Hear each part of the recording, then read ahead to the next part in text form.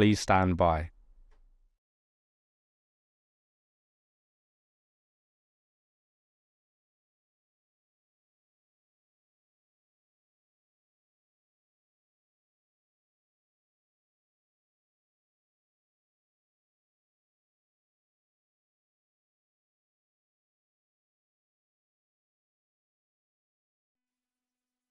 This is the broadcast from City Hall, the home of the Greater London Authority. Please stand by.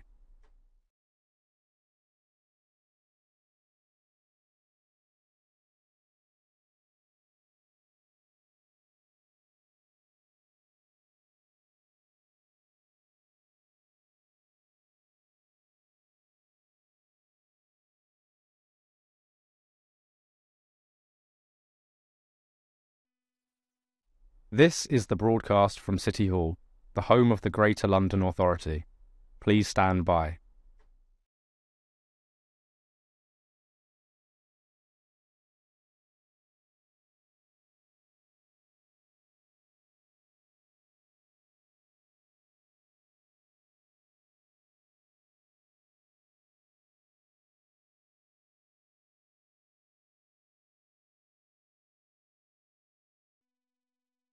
This is the broadcast from City Hall, the home of the Greater London Authority. Please stand by.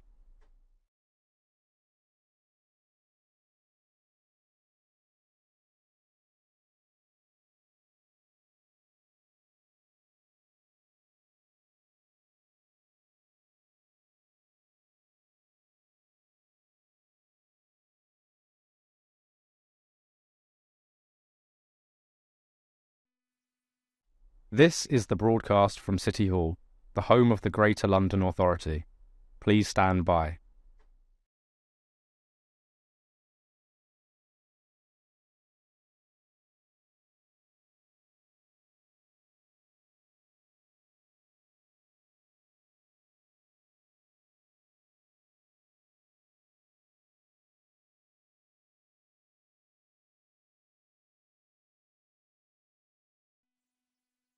This is the broadcast from City Hall, the home of the Greater London Authority. Please stand by.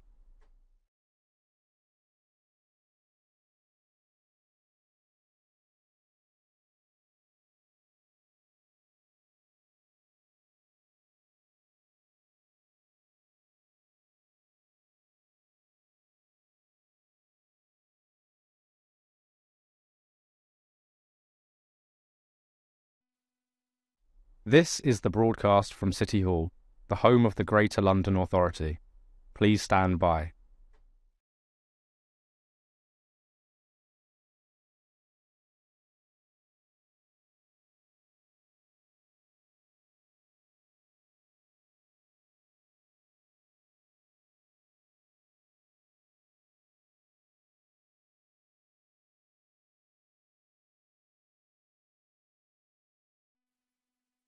This is the broadcast from City Hall, the home of the Greater London Authority. Please stand by.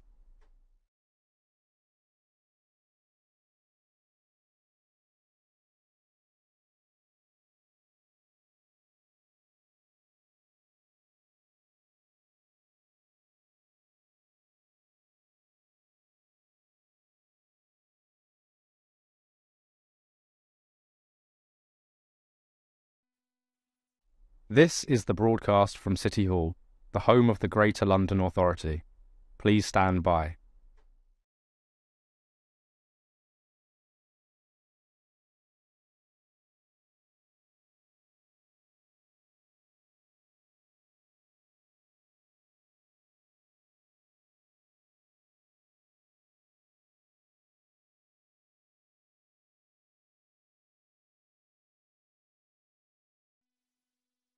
This is the broadcast from City Hall, the home of the Greater London Authority.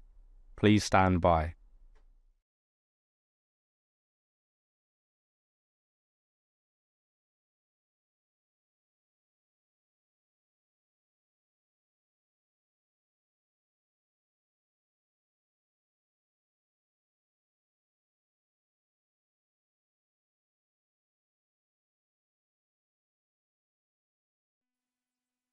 This is the broadcast from City Hall, the home of the Greater London Authority. Please stand by.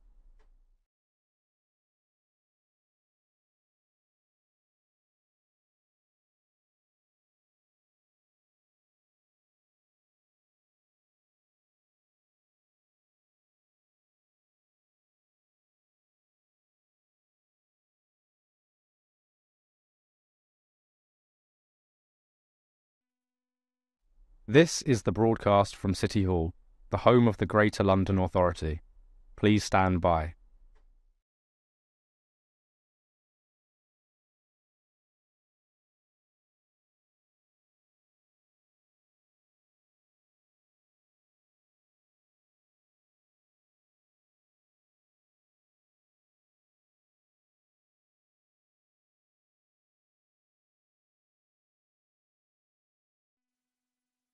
This is the broadcast from City Hall, the home of the Greater London Authority. Please stand by.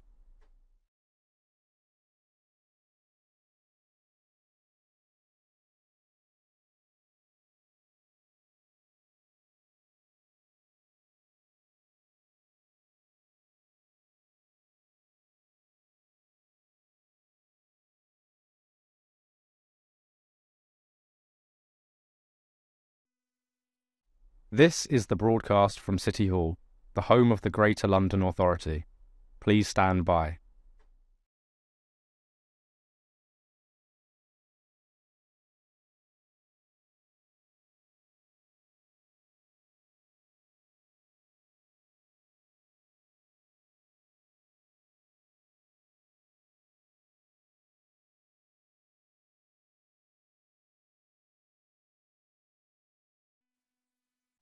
This is the broadcast from City Hall, the home of the Greater London Authority.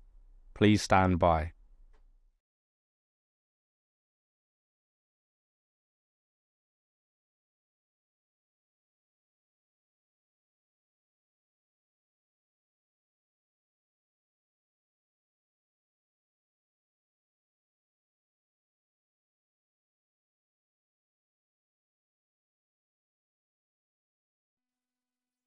This is the broadcast from City Hall, the home of the Greater London Authority. Please stand by.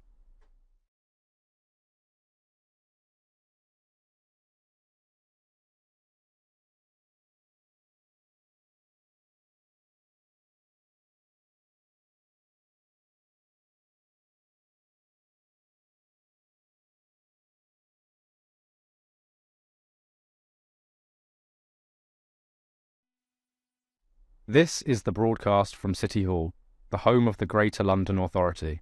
Please stand by.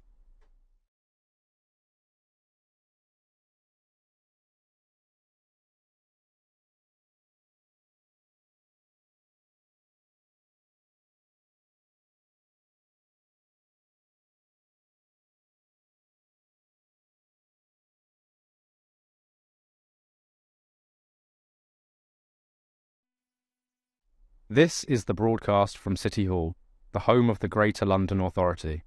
Please stand by.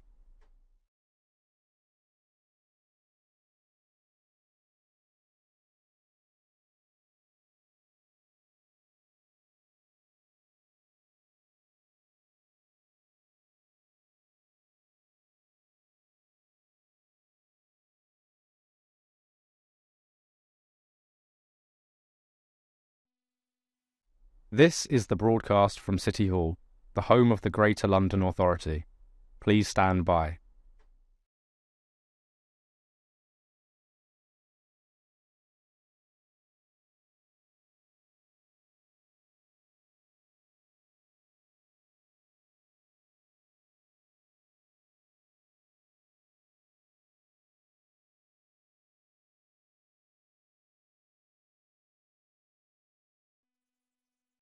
This is the broadcast from City Hall, the home of the Greater London Authority.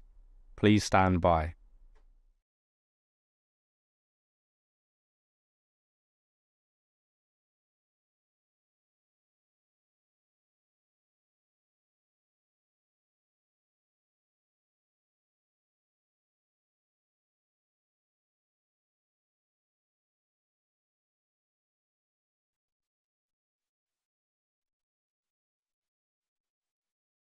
the red light comes one on side to the other. I don't know if it's same.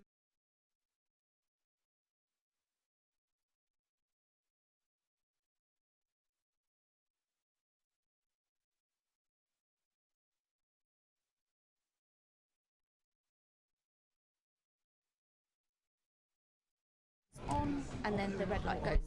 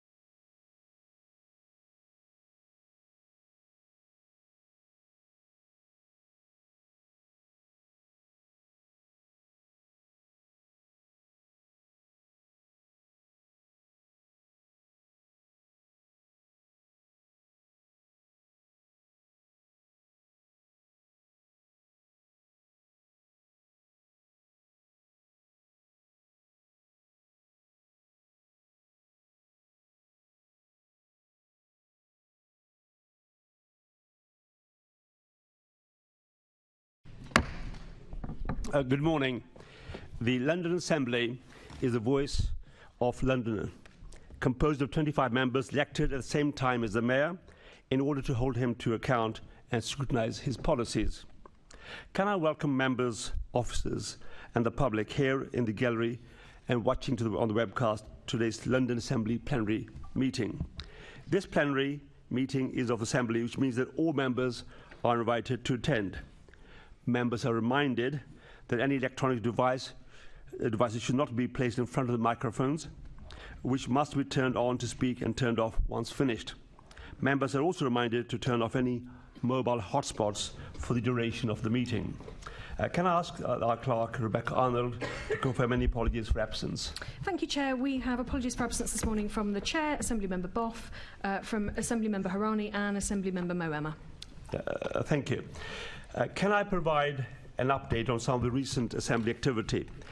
Since the last all-Assembly meeting at the Mayor's Question Time on the 20th of July, the Planning and Regeneration Committee wrote to the Mayor with its response to the Greater London Authority's London Plan Guidance consultation. The Transport Committee published a letter to London's Travel Watch regarding the rail delivery group's proposals to close tickets offices at train stations across the country. The Police and Crime Committee wrote to the Chief Executive Officer of the Mayor's Office for Policing and Crime with recommendations on which it could further strengthen its approach to oversight of the Metropolitan Police Service. The Fire, Resilience and Emergency Planning Committee wrote to the London Fire Brigade on the availability of fire appliances and fire boats. For the second of two meetings on outer London transport, the Transport Committee discussed opportunities and challenges in relation to rail provisions, bus routes and active travel.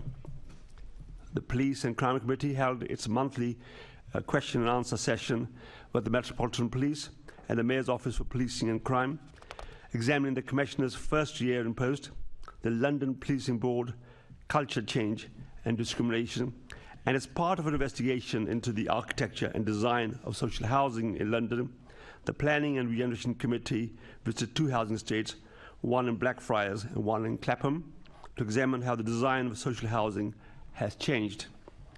I'm standing in for the Assembly Chair, Andrew Boff, today, and I know that he would want me to mention his attendance at the UNESCO Day for Remembering the Transatlantic Slave Trade event here at City Hall a few weeks ago. The event marks the day in 1791, when people across Haiti and the Dominion Republic rose up against the transatlantic slave trade and sparked the beginning of abolition. This year's theme was Fighting Slavery's Legacy of Racism Through Transformative Education.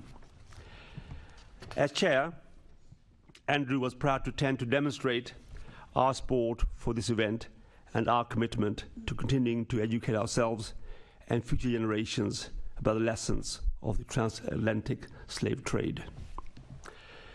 Can I ask the Assembly to note the recommendations set out in item number 2? And can I ask Assembly members to declare any disclosable pecuniary interests or other relevant interest where they relate to the items on to the agenda of today's meeting? I take silence as being no. Noted. Can I ask the Assembly to confirm the minutes of the London Assembly plenary meeting held on the 6th of July 2023 and the Mayor's Question Time meeting held on the 20th of July 2023 to be signed by me as track records? Great. Thank you. We now move on to today's principal business, a question and answer session on the refugees in London. This was a piece of work which the Assembly had planned for months, and I'm glad that we are able to give this topic our attention today. Joining us here in the chamber, we have Tom Copley, the Deputy Mayor for Housing and Residential Development. Welcome, Tom. He's joined by Heather Ewan, Assistant Director of Housing, GLA, Tunde Olayinka, Executive Director for Communities and Skills, GLA, Hannah Boylan, Head of Migration at GLA, Enver Solomon, Chief Executive, the Refugee Council, Helena McGinty, Member of the City of Sanctuary Local Authority Steering Group. Welcome to all of you to the meeting. There will be a lead-off question from me as Chair to the Deputy Mayor, Tom Copley, and to Enver Solomon from the Refugee Council. Assembly members may then put supplementary questions to all the invited guests. Could I please ask the Assembly members to specify whom they would like an answer from when they put their question? Guests, I would like you to be succinct in your answers, please, so that we can get through all the questions that we have for you. The first question is to the Deputy Mayor and to Enver Solomon, and it is this: what are the key issues facing refugees in London in 2023? Over to you, Tom, or you want to go for it, Enver?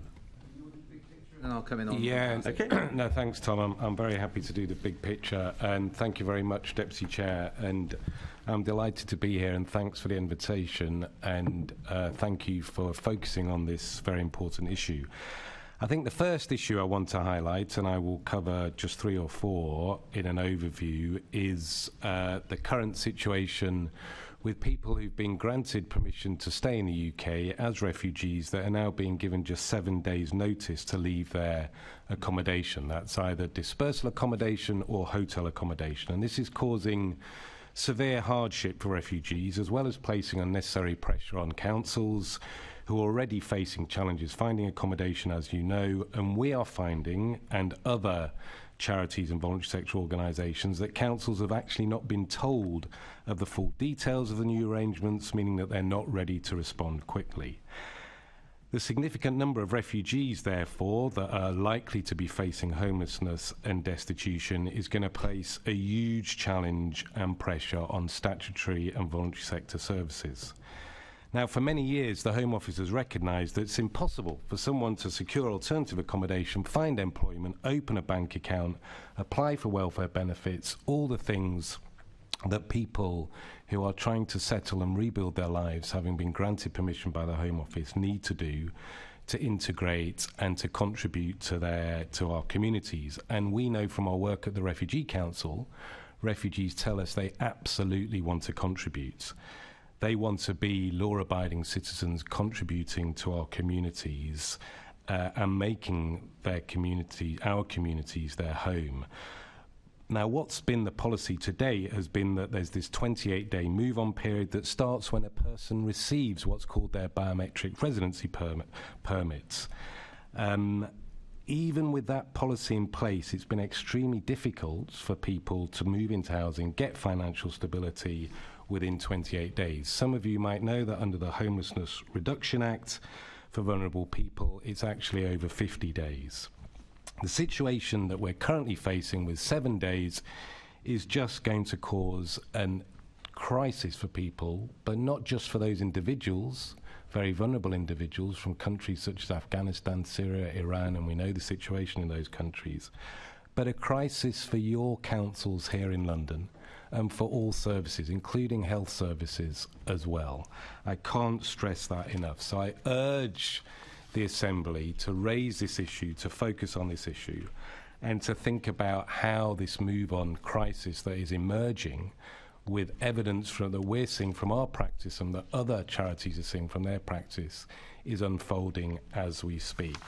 The next issue that I want to highlight is the general situation in relation to asylum hotels. Now, you will all know that there are a number of asylum hotels right across London. There has been a lack of resource for safeguarding, a lack of data sharing with the Home Office.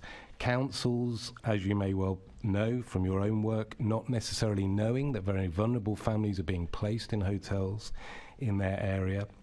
And Councillor Georgia Gould, who leads on this for London councils, has done great work on trying to address these issues. The GLA has done important work too, helping to coordinate councils, example through asylum welcome projects and improving understanding of safeguarding. I think it's important to acknowledge that. But the system continues to lurch from crisis to crisis, and the voluntary sector is often the first responder, having to do its best to pick up the pieces, and councils coming in to do that as well. So much more needs to be done to have sustainable solutions and to not be in a constant crisis, to ensure that the asylum system actually functions in an orderly, efficient and fair fashion, so people are moving through the system and there are appropriate accommodation pathways. There are solutions to the accommodation challenge. I won't go into them now because I'm sure you'll ask me about that. But the next issue that is critical is access to legal advice. Good quality legal advice is vital because it prevents problems emerging later on. The current contract that the Home Office has with Migrant Help doesn't really provide good quality legal advice, and that is a huge challenge for all those in the system right across London. I think the dispersal contract with Clear Springs in this region is fundamentally not working in the way that it should do, and those contracts need to be thought. We should have social housing providers running those contracts. Actually, in Yorkshire and Humberside and Scotland and the North East, it is provided by a social housing association, MEARS. In this region, it isn't. My next point has to be around the impact of the Illegal Migration Act. This is going to have huge consequences for this city and for people that come to the UK, because what it will essentially mean is that people are banned from applying for asylum.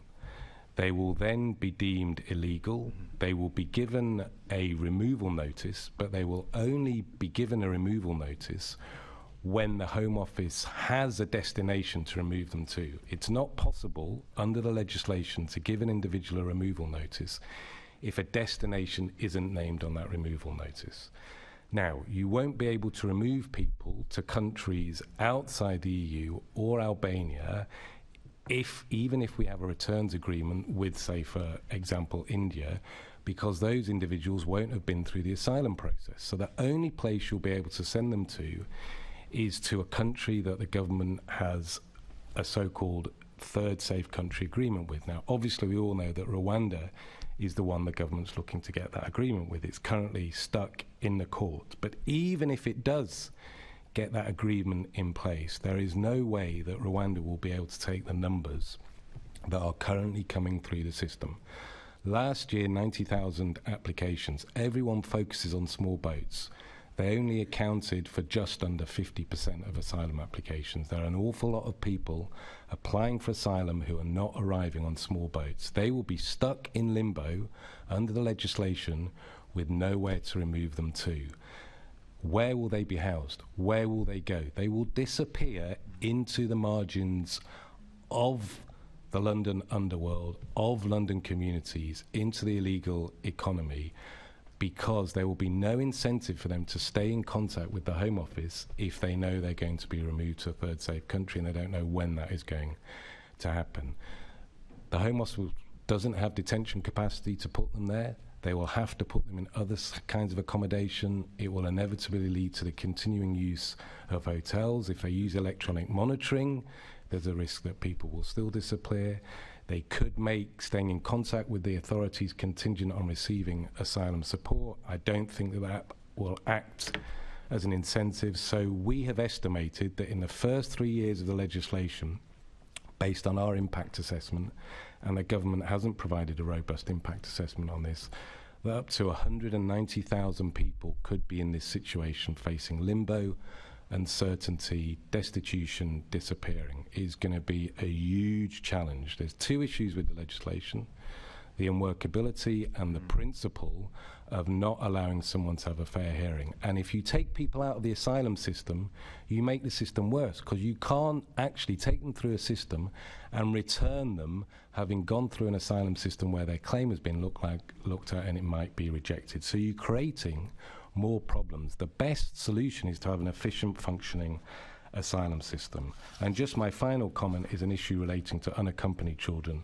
For some local authorities, this will be more than a challenge than for others, but the current national transfer scheme remains lurching from challenges to challenge, and there's a real issue on how we respond to unaccompanied asylum-seeking children and meeting their needs in the care system.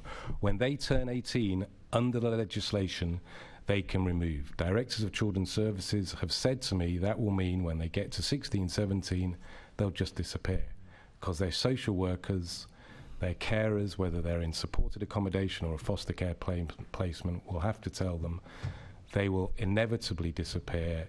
Directors of Children's Services said to me the safeguarding risks are huge in relation to them being groomed, trafficked, exploited, abused, and are deeply concerned about that. So, look, I don't want to be depressing. I've given you the overview. I haven't set out solutions.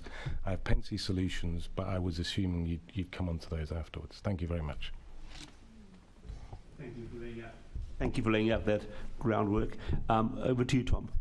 Thank you very much, Chair, and thank you, Enver, and I agree with so much of what Enver said. I'm going to come at this, sort of, as you might expect, specifically from the perspective of housing and of homelessness. And as we all know, we have a housing crisis in London that is enveloping more and more people. But of course, the people who are most affected by the housing crisis are the most vulnerable in our city. And of course, some of those most vulnerable people are people who are here claiming asylum. And refugees in particular are at risk of homelessness without assistance. And there are a number of reasons for this. So first, of course, the high upfront cost of a tenancy deposit can be a significant barrier to access and make many homes in the private rented sector, which is already very tight in terms of the number of vacancies, unaffordable.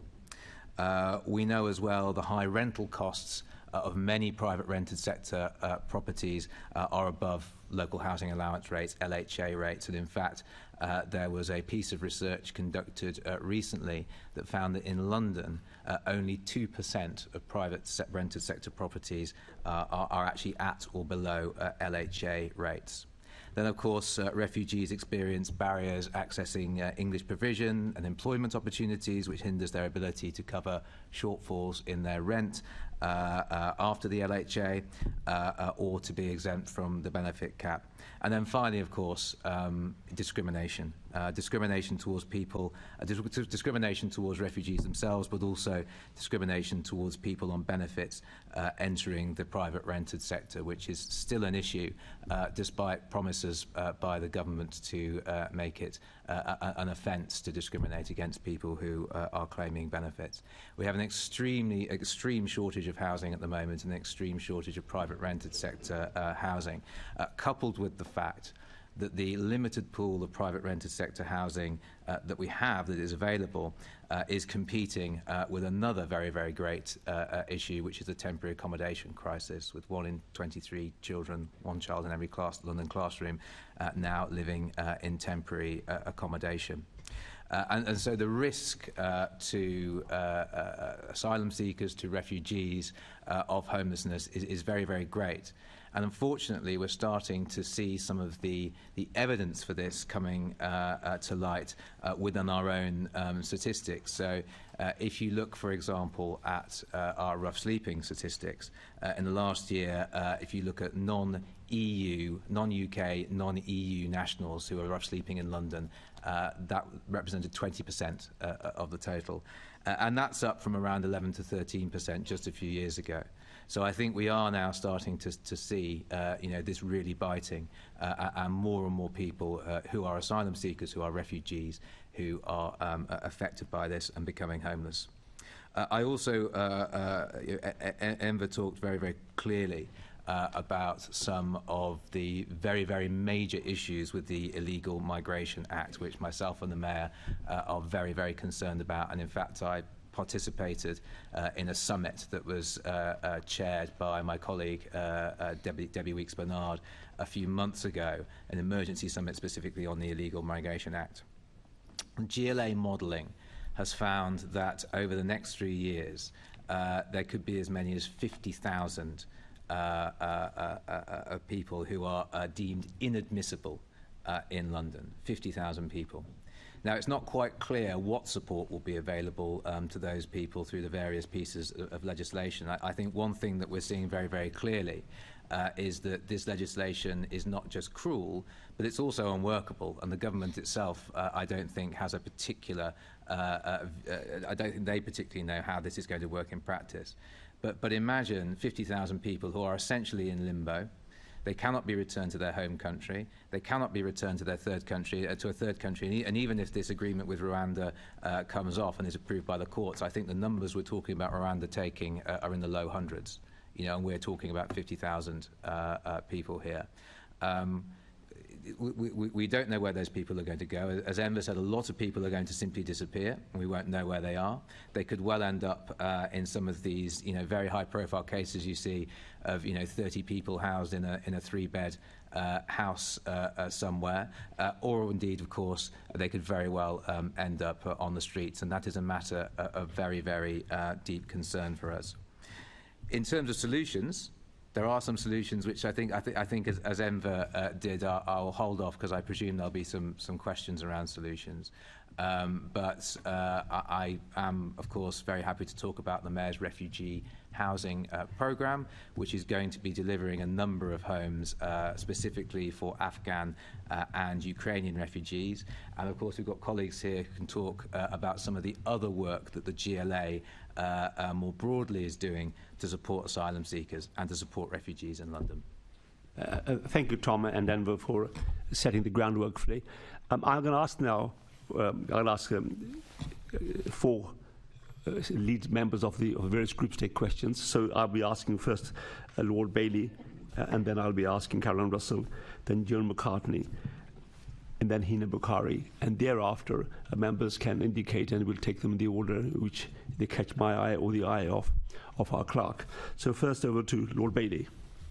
Thank you, Chair. Good morning, panel. I've addressed my first question to Deputy Mayor Tom Copley. The Mayor first announced in February that he'd received £126 million from the government's local authority housing fund to provide homes for refugees, and that this funding would be used to provide 600 affordable homes, mainly for Ukrainian and Afghans fleeing conflict. How many of these homes have been provided so far? Thank you very much, Lord Bailey. Sorry. Thanks, Joe. Thank you very much, Lord Bailey, and thank you for your question. Yes, the Mayor, I'm pleased to say, has received £126 million out of the £500 million that the government made available nationally for the refugee housing programme. This will deliver up to 630 homes by the 31st of March next year. So far, under the programme, we have allocated funding for 305 homes. That represents about £63.5 million. It's worth noting here, so these homes are going to be available for Afghan refugees who are currently in bridging hotels, as well as Ukrainian refugees. The types of properties that will be available, local authorities and housing associations can acquire and refurbish properties, they can acquire existing homes, they can acquire new build properties off the shelf, and they can build new homes as well in order to deliver these properties. So how many have actually been delivered? When do you expect them to be delivered? Because obviously speed is really of the essence here. Because you've started, you said you provided funding. What's our completion rate here? When do we expect? Yeah, so I think the first ones that I'm aware of completing, we managed to act very quickly in conjunction with the London Borough of Camden, who, as you know, had the last bridging hotel for Afghan refugees. We expect by early December for, I think it's 52 properties, is it, Heather, in the London Borough of Camden, which will be available for those families. I mean, you may not be able to answer this because it's a little bit detailed. Are those, because there's a number of ways a local authority can provide those houses. Are they ones that they've bought? Are they a new build? Yes, so Heather will correct me if I'm wrong on the details. Certainly, at least a large proportion, if not all of them, were new build properties the council itself had built that were originally going to be for market sale to cross-subsidise their council home building programme, which are now going to be made available under this programme thanks to our funding for Afghan refugees. Thanks to the government's funding. Our other councils, it is through us. I know we're picking at straws here. Have other councils? Camden seems like they're pushing ahead. Have other councils near any delivery at all? Absolutely. In fact, I did promise them I'd give them a shout out because I was there yesterday meeting with the leader. But London Borough of Waltham Forest will be delivering 117. We've also given allocations to the London Borough of Havering, Hammersmith and Fulham, Hillingdon, Islington and Barnet. Okay, so it sounds like we're well on our way here. What happens to the programme when the funding runs out at the end of March 2024? Does the GLA have a plan beyond that point? When the funding runs out, we will have spent it all delivering these units. So there is going to be a further funding round, Local Authority Housing Fund 2. However, the government has decided that they will administer that themselves. It will not be handed over to the GLA. Local authorities will apply directly to DLUC to access this particular funding. Okay. And what sort of scale do we believe we need to deliver specifically for refugees beyond this point? So you're off to what sounds like a fairly good start. You have some funding, and we're talking about 600 homes. But if you could give a figure to the sort of total number of homes you'd need in this area, what would it be? Well, look, we have to be honest. The refugee housing programme at the scale of the funding that we've given is never going to be enough to address the needs of the now quite substantial refugee population we have in London, even just counting Ukrainian and Afghan refugees. What the programme has been intended by the government to do is to take the pressure off hotels, take the pressure off local authority temporary accommodation. But I don't think any of us are under any illusion that this is somehow going to be something that is going to be at a scale which matches the very great need that there is out there. So we would, of course, welcome any further funding that the government would make available, whether it be for refugees or indeed, of course, for general needs. It's definitely your job, Deputy Mayor, to ask for more money, and I see that. But I have to advocate for London. And I support you. I hope you get as much as you can. But that actually wasn't the question I asked. The question I asked, really linked to what you've just said, is what would that scale be? If you were to go back to the government, are you asking for 5,000, 10,000, 50,000? That's a question. What is the scale you think of need for refugees in particular in London? Understood. I think it's a difficult question to answer because there are a number of different cohorts, of course. I think if you were to look, just very, I think there are.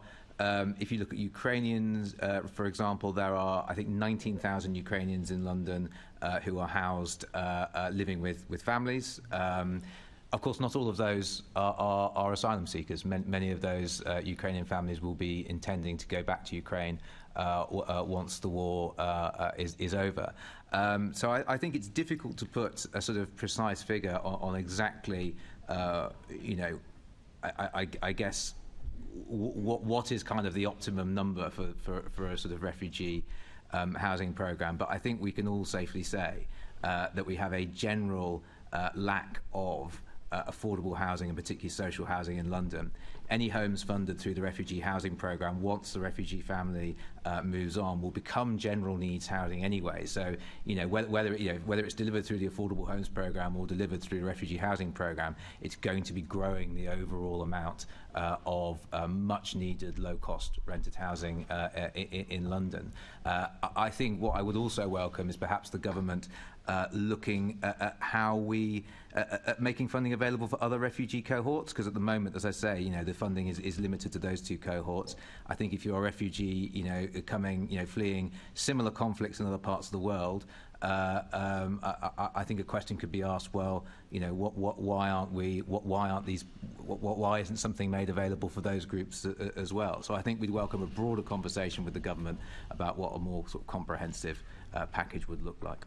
Enver, if I could just come to you and again ask the question of scale. The Deputy Mayor has laid out that it is not as straightforward as refugees seeking, people are coming and going. We don't know the numbers exactly, but do you as an organisation have a ballpark figure of the scale we're looking at here? Are you talking about the scale of accommodation needed? Yes, in London, for refugees, specifically here in London. Yeah, well, look, we don't have access to the data that the GLA has and that officials have in relation to actually numbers that are in London looking for accommodation that are either in priority need or indeed looking on the private rental market. But there's no question there is a demand for accommodation. But I think there's two things to consider here. There's the option to think about, which is what could the Mayor and the Assembly do to support individuals who, want to stand on their own 2 feet and are keen to get onto the private rental market. And one solution, which we've put forward, and we can share the report with the Assembly in a report we published a couple of years ago called Keys to the City, is for City Hall to put in place a fund that provides support for the upfront cost of a tenancy deposit. Some councils across the country have done this very successfully for Ukrainians, I should say, and then local authorities and the voluntary sector will be able to refer refugees to this fund with clear qualifying criteria, ensuring that it provided a consistent approach across the city, regardless of the local authority in which a new refugee lives. Now, that would be one way to support individuals who are very able and keen to stand on their own 2 feet, but need the support to do that, and it would contribute to addressing some of the housing challenges that we've talked about. And thank you for that. And that brings me back again, Deputy Mayor, because why I asked the question about scale, if when you ask the government, you need to be able to say how much. And Enver's idea, it sounds imminently workable again, but at what scale? And that's why I think these stats are important. I agree, and I think that there's give you all sorts of figures, and actually it might be helpful after the meeting if we provide the Assembly with the numbers that we've got. So, if you're looking at sort of total number of people seeking asylum who are supported by the Home Office, they're about 25,000. If you look at local authority, about 1,590 Ukrainian refugee households to which local authorities owe a homelessness duty, and about 6,000 Afghan refugees were recently evicted from Afghan bridging hotels. So, if it's helpful to the Assembly, I think, we can probably collate that information and provide it to you after the meeting, so you've got a sort of clear idea of what the big picture is, if there's anything missing from your own information. Through you, Chair, I think that would be a good thing to receive that information. And Enver, you spoke about a report that your organisation had done. I think the Chair would receive that and disseminate it amongst us. I really appreciate that. Chair, back to you. Thank you, Lord Bailey. The next is Assembly Member Caroline Russell. Thank you, Chair, and good morning, everyone. My question is for Enver Solomon. I met recently with the Joint Council for the Welfare of Immigrants in preparation for this plenary, and they told me about the experience of a woman who claimed asylum in the UK, was 33 weeks pregnant, and living in asylum accommodation near Gatwick. She was being given food that was unsuitable during pregnancy. She complained about the food to the hotel, and medical practitioners from her hospital also spoke to hotel managers, saying that the food was unsuitable for her and her baby, but no changes were made. She filed 2 complaints through the Joint Council for the Welfare of Immigrants on the food. The safeguarding team visited her, but it wasn't until 4 weeks later that the hotel eventually provided her with alternative meals. But this was just chips, nuggets and fish fingers, which doesn't exactly meet the NHS guidance on a healthy diet during pregnancy. So, just briefly, are you concerned about the difficulty that pregnant asylum seekers can have in accessing appropriate food?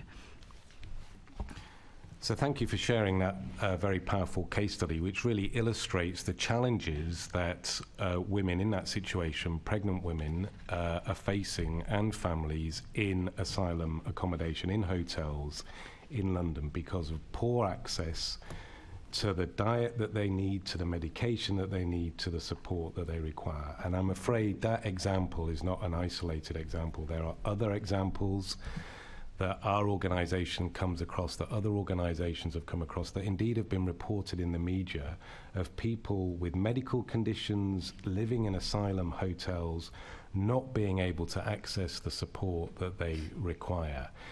There are huge challenges in accessing medical support, in accessing good quality food, in accessing basic toiletries, being able to access basic medication that can be bought over the counter.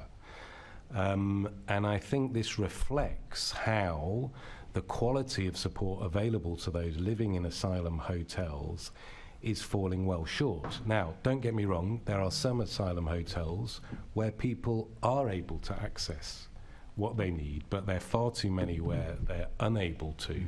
Indeed, where individuals staying there are threatened that if they don't come back by a certain time, security guards saying to them, we will speak to the Home Office and we will ensure your asylum claim is withdrawn. Inappropriate behaviour towards women and indeed families in hotels. So this is a real challenge, and I'm very glad that you've highlighted it. Thank you.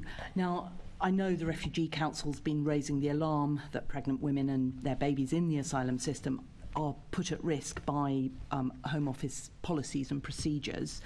Now, I understand that Migrant Help is the main point of contact for people seeking asylum to raise issues like this. Now, you mentioned earlier that that Migrant Help were not providing good quality legal help.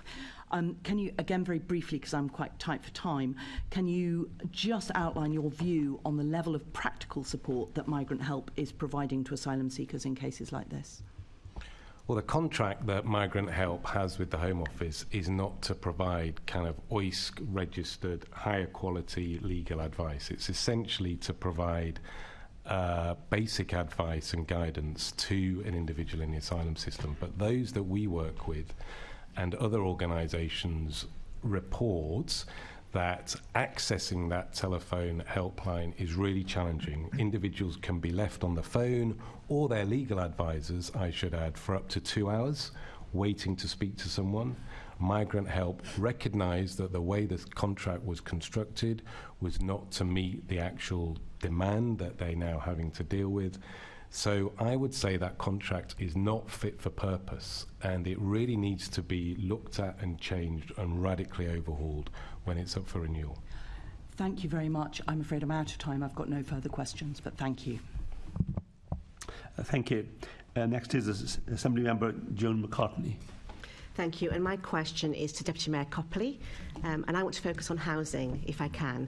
Now, you've already talked about the refugee housing programme to provide over 600 homes. If you had sufficient resources, what more could you do? Well, I think we would like to be able to provide, obviously many more homes for both for asylum seekers, both for refugees and more generally. As I say, the homes that we're providing for refugees, will at some point become general needs accommodation and add to the overall level of affordable housing. I mean, I think if we had more funding, not only would be able to provide additional properties. It would help us to provide properties at lower rents, for example, as well. The more funding we have, the lower the rent of the tenure. And it might also benefit us as well. At the moment, the funding that we have doesn't come with any kind of revenue support for wraparound services, which, of course, many of this cohort do require, and that has to come from elsewhere. If I was making a wish list for another round of refugee housing funding, it will probably include an element of revenue support, such as that we get, for example, for our programs, for some of our programs for rough sleepers and things like that. I think that would be absolutely crucial. But, at the moment, there is such a need for housing, whether it's for refugees or more broadly. Any amount of additional funding is going to help us, particularly in these difficult economic times. And, even since we agreed with the government this particular funding programme, the market has got even more challenging. Yeah, and I think Enver stated earlier about the paucity often of information coming from central government as to where refugees are being placed, and certainly I know from my local authorities they're often surprised, for example, that hotels are booked and so forth. So can you just give a little indication about how you're working with local authorities and how you are making sure that there is a strategic approach across London to this to housing Yes, absolutely. So if I may, I might hand over to colleagues, because this is really done through the London Strategic Migration Partnership, of which I am a member, and for example which I attend, and for example have presented on the refugee housing programme. It might be beneficial if Tunde or Hannah were to give a bit more of an overview of how we are working to coordinate with local authorities. Hannah has set up the migration partnership and works on it, so I'll hand over to you to fill in the details. Thanks, Tunde. So yeah, we convene the London Strategic Migration Partnership, which Debbie Weeks-Bernard chairs. There's two subgroups to that are particularly pertinent to this topic. First is the London Asylum Oversight Group that is chaired by Hannah Doody as one of the chief exec nominations representing Pan London. That group is overseeing the fair share procurement to widen access to dispersal accommodations. That's looking at procuring 6,000 new bed spaces in London over the next year. That fair shared model was worked through with every London council and with agreement of all London councils to ensure that it took into place other local pressures, making sure that it was quite a holistic and place-based understanding of what would be a fair share dispersal of new accommodation in the city. Further to that, we've worked through London councils to develop a place-based approach. And as part of that, we've worked with Clear Springs, who are the Home Office procured accommodation provider, to ensure that they're not out competing with boroughs in searching for similar properties in the same sort of funding bracket. So that plan is in place, and alongside that requests some funding and an understanding of the wraparound support that's needed to make that accommodation offer meaningful locally. Thank you, that's very helpful. And I know we've got some detailed questions a little earlier, but I think in November, and again, Deputy Mayor Copley, the Mayor wrote to the Home Secretary outlining his concern about their Home Office's extensive use of hotel accommodation. Did you get a response to that? Can you provide an update? Yes, I'm looking at a different response from the Home Secretary here. I will have to, if we have had a response, I think we can make it available to you. Yeah. Thank you. That'd be helpful. Thank you, Chair. Thank you. I'm off to Assembly Member Hina Bukhari now. Thank you, Chair. I want to focus more on the issues that Enver and Tom have touched on, which is homelessness. And obviously, due to the change of the Home Office policy that you were mentioning, Enver, there has been a real risk of issues because of the minimum of 7 days to find alternative accommodation following eviction from the Home Office. And I know that councils have an obligation to house families and particularly children, but adults who have no children are at particular risk in this situation. I want to start my questions with Helena, who works with with the Cities of Sanctuary.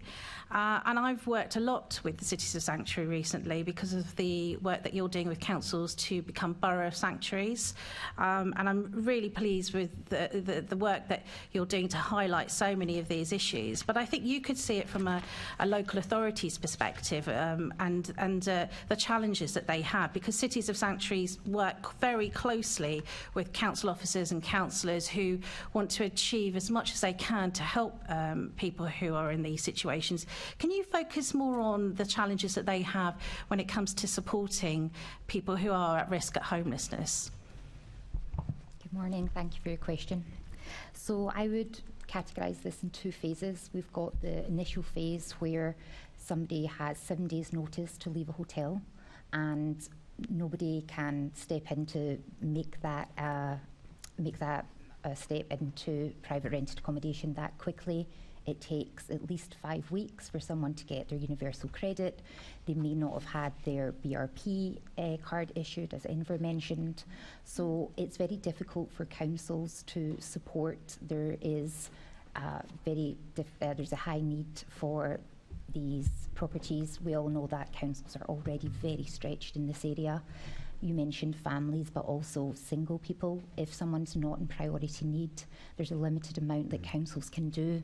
So 7 days isn't enough time to mobilise properties for people to move into, and I think that's where we should be focusing our resource, on that temporary accommodation that is only for a week or two, that bridges the gap between exiting the hotel, universal credit being provided, and also that deposit scheme that councils can be looking at. So if people just take that first step, as Enver mentioned, they are very capable of supporting themselves, but just that step onto the housing ladder is so important. And councils can also be acting as guarantors, or they can commission third-party guarantor services just to make sure that landlords have that security.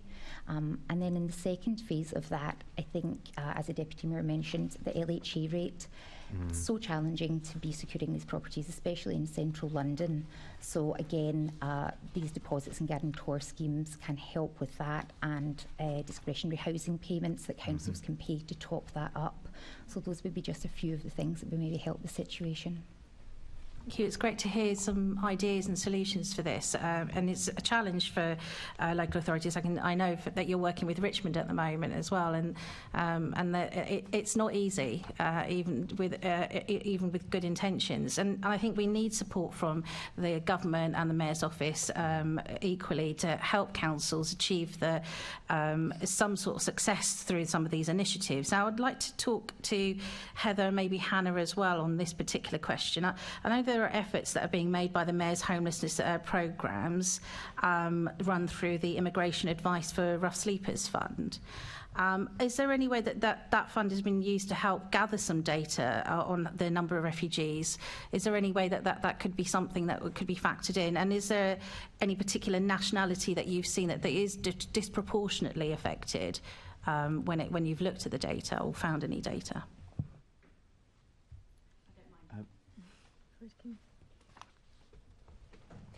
Yeah, so the most comprehensive data that we can refer to is the chain data, and based on that we collect self-reported status and nationality. We regularly analyse that to understand some of the trends, and in particular at the moment we've got some trigger information for example, Afghan homelessness. With the evictions from some of the bridging accommodation, that was a key risk for us, so we are actively monitoring that. There is sometimes a delay in sort of feed through until we get that data, but those are some of the groups particularly at risk, and as Tom Copley outlined in some of his open remarks, non-UK nationals, and in particular non-UK and non-EU nationals, are a particular group that we're quite worried about. I mean, Tom, you do want to come in, because you were talking about this issue with funding where you have Afghan and Ukraine funding, but so many other groups are being ignored. Can you just kind of open that a little bit more for us, particularly when it comes to homelessness issues?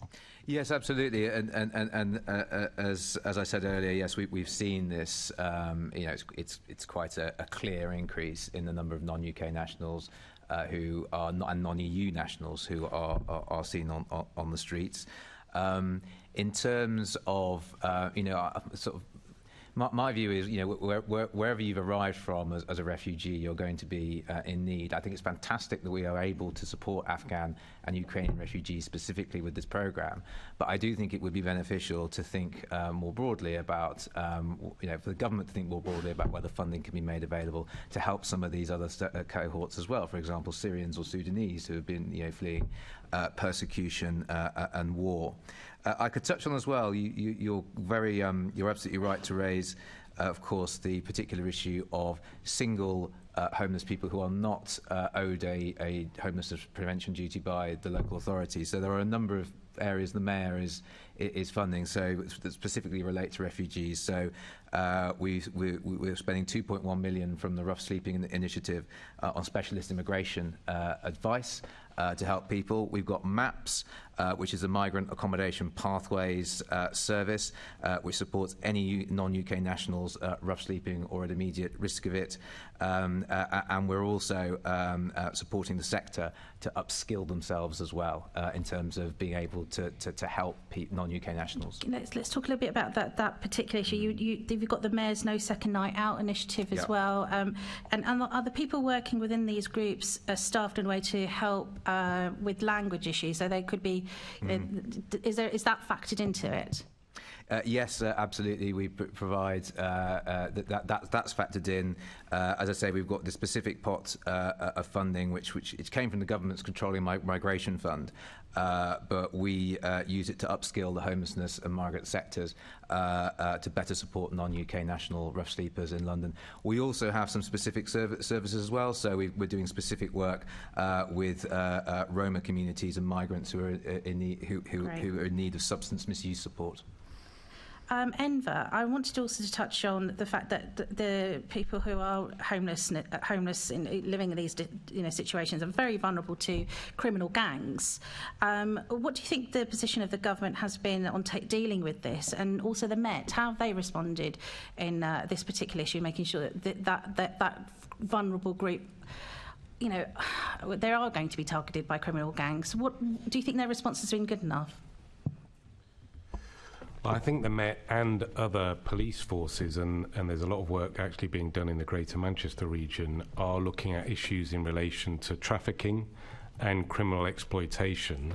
But I don't think there is a coherent, joined-up approach that the Home Office is leading here in relation to how people who are at risk of exploitation, as you refer to, and trafficking, and entering the criminal underworld, often when they're not even aware that they're being groomed and controlled, is actually being addressed in a coherent, strategic, joined-up way. I think the national referral mechanism, where people are referred because they're identified as being trafficked, isn't as effective as it could be, and obviously the legislation that's gone through Parliament is watering down support to enable victims of trafficking to be identified in a timely way and then access support. So I think there is a real need here, and it's only going to grow because, as I said earlier, under the Illegal Migration Act, this is potentially going to become a huge issue. Thank you. And I just want to highlight that one point that you made also about the unaccompanied children who are disappearing. And I've heard of reports that because they're being shifted now to hotels, that's the biggest risk, because they will just literally disappear. What actions could we be taking on this particular issue? Well, there was a court challenge that the Home Office lost in relation to the use of hotels that has now instructed the government to ensure that Children Act provisions are in place, and it really should result in minimal use of hotels. But the challenge is, in these hotels where children unaccompanied, very vulnerable young children are disappearing from, often as a result of criminal gangs exploiting them and preying on them, is mainly happening in the southeast, and the government is going to have to seriously look at this due to the court judgments, reduce the use of hotels. But the real challenge here is that Kent and other southeast authorities don't have the mechanism to take children into care. So the whole national transfer scheme really needs to be looked at. And I think this reflects the fact, and I'm sure this is experienced in London, how relations between local authorities and councils and the Home Office are not working effectively. So councils and the Home Office are not co-producing solutions to these range of challenges that we've been talking about, because relations have not been working effectively, because councils are often not being given information and things happening at the last minute. The Liberal Democrats are out of time. The clock has been beaten to them. Okay. I'm now going to take questions as they've been indicated. And the first question is from Assembly Member Sheikh.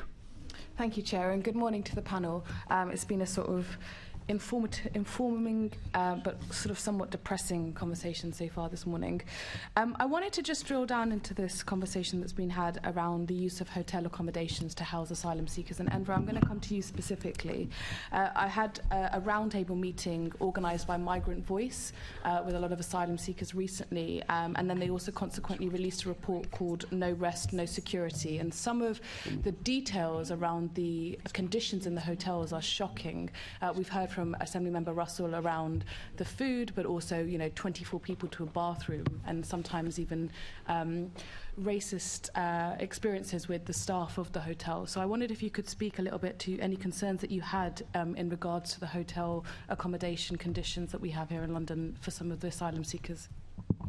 I'm aware of that report by Migrant Voice, and it is a very good report with a lot of compelling and powerful evidence that does bear out the reality of the lived experience for people, very vulnerable people. And as I say, let's not forget who we're talking about here: families, victims of trafficking, victims of torture, people that have fled countries such as Afghanistan, Iran, Syria, the fighting and the tyrannical regime in Eritrea, in that region, and then to be in a situation where they are in hotels where accommodation is not fit for anyone to stay in long term for a matter of weeks, let alone months, actually has an immense impact on their mental health and well-being. Individuals that are already traumatized, we see this through our work, their mental health deteriorates, it's compounded, and they really need psychosocial support, because the fact they can't access the support that they need then impacts more negatively on their mental health,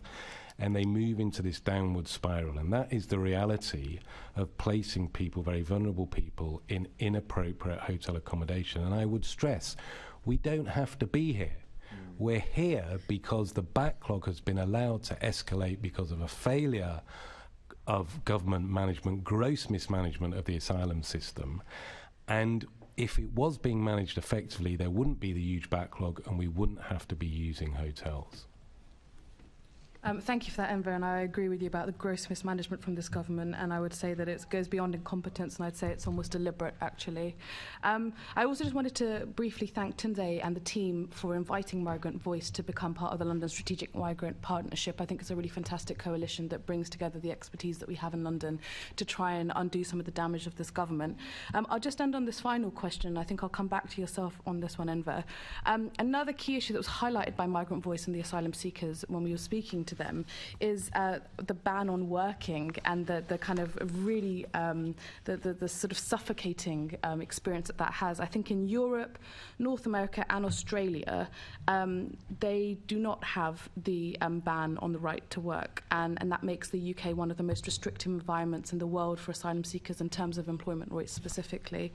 And obviously when they can only access £9 to £10 a week if they're in catered accommodation, that puts them in an impossible situation. So fantastic to see the Mayor of London signed up to the Lift the Ban coalition, but I wondered if you think we should go even further and say that we shouldn't even have asylum seekers waiting 6 months for the right to work, but be able to begin that straight away.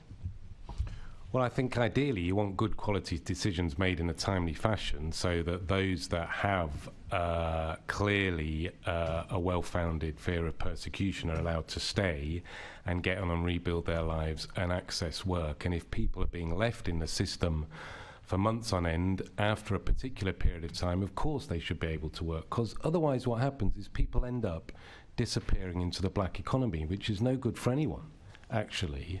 And I'm afraid the system is designed to force people into the black economy, and it's happening today as we speak in London. There's no question about that. So the banning individuals who want to work who, if they were able to work, could stand on their own 2 feet, and we wouldn't have to be talking about huge costs to support them or to enable them to access housing, seems to me an absolutely no-brainer, for want of a better phrase. And really, that is why many of the countries ensure that if an asylum individual in the asylum system is left there for months on end because they don't get a decision, they are allowed to work. And let's remember, there are huge demands from businesses for workers in whole swathes of the economy, and there's no reason why people in the asylum system cannot contribute to those and address the shortages in the workforce. Thank you, Enver. I'll leave it there. Thank you, Chair. Thank you. The next question is from Assembly Member Tony Devenish, please.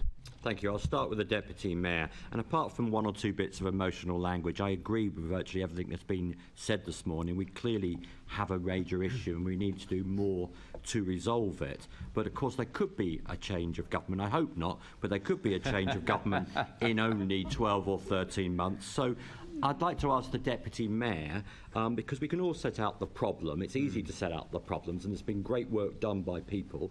What would Keir Starmer do differently that isn't being done at the moment? And is there a document you can point to where the Mayor has set out very clearly what he expects a Labour government to do?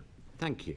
Tony, you've asked me a question that I'm not allowed to answer.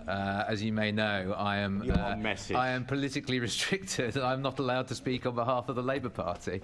So, I mean, if you want to know Tom, that's not the question. The question what Keir Starmer was, you are allowed to go and talk to Liberal Democrat, Green, SNP, Plaid Cymru, or Labour shadow ministers, and I'm sure you spend a lot of your time talking to the shadow cabinet. So what is Keir Starmer and Yvette Cooper going to do differently, in a serious point, from what this government is doing? Honestly, I'm sorry, Assembly Member Devenish, I can't speak for the Labour Party or indeed any of the other parties. Yes, I have conversations with all sorts of politicians of all sorts of different political colours, but I can't come here today I'm not here today to be a spokesperson for anyone other than the Mayor of London. No, absolutely. So what does the Mayor of London expect the next government, if there is a different government, to do? Is there a document you can give to the Assembly that says these are the steps? You know, like, I mean, allowing people to work, for example. Personally, I'd almost support that, you know. But why have you got a document you can sit there and say this is Sadiq's requirements on this very important issue, and whoever the next government is, Mr. Sunak or Mr. Starmer should do these things? And as Assembly Member Sheikh has pointed out, the Mayor has signed up to that particular ask. So look, I mean, you can. I think if you want to know what the Mayor of London thinks, you don't have to think about it in relation to the Labour Party. You can just look at what the Mayor of London has said. And you know, Sadiq has been very clear that whoever is in government, he is going to be lobbying very hard for additional funding for affordable housing, whether, as I say, that be general needs affordable housing, or indeed we would very much like to see further funding as well for the refugee housing just more money, programme. Is it? Just more money. There's no change in policy. It's not just for funding, Assembly Member Devenish. You can look at all sorts of statements from the Mayor that he's made on matters in relation to housing or to homelessness. And you know, if you want to ask me about what the Mayor's doing or what the Mayor thinks about a specific issue, I'll do my best to answer it for you. What, he's going to be specific? Wonderful. Well, OK. Do you think it would be good that the Mayor of London sits down with the leader of the Labour Party and actually comes up with a manifesto on this most important issue? I mean, Assembly Member Devenish, there is going to be there's going to be 2 manifestos next year, I suspect. I suspect there'll be a mayoral manifesto, and I suspect there'll be, at some point, depending on when the election is, a Labour Party manifesto, at which many, if not all, of these issues will be covered. So other than more money, as always, there's always more money. You should talk to the Shadow Chancellor. I'm not sure she's Homes don't pay for themselves. She's not. Assembly Member I'm not Devenish. sure anybody, including the Shadow Chancellor, is going to give you more money. But I can't.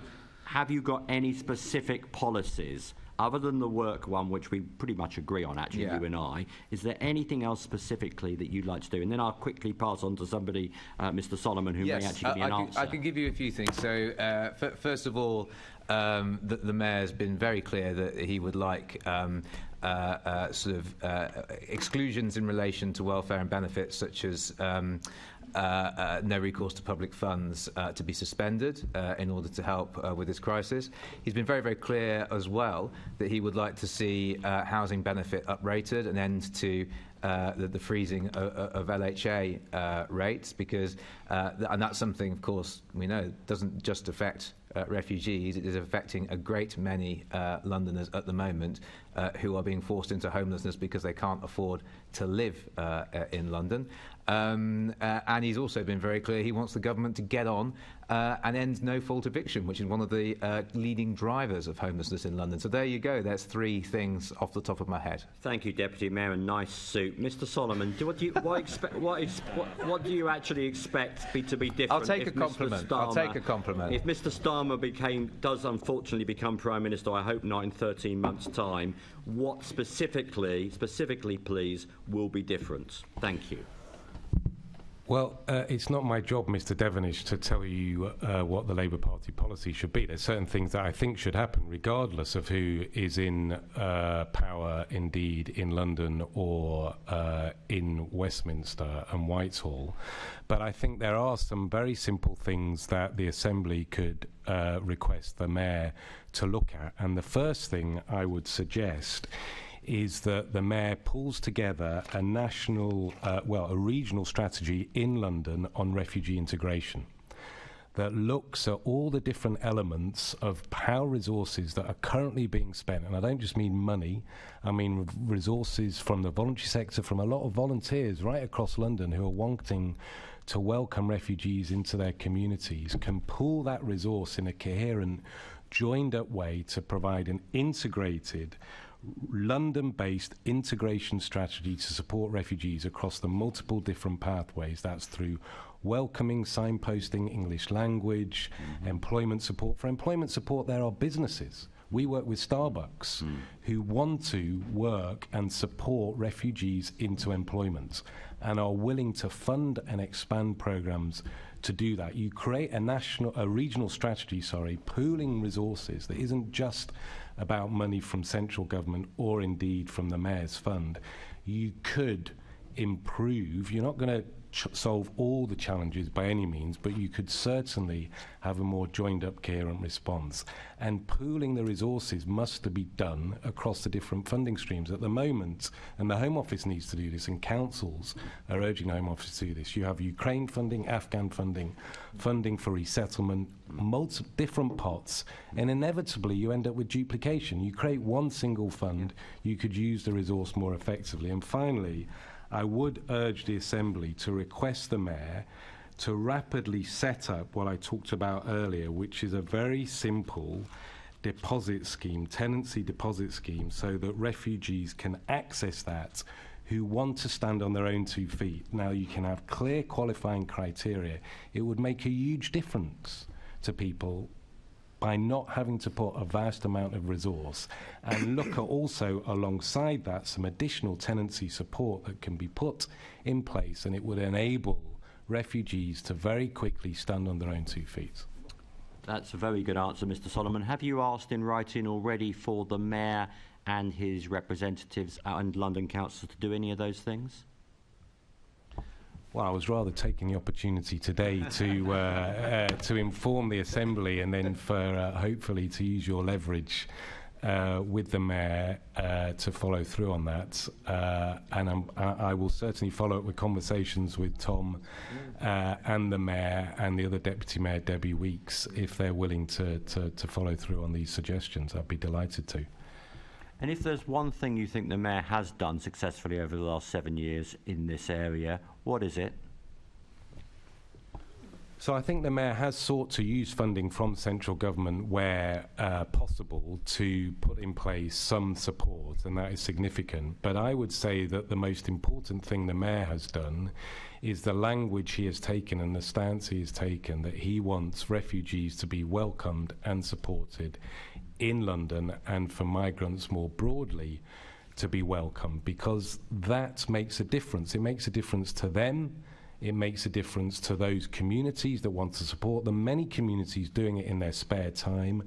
And don't underestimate the power, the civic power of welcoming, of harnessing that civic power of communities that is there right across London. Indeed, refugee community organisations that settled here from Somalia, from the former Yugoslavia years ago, that want to play their part. But we need to harness that, and that's why I emphasise the importance of having a London-wide integration strategy to harness that and to turn the Mayor's very good words around welcoming into even greater action. Thank you. And just finally for the Deputy Mayor, I'm still admiring that suit. I think it's a jacket. Are you going to... I'm afraid it's only a jacket, not a full suit. Oh, I'm sorry. So I'm I know sorry. you can't see under the table, but... Always. Are you going to are you confirming that you will go away and look at this integration strategy and also the deposit scheme that Mr. Solomon has requested? Yeah. So look, you just say yes. The strategy, yes, absolutely. I'll pick it up with Debbie Weeks-Bernard and absolutely I'll happy to look at the other two. Thank you very much. Yeah. Thank you. Next is Assemblymember Sean Berry. Thank you very much, Chair. Right, so my first question is to Hannah Boylan from the GLA migration team. Like my colleague Caroline, I also met with the Joint Council for the Welfare of Immigrants, who raised a separate issue about the asylum seekers living in Home Office asylum accommodation. Now, the guidance from the Home Office says that Category 2 health hazards should be made safe within 24 hours and fixed within 5 days. But I've heard countless examples of migrant help, who Caroline discussed earlier, failing to respond to complaints and help with breaches of this guidance. I think one of them involved a family whose baby was taken to hospital in completely unsuitable, overcrowded accommodation. It took 4 months for them to be moved simply to somewhere that was almost equally bad. And what concerns me is that the Mayor's Migrant Londoners Hub website and support service points migrants and refugees with housing issues and complaints of this kind to migrant help. Now, migrant help didn't come along today, so I'd really like to hear from you if you're satisfied that people seeking sanctuary in London are receiving appropriate housing support from this body that the Mayor is signposting people to. Thank you. So the Migrant Londoners Hub includes a huge range of information. Given the Home Office have quite a significant contract with Migrant Help, we have decided to signpost to that service. It is the first point of call that asylum seekers should go to, at least to log an issue. That said, we've also developed a large service map that a survey went out to full civil society sector in London to collect advice and support organisations. We know that also Migrant Help will likely signpost people onto many of those services, but it at least gives another option for asylum seekers to have agency to find some of those organisations to directly refer to themselves. Simultaneously, we have been escalating concerns around the Migrant Help contract and its ability to deliver. And we've done that through the London Strategic Migration Partnership, and Migrant Help around the table there. And we've got two subgroups, both the oversight group that I've already mentioned that's looking at a fair shares approach to this work. It's also an accountability body. But we've also got a civil society forum as well, where we bring dozens of organisations around the table where they can directly escalate those concerns with us. We can spot patterns, and then we can be looking at solutions for that at a strategic level with both Migrant Help, with Clear Springs and with the Home Office as well. Okay, I think we're hearing again the fact that this is quite sort of atomised and bitty. You know, we're talking about people who are new to this country. Having to navigate all this is really difficult. I mean, you just mentioned the Migrant Help contract being an issue. Is that something where you're making proposals to bring that more under London's wing, so that you can do that joined up, integrated service that Enver was talking about? That's not a proposal that we've developed. I think we'd need a little bit more sort of political guidance, and if that's something that we'd want to look into. That said, the Mayor has invested a huge amount in advice and support funding for broader migrant sector, for refugees and for asylum seekers as well. We've also, through the Asylum Welcome Programme, supported local authorities to maximise the income that they get from the Home Office to support asylum seekers, looking at remodelling the ways that they design their services to ensure that asylum seekers can access them. Okay, thank you. We'll talk more about that, I'm sure. And then a question to Tom Copley, the Deputy Mayor. This is about deaths in asylum seeker accommodation. We know that across the country, between 2016 and 2022, there were 140 deaths in such housing. But this data is being collected by the Asylum Memorial Project and not by the Home Office. And we don't know the causes, but we can imagine that poor housing conditions, the kinds of stresses and difficulties accessing medical support are likely to be factored. And it's really hard to imagine being a refugee, reaching a safe country, and then only to die in asylum accommodation while waiting on the decision. So is that work you're looking at? Do you know how many people living in contingency accommodation in London have died? And if not, can you get that information from the Home Office, share it with us, look into the causes so we can start addressing this? Yes, it's an absolute tragedy, as you say. I don't have the information to hand. If we have the information, or we can obtain the information, then I will get it to you post the meeting. Excellent. Thank you very much. And yeah, we must be looking at this. It's too awful that this is happening. Thank you. And that's the end of my questions. Thank you. Next is Assemblymember Anne Clark. Thank you, Chair, and good morning to everyone. My question is to Tom Copley, Deputy Mayor. The government have changed the rules so that HMOs no longer need a licence if they are used to house asylum seekers. Is this putting lives at risk? Yes, absolutely, is the short answer. I think it was a really cruel and shocking thing to do. And I, don't just take it from me. I can tell you what the Fire Brigades Union said about this. They said it's utterly shameful the UK government is cutting back fire safety risk assessments for accommodation used to house asylum seekers. This policy could have tragic consequences with the loss of life and injury. The government is taking a callous and reckless approach to the well-being of asylum seekers. It is also playing fast and loose with the safety of firefighters, whose safety could be put at risk in any blazes caused by lax safety arrangements. Firefighters don't check passports when they rescue people, and fire safety regulations cannot discriminate either. I think I would entirely agree with that. These licensing regulations are in place, these licensing regimes are in place to protect people. And I don't think it is right. In fact, I think it is absolutely wrong that essentially the government have created a system where the lives of asylum seekers are less important than the lives of everybody else, because that is what has been created by this. Yeah, thank you for that. I absolutely agree, and I absolutely agree with the FBU.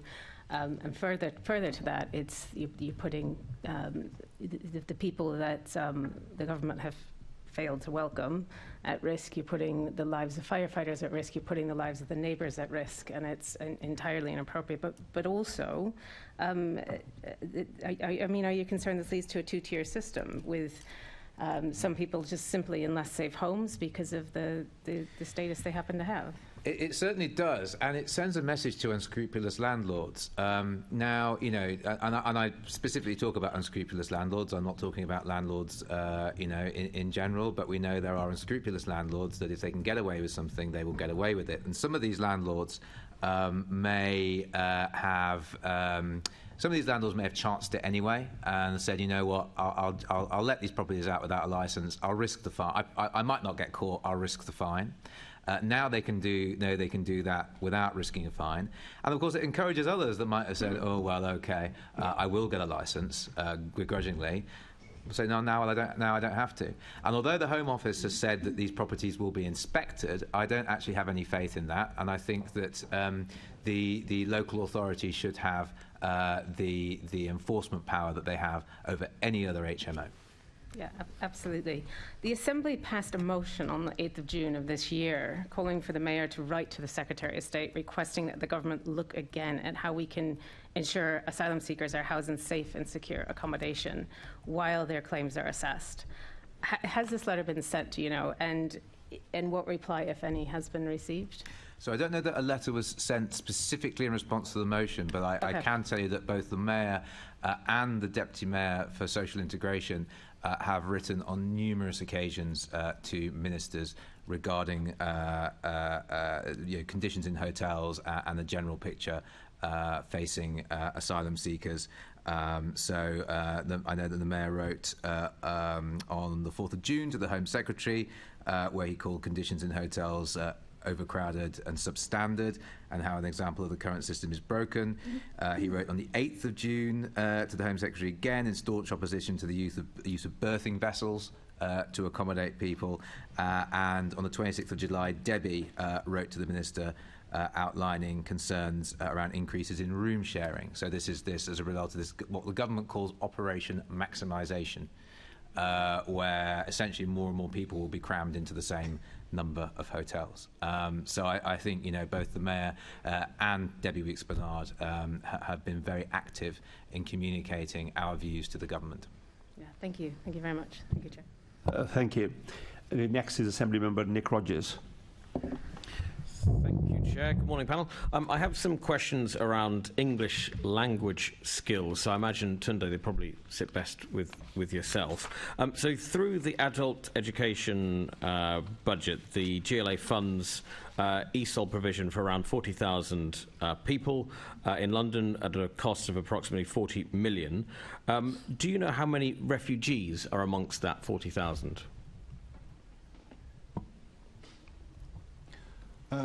Let me just get the figures. Thank you. I don't have the figures to hand, but I'm hoping to get them. But we do know that the work we've done in terms of the flexibilities and allowing access, widening access to basic skills for the cohort that you just spoke about, has increased our participation in ESOL by about 28%. We're currently doing some work about the larger impact, but I'm being informed that data is not collected, so we don't have it. Okay, so you don't actually monitor of the people who access your ESOL products, who are refugees and who aren't. But so that 28% increase figure then, is that 28% increase amongst refugees or amongst general population accessing those courses? General population, but the 28% happened once we extended the flexibilities. Okay, I see. And what kind of, you said you're widening access. What pathways are there for refugees to access ESOL courses? Sorry, could you just confirm what you mean by pathway? As in, how would you signpost, how would you direct, how do you make sure that refugees with those needs would be able to access those courses? So we have an outreach programme that is specifically targeted at underserved communities, particularly within our skills and employment areas. What we generally do is partner with organisations who have access to them, and they support the signposting, raising awareness, and make the sort of adjustments in terms of language and reach in order to increase uptake.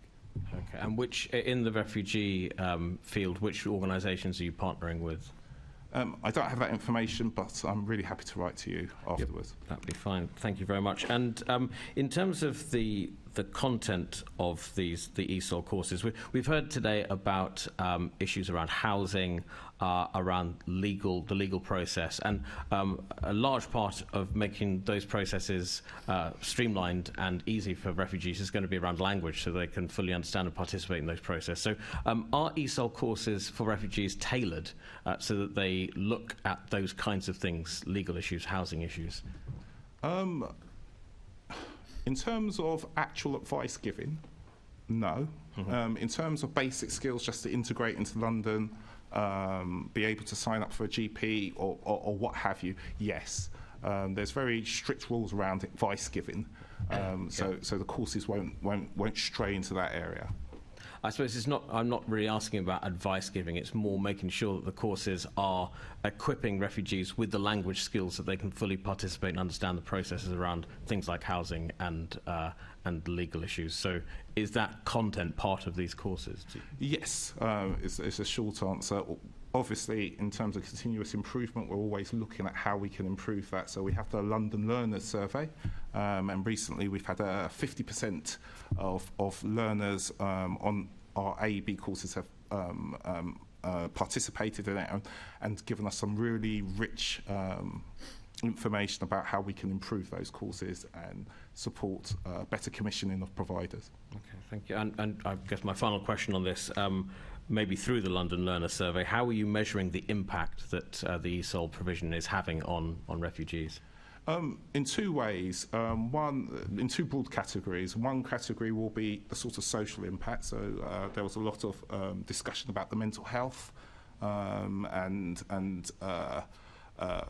ability to integrate and to feel part of London society. So we ask a series of questions around the social impact, and we do ask, it won't be relevant to this group, questions about in terms of jobs progression. Obviously, different cohorts of refugees have different status in terms of work, so it's not universal. Thank you. Thank you, Chair. Thank you. We're now going to have a comfort break for 10 minutes till 11:33. Thank you.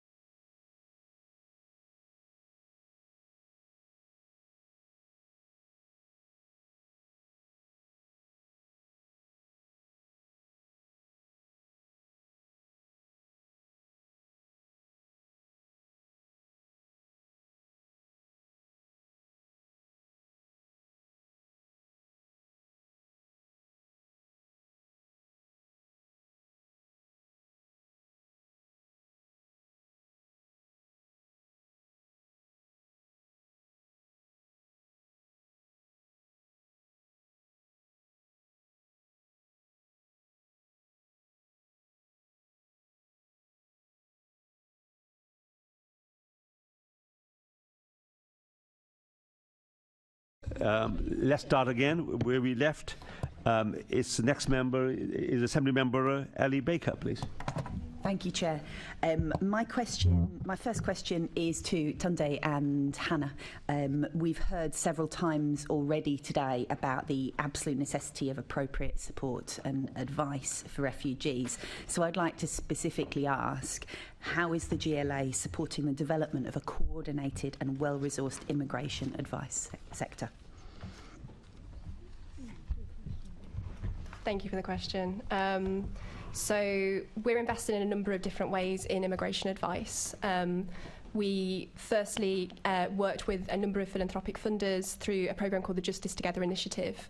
And as part of that, the year one investment from the GLA created a really strong evidence base to understand the gap between need and capacity of the immigration advice sector, and also to develop a funder strategy for London based on that data.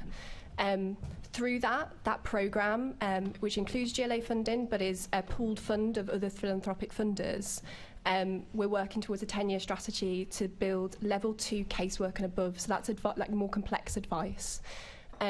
Alongside that, and recognising that organisations face barriers to becoming qualified, we're also investing in a programme called the Frontline Immigration Advice Programme that's led by Refugee Action, that's looking at investing in organisations to become OISC, the Immigration Commissioner's Office, level 1 qualified, so that most basic advice. And that's a really complex process for organisations, and really focusing that funding on organisations that are led by and for the communities that they serve. Alongside that, we've developed the Migrant Londoners Hub that creates a wealth of information and resources for Londoners to be able to access directly themselves, which includes a services map of all the advice available in London, so people can find that advice then as well. We're also investing in the Migrant Advice and Support Fund, so looking at the wraparound holistic support that's offered to people, not just immigration advice, and that's funding targeted at new arrival communities. That includes Hong Kongers, for example, who've arrived in quite large numbers over the last couple of years under the B&O visa, but also historically marginalised communities. So that funding also goes towards, for example, the Windrush generation, an organisation that's working with deaf migrants, LGBTQI plus migrants, Roma communities, and many others as well, that part of that holistic picture of how we're investing in the sector. Thank you. I'd like to ask, following up on that, ask Enver and Helena whether, if you could sort of outline what the current issues are, what the problems are for refugees seeking advice, and whether you can sort of spot the gaps. Or what are the issues that are most a priority? So I think for people in the asylum system, the real challenge is access to good quality legal advice. You know, the current legal system, the legal aid system, and the availability of good quality legal aid funded lawyers to provide good quality asylum legal advice is really challenging. It's better in London than other parts of the country where there are huge advice deserts, good quality legal advice and support deserts. But still, it is a real challenge, and there's a real issue about the number and quality, too, of those legal firms that are able to provide good quality legal advice to people in the asylum system. It is a hugely complex area of law, actually, and unless you get good quality advice from lawyers that understand the experience and predicament of people that are arriving, usually traumatized, it's very difficult to get the kind of outcome that will ensure the system works more effectively and reduce ultimately the number of appeals. So I think that is a huge challenge. And then for those that have refugee status that we've been talking about, that are now being moved on from hotels after 7 days, there's the whole issue of the kind of advice and guidance that they need to get themselves standing on their own 2 feet so they're able to be independent. That's the kind of wraparound support that you get if you're on a resettlement program, but you don't get if you've come through the asylum system, which is about employment, housing, we've talked about tenancies, access to languages, to education, all the kind of orientation things you need. That just isn't available. So you have this 2-tier system whereby if you've come on a resettlement scheme or from Ukraine, there is some wraparound support provided, But if you come through the asylum route, you don't get that. And there's a huge gap there, and mismatch and differential treatment, which does need to be addressed. Because ultimately, if we provide that upfront support, people will settle, they'll stand on their own 2 feet, and they will make a huge and positive contribution to our communities. And they won't end up potentially having to turn to councils and other statutory agencies for support. Thank you. Helena, do you have anything to... Yes, thanks for the question. Just a few points. I think we have lawyers who are willing to accept these types of cases, but they're so few that they're now so stretched, and their time that they're able to spend on this type of case is reduced and reduced and reduced, so it really speaks to that quality and volume.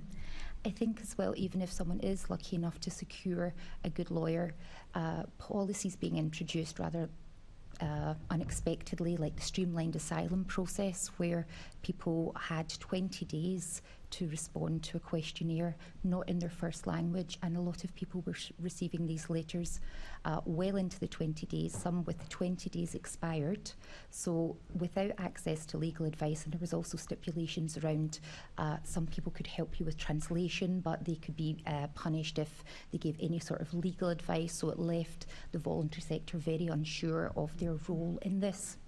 I think as well, we've touched on the migrant help waiting times on the phone. People know that they're going to have to wait on a phone line for an hour and a half, 2 hours, just to register any sort of complaint. And that, then we talk about digital exclusion. Not everybody's got a phone, not everybody's got a charger, so it is a real barrier. And then just lastly, the comparison between resettlement and asylum. Yes, local authorities are receiving funding where they can commission legal advice, OISC level 2, level 3, to support resettled refugees, but there's no such funding for asylum seekers, so it's a real inequality there in the resources and funding available. Thanks. And just to clarify on the legal support, is that's both skills and experience and funding, I assume, not that they go hand in hand. Is that correct? Because you've sort of talked about good quality legal advice. I think it's the volume as well, and the system is just struggling, so even if it is good quality, they may not have the time to give to that case. I know certainly with the streamlined asylum process, lawyers were saying, yes, you are registered here, I physically do not have the time to get through the volume of people that we have on our books. Yeah, okay, thanks. Just coming back to Hannah and Tunde, if you wanted to add, you've mentioned the Migrant Londoners Hub. So, how do you measure the success of the Migrant Londoners Hub?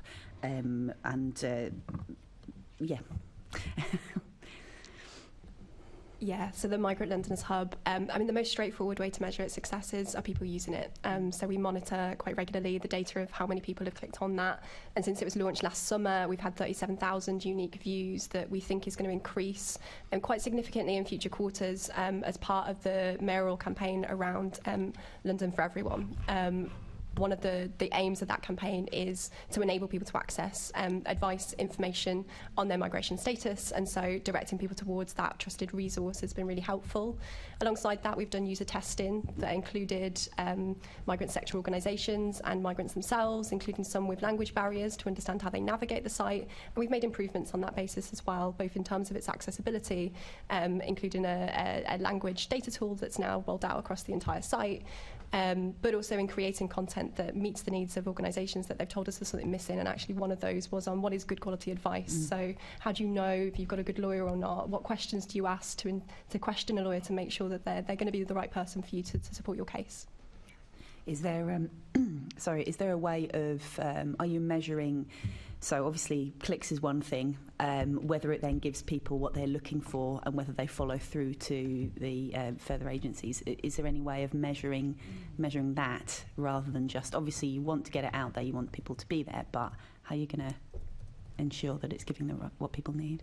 Yeah, it's really hard to do with an online hub when we don't want to collect people's data either, but we can do that through our civil society partners. So we convene Migrant and Refugee Advisory Panel, who are a group that we can consult to make sure that it is fit for purpose, and we'll continue to iterate and do further user testing as well, because that gives us really rich data on how people use the site and navigate it. That's helpful. Thanks very much. Thank you. Back to you. Thank you. Next is Assembly Member Umesh Desai.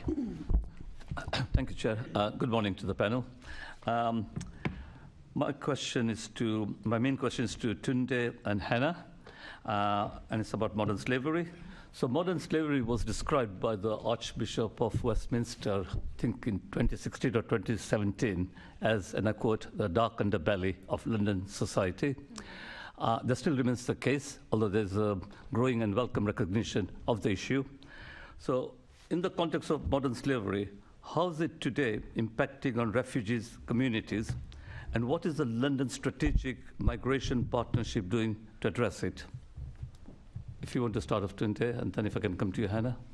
Yeah, thank you for that question. It's a really important question. I think we highlighted earlier on in the discussion the vulnerabilities, particularly of younger people, younger asylum seekers within the country. It's a topic that is often and constantly discussed by the London Strategic Migration Partnership, so I'll bring Hannah in on that, just drawing from my own personal experiences in working in Kensington and Chelsea. This was an area that was spoken about a lot when I was responsible for community safety within the local authority. So I'll hand over to Hannah just to talk about more of the detail. So I'll speak to some of the details of what work we've done through the LSMP, but just to acknowledge Modern Slavery as a brief is owned by MOPAC, so if there's any more detailed questions, then happy to follow up in writing alongside them. So MOPAC and the Met Police both come around the table at the London Strategic Migration Partnership, where we discuss the intersecting issue of modern slavery. Of course, modern slavery is an issue that affects British nationals as well as migrants, but someone's immigration status can make them more vulnerable to becoming victims of modern slavery. One of the actions that we took was to convene the summit that Tom mentioned in his opening statement of 200 stakeholders to look at and try and understand the implications of the Illegal Migration Bill at the time, now Act. And one of the issues that were raised by specialists on modern slavery was that there is no exception to the irregular status that the Home Secretary has a duty to deem anyone arriving via irregular routes to the UK. So that means that they wouldn't be able to access at the moment what we call the National Referral Mechanism to be able to access support. There's no exceptional route out of that, and that risks people being entrenched in modern slavery circumstances. More broadly, my team do work on the spectrum of exploitation, so it's not just modern slavery, but a number of exploitative circumstances that migrants can end up in the workplace. We invested in research called Rights and Risks that we published a few months ago to really understand what that meant for migrant workers, what some of the risk factors were, and what some of the solutions could be to help them escape those exploitative circumstances as well. And alongside that, we've invested in a programme through the Work Rights Centre that is creating a community of practice, training organisations that are working across the nexus of immigration and employment issues to ensure that advice is meaningful across multiple different migrant needs. Okay, so that's supplementary, Hannah, just coming back to you. I'm not sure if you already answered this question, but I'll still put it to you. So the March 2023 meeting of the London Strategic Migration Partnership, one of the action points was for MOPAC to update the partnership on the work around modern slavery. I wanted to ask, do you know when we could expect that update and what was in it, as this was not in the July minutes? And also, what does the partnership do? I mean, you can just give us an overview of his work. Of the whole Strategic Migration Partnership as well? In a nutshell. Yeah, sure. So in terms of the MOPAC's action, as far as I'm aware, that's still outstanding. We are following up, and hopefully they'll be able to present at the September board. If not, we'll be following up in due course with them to make sure that that action is delivered on. In terms of what the London Strategic Migration Partnership, the LSMP, does, so it's funded by the Home Office, and it primarily funds staffing. So we've got a team that offer that strategic overview of migration governance in London. Yeah, sorry, go ahead. Yeah, fine. So convening both the LSMP itself that meets quarterly, but also a number of subgroups and task and finish groups that can deliver on the different actions and agendas of that partnership. So that includes a task and finish group, for example, on access to healthcare for people seeking asylum. It includes the Civil Society Forum, the Oversight Group, those different fora that I mentioned. Yeah. The team also acts as a single point of contact for local authorities and for civil society to help resolve some of the challenges that we've been talking through today. Thank you. I didn't mean to interrupt. I was just looking at the time that I've been allocated. So my other follow-up question is to start off with you, Helena. And it's about the Illegal Migration Act, which this Assembly opposes. I proposed a motion earlier this year. So does the Illegal Migration Act make helping refugees at risk of modern slavery more difficult? I would welcome your thoughts, but also, what does a borough of sanctuary actually mean in practice? And can you sort of tell us what it means in practice with reference to work around modern slavery? Sure, I can focus on the Borough of Sanctuary. Thanks for the question. And then I might pass back to Hannah regarding the modern slavery element of it.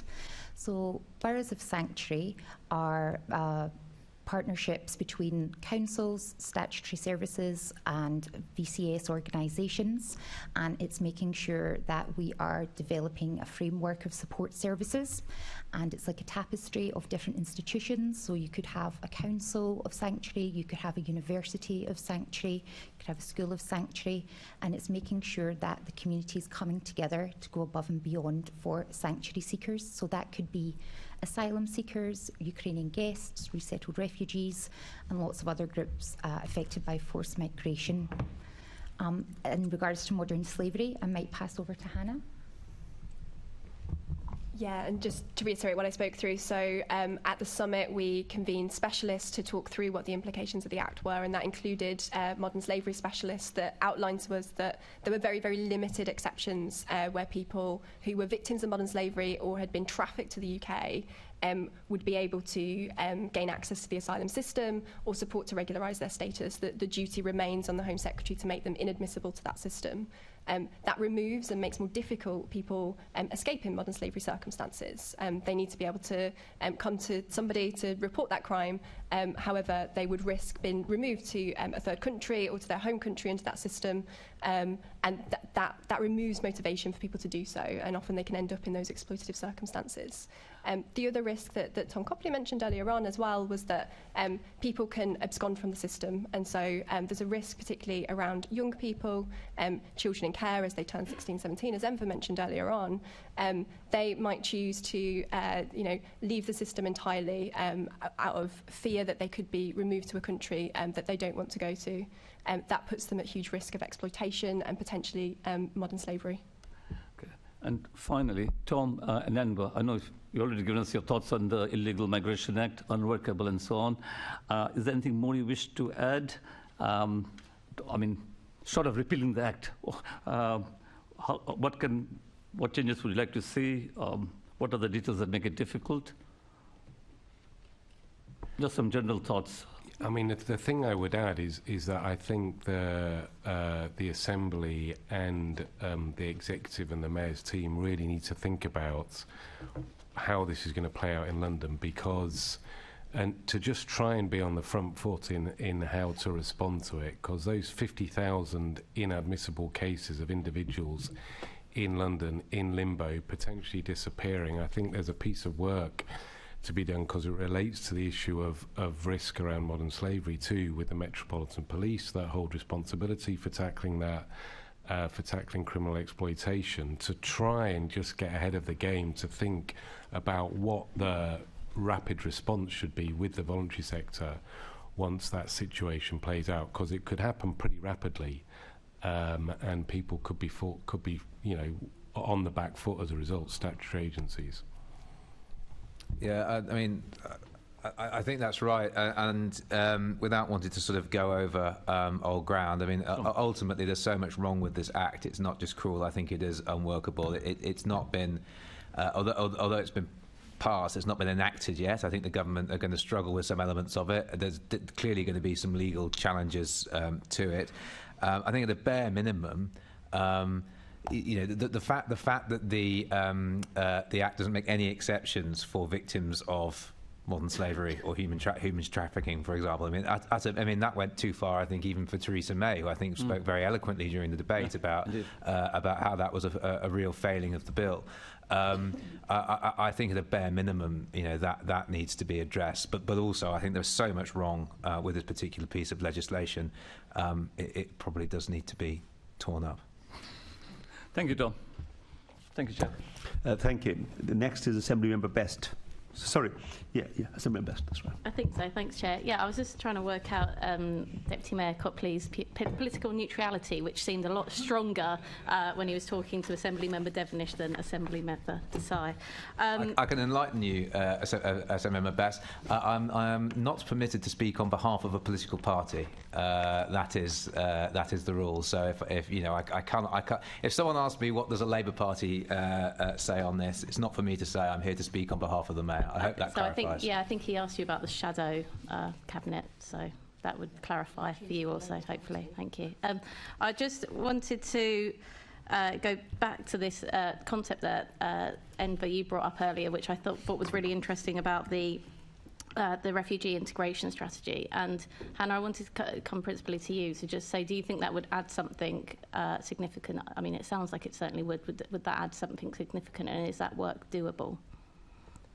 I mean, I'll leave it for politicians to say whether or not they would like a strategy. There are two things I would point to, though. The Mayor's social integration strategy still exists, and although that was drafted some years ago now, and before some of these crises has developed in the way that they have, there are still issues in that are pertinent and that we're still delivering to. The second is a place-based approach that we've established in partnership with London councils through the London Strategic Migration Partnership, and that offers a strategy around what London as a whole has agreed to is needed in order to address some of the most urgent refugee and asylum challenges that we're coping with right now. So the social integration strategy, when was that published? 2019. It would have been. Yeah, we can just double check what year it was published, but yeah. Okay, but it was in the first mayoral term. Certainly, with well past due an update, then I'd suggest, given all that's happened in the world since 2019. I think Hannah answered that will be a political stare that we will take as officers. Yeah, I mean, but you're also senior officers within the department, so you can tell when work needs to be updated, so hopefully you'll be making those representations. I wanted to move on to talk on the, and I'd say as well, sorry officers, but the reason that you get these questions is because the Mayor doesn't come to these meetings, and if the Mayor and if Debbie had also come, then we could come, but these aren't matters I can ask Tom about, because quite rightly he can say that's not my field. So if you were given the support you should be politically at these meetings, then we wouldn't have to ask you those questions that really shouldn't come to you.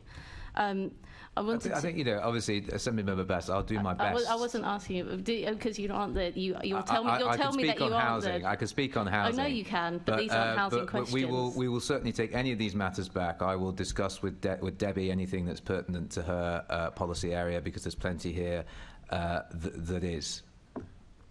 Yeah, I understand that anyone can take it back, though, Tom, can't they? It could be, you know, the idea of these meetings is to have somebody here that we can question and scrutinise, and officers are rightly pointing out they aren't the right people.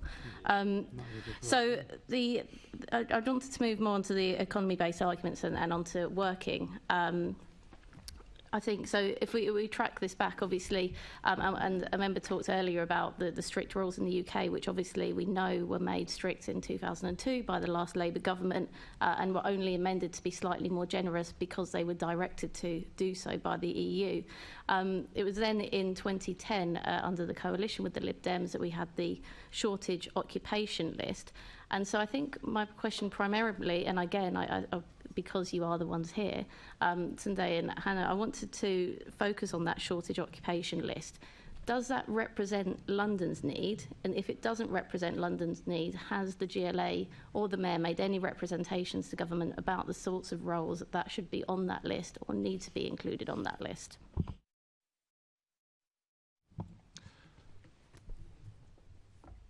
Sorry, could you just clarify the question again? I'm not sure what you mean by shortage occupation. Sorry. Okay.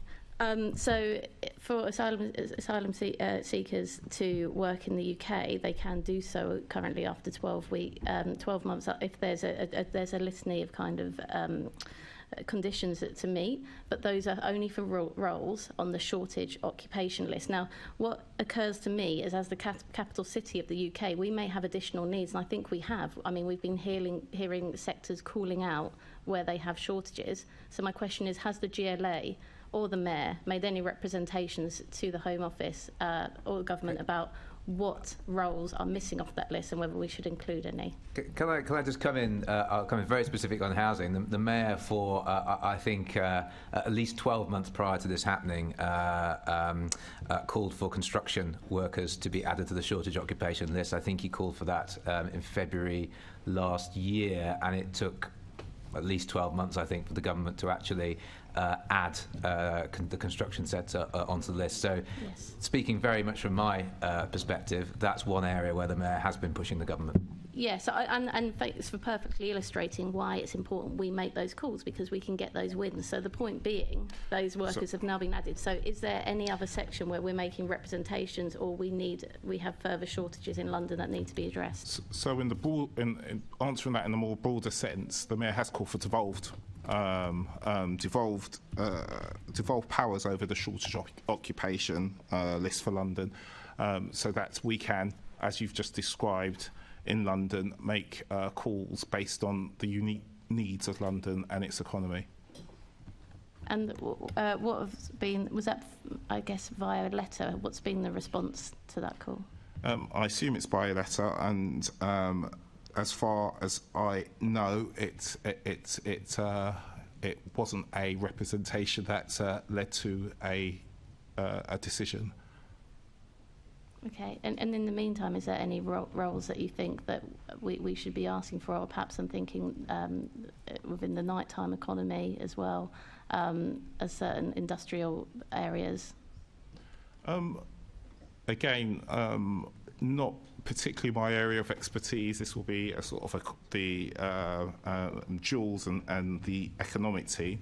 But yes, it's a broader question. There will be several roles, several bits of shortages within the London economy that would be ideally supported.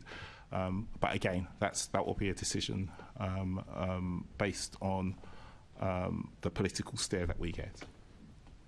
So would you be able to send details, or perhaps through Tom, would somebody be able to send you details of those representations and any response that the Mayor has had back? Yeah, happy and to do so. And any feedback perhaps from Jules on if there's any occupations that should be on that list that are currently not?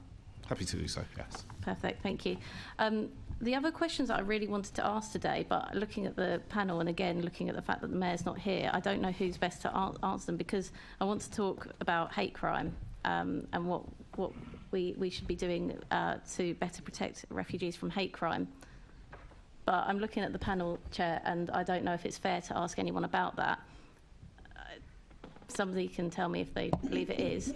Is anyone able to answer those questions? I mean, because I'm sure, Enver, you could speak to the topic, but my questions were going to be more about things we are doing, and I don't think that would be fair. So, with that in mind, Chair... Can I just clarify something? Yeah.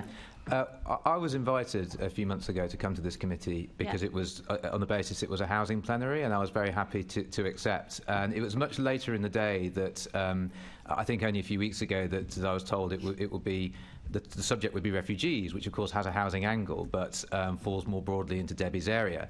I don't think it's really fair to criticise another deputy mayor for not coming at short notice, where I was the deputy mayor that was invited initially to talk about housing. So I just want to sort of put that on the record. So as I understand it, and Chair, this isn't really my question, so I hope it's not really coming off the clock, but the Deputy Mayor is asking for clarification. That's not what I understand from services, and I understand that the Deputy Mayor for Communities was originally coming and then pulled out, and the Mayor of London did not bother to give the Assembly a response as to whether he would come, and that is my understanding. My advice is let's use this time constructively, otherwise this has been technical.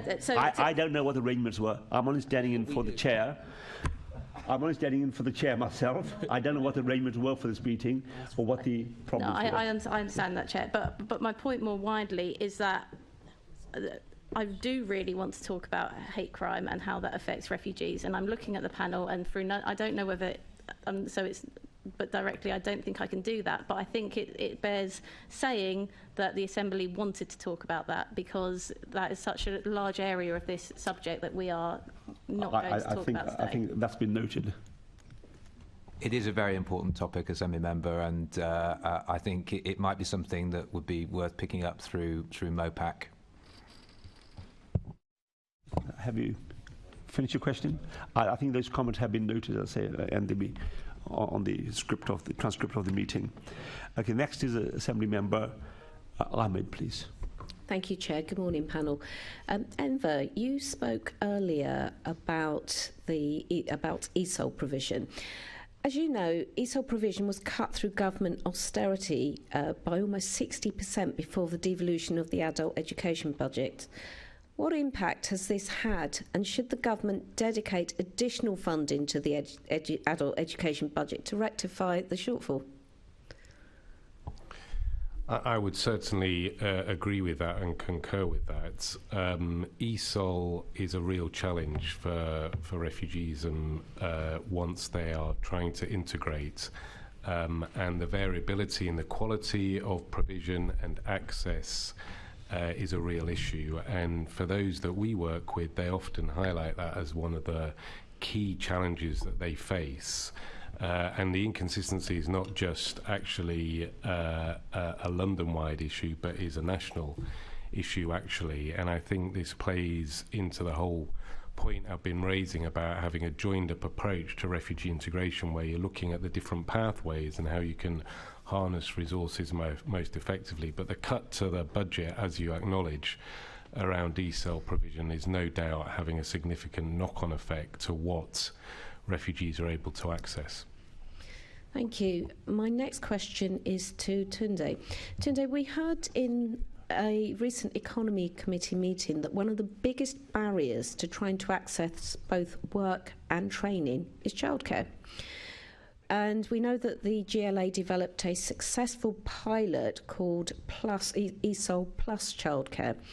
How is the GLA now working with providers to encourage them to take up the learnings from this pilot? I will hand over to Helena. Thank you. So yeah, the ESOL Plus childcare pilot, as you mentioned, invested in how childcare can sit alongside ESOL and what models can work to really ensure that learners are able to take up that provision and access it and begin on their learning journey. In order to embed the learning from that, firstly, we developed quite comprehensive guidance from that pilot, which we host on the website and we regularly publicise. And in fact, we've got an ESOL newsletter that reaches monthly 700 stakeholders, which is quite an expansive network that includes the sorts of guidance that we developed through that pilot, alongside a plethora of other updates from the sector.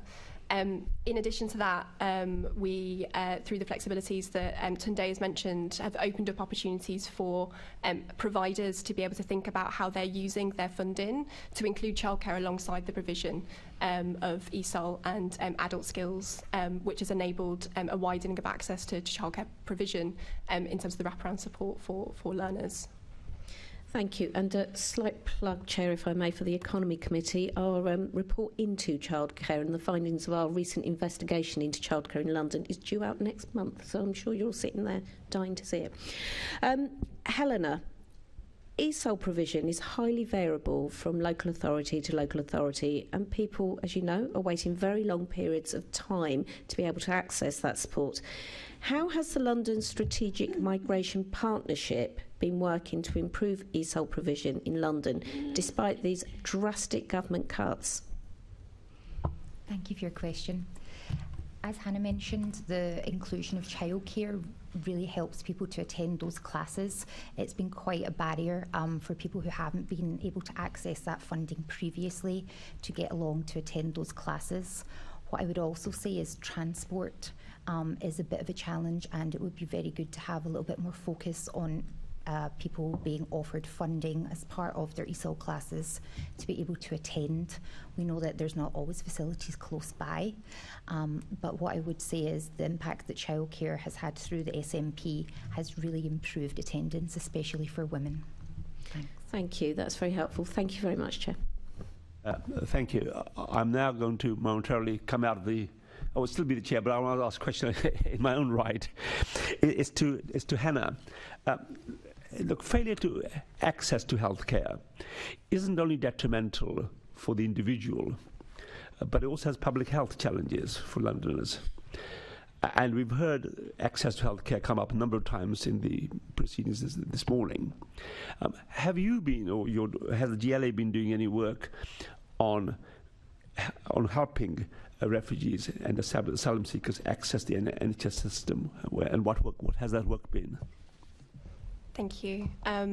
So prior to the pandemic, we worked through a programme called the Citizenship and Integration Initiative to embed a civil society expert into both the migration teams and health teams to look at some of the health barriers facing migrants.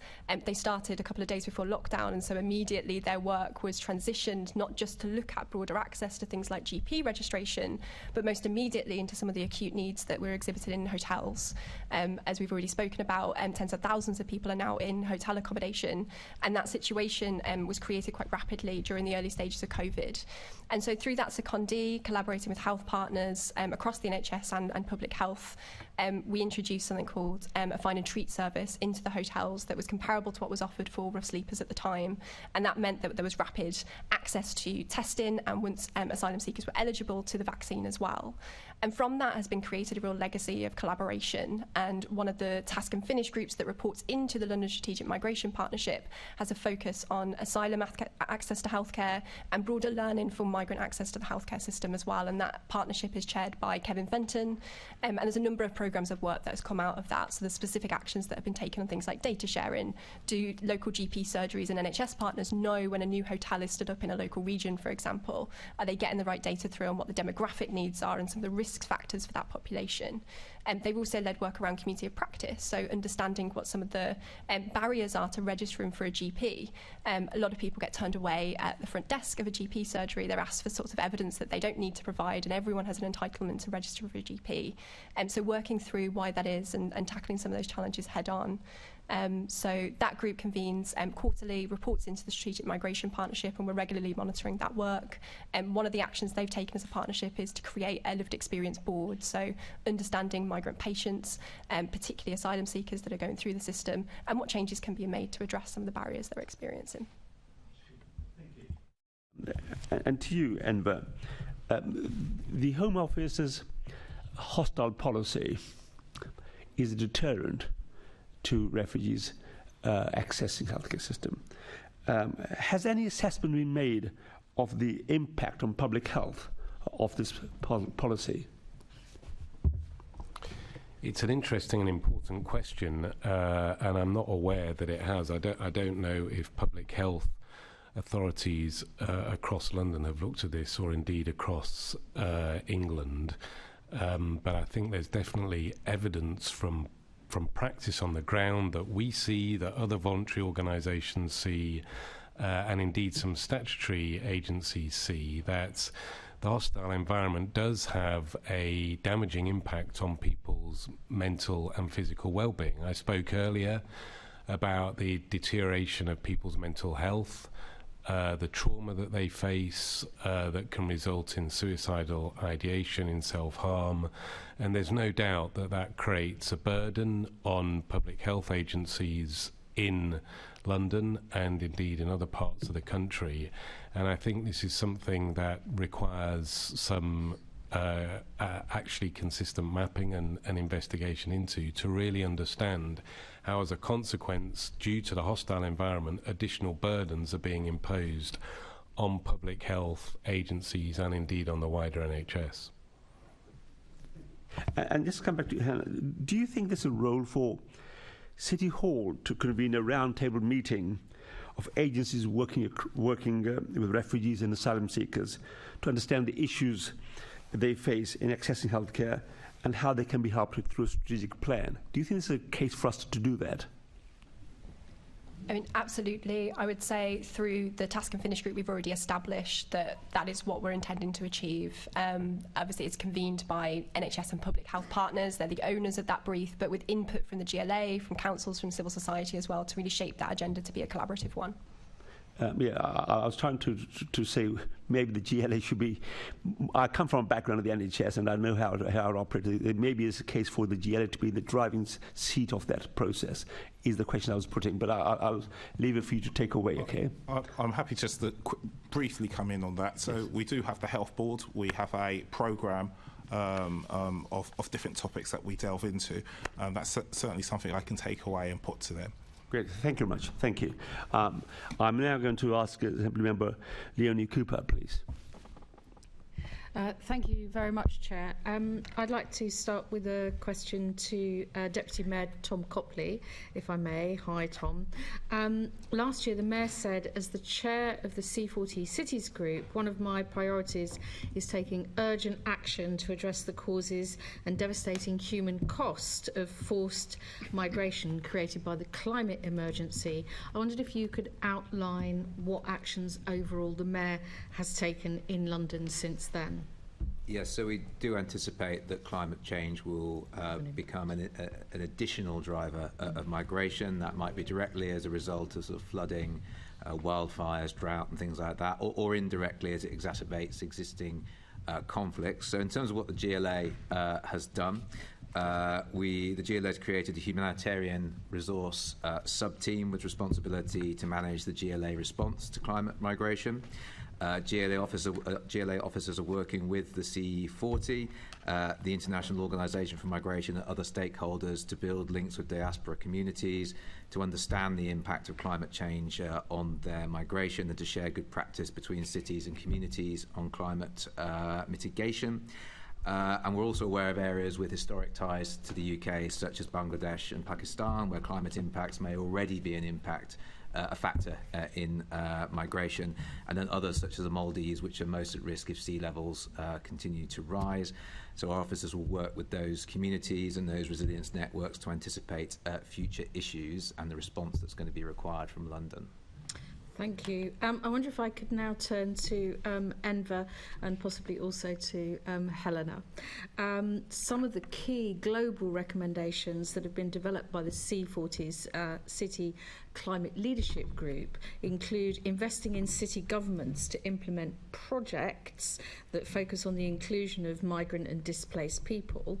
What such projects are happening in London or indeed globally, if you're, or even outside of London for comparators? And is more funding from the Mayor and the government required to support people who are displaced? I'm going to start with Enver and then come to Helena. We don't, at the Refugee Council, have any specific programmes looking at those affected by climate and displacement as a consequence, and I'm not aware myself of any specific programmes. I can check back with my team, and then if we have any information, provide it to the Assembly in writing, if that's okay. Thanks. Helena, I wondered if you'd like to come in on that. Sure. I think what councils can be doing in this space is making sure that they're capturing the voice of people with lived experience, no matter what the drivers are for forced migration, definitely around climate and other causes as well. So they have a really important role to play in directly contacting people with lived experience, so it's informing their policies and making sure that everyone has representation in the formation of those policies. Anything specific from other cities that London could learn, either in the UK or elsewhere in the world? Not that I'm aware of, I'd be happy to look into it. I'll come back to you, Tom, if I may. A Foreign Office research paper found recently that there is strong evidence that small-scale adaptations to climate-related shocks and hazards, especially adjustments to agricultural livelihoods and practices and improved infrastructures, can reduce migration pressures. Are you aware what the C40 is doing to help support such adaptations in areas affected by climate change? Obviously, somewhere like the Maldives that's so low-lying, it's hard to imagine what adjustments could be made. But do you know what's going on elsewhere? I'm not aware specifically, but I'm sure I can pass your question on to Shirley, Deputy Mayor for Environment, who will probably be able to give you a much clearer answer than me. That would be really helpful. Thank you very much, and also thank you, Enver. If you do have anything useful, that would be very helpful. Thank you, Chair. Thank you. Next is Assembly Member Plansky, please. Thank you very much, Chair, and good afternoon, panel. Enver, if I can begin with you. I've met recently also with the Joint Council for Welfare of Immigrants, and I also went to a protest recently with Reclaim the Sea and spoke to lots of people with lived experience of the system. Something that came up over and over again that you've echoed today is the barrier of not speaking English. And in fact, recent census data shows that 303,000 Londoners don't speak English well, 52,000 Londoners don't speak English at all. And you wonder how the government expects people to integrate into society if they can't speak the language. You've talked quite a bit about the disjointed nature of councils. Would there be a specific recommendation to London councils for uniformity of forms? Because as far as I understand, at the moment, if you're looking to fill out a form or you're looking to advocate to fill out a form for someone to access an ESOL course, very much depends on the council if it's in English or not and what the form looks like.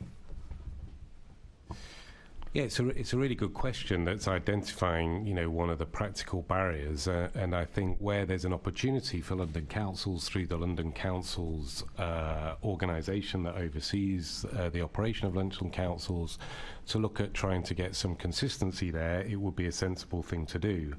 I don't know whether there's a role that GLA officials can do in supporting, advising or suggesting that, but I think it's something that you can certainly raise with London councils to see if they would be appetite to do that around sharing best practice, trying to get a consistency in relation to those forms for sure. I mean, we've heard from Hannah about some of the work that the Mayor's trying to do in relation to ESOL, particularly around childcare. And, really, I would argue going forward that trying to devolve these budgets to SMPs actually would be far more effective, and also devolving actually budgets that are currently tied up in contracts such as migrant help, and indeed arguably in relation to dispersal, and looking at a more devolved approach to spend and service provision, because the London region will have a better understanding and a better data of need, how best to coalesce, respond and provide services, and that might look quite different, for example, than in Yorkshire and Humberside, where we do a lot of work to the Midlands or indeed to the South East. Devon and Cornwall is going to look very different, the South West, for example, too. So I think that that's something where there is a clear argument to be made here going forward, but that's about a future government and how budgets are allocated and what is devolved to regions and to mayoral budgets and so forth. That's really helpful. Thank you, Enver. Tunde, so if I could put that question straight to you, is that a conversation you'd be willing to have with London councils? Yes. Fantastic, thank you. So to expand on that slightly, another issue here is that I note there is funding in the AEB budget, but also speaking to English for Action, who are one of the ESOL providers. One of the providers there spoke to me and said that a huge issue is about a lot of these services are advertised in English. Could that be changed? It can. It's a problem that we're aware of. We have to work with and through partners. So it's something that we're tackling, and happy to write to you with further detail. Yeah, the bit I'd really like to know is, because earlier on to Assemblymember Rogers, you said that you don't track if refugees specifically are accessing these services. Is there not a huge problem there that if we don't know what languages things are being translated into and we don't know who's accessing the services, we could be missing entire communities? Sorry, so we do use census data and GLA's data to understand our population. We've got lots of restrictions from the DfE on the sort of information we can gather of learners. So certainly through the London Learner Survey, we translate that into several of the languages that we know Londoners speak, and we're constantly getting new data back that will help us with that. Okay, I say this as someone who is a great-grandchild of Ukrainian Jewish refugees. They've had a lot of support, and that's right. But there does feel like there's been an absence of support for other communities. So to give a very specific example, the GLA's AEB funding rules state that people seeking asylum are only eligible after 6 months of residence in the UK to those lessons. There is an exemption for the Ukrainian family scheme. That exemption's right. But should we not be exempting everyone and all communities when people desperately need this help? The Mayor certainly called and advocated for greater flexibilities in the AEB budget, and that's an ongoing discussion with us and the DfE. And when you say ongoing, could you give any outline of any conversations you have been having with ministers about that? I'm happy to write back to you with further detail. Thank you very much. Yeah. Thank you, Chair. Well timed. Thank you. The next is Assemblymember Lord Bailey. Thank you, Chair. This is for Enver. Earlier on in the conversation, Enver, we talked about asylum seekers' rights to work and the length of time, and people wanted to have it shorter. You said for a length of time, but you didn't give a length of time. What to you would be workable, ideal, something around that region? Well, our organisation's view and the view of the Lift the Ban Coalition, which is led by another refugee organisation, Refugee Action, is that it should be after 6 months. And the rationale for that is really you want timely decision-making happening so that decisions get made in a timely fashion. People who do have a well-founded fear of persecution get a decision, they're able to integrate and start to work. And if people have to wait longer, then they should be allowed to work after 6 months. That's the standard across other countries, generally speaking, and we think it's the best approach to adopt, and that's the wide view of the Lift the Ban Coalition. There are arguments to be had about whether it should be 3 months, indeed, but you need to prioritise good quality decision making, early triage on decision making, ensure you get the right decisions, and then if people are having to wait longer in the system, allow them to work, because then the fact that they're having to wait longer actually works against them. Okay, thank you. Thank you. This brings us to the end of the formal answers question session. Members of the panel are welcome to stay if they wish to, but they also are free to leave because I have some formal business to go through, please. Thank you. Can I ask the Assembly to agree the motion set out on the agenda in my name, namely that the Assembly notes the answers to the questions asked? Agreed. Thank you. Will the Assembly agree to suspend Standing Order 2.9a in accordance with provisions of Standing Order 1.1h in order to allow the remaining business on the agenda to be completed? No. Okay. We did this one. Can I ask Assembly Member Pigeon, MBE, to present the petition listed on the agenda in her name? Yes, sorry, I thought that was going to happen after lunch. Yes, but I am ready and prepared, you'll be glad to know. So, I have a fantastic petition on the 213 bus. It reads, the Mayor of London is cutting 26 buses a day from the 213 bus service. Okay. The popular route which connects Sutton to Kingston via Cheam and Worcester Park is used by 15,000 local people every day. Sadiq Khan has broken his promise to expand bus routes in outer London. He's doing the exact opposite here in Sutton, which has some of the worst public transport links in London. We call on the Mayor to stop his cuts to the 213 bus. And this has over 1,300 signatures, and the lead signature is Councillor Barry Lewis, the Cabinet Member in Sutton. Thank you. Can I ask the Assembly to note the petition and agree to forward it to the Mayor of London for response? Thank you. Members will see that a supplementary agenda has been circulated which sets out a further petition for the Assembly's consideration. The Chair admitted the petition to the agenda on the grounds and reasons for urgency set out on the supplementary agenda the front sheet.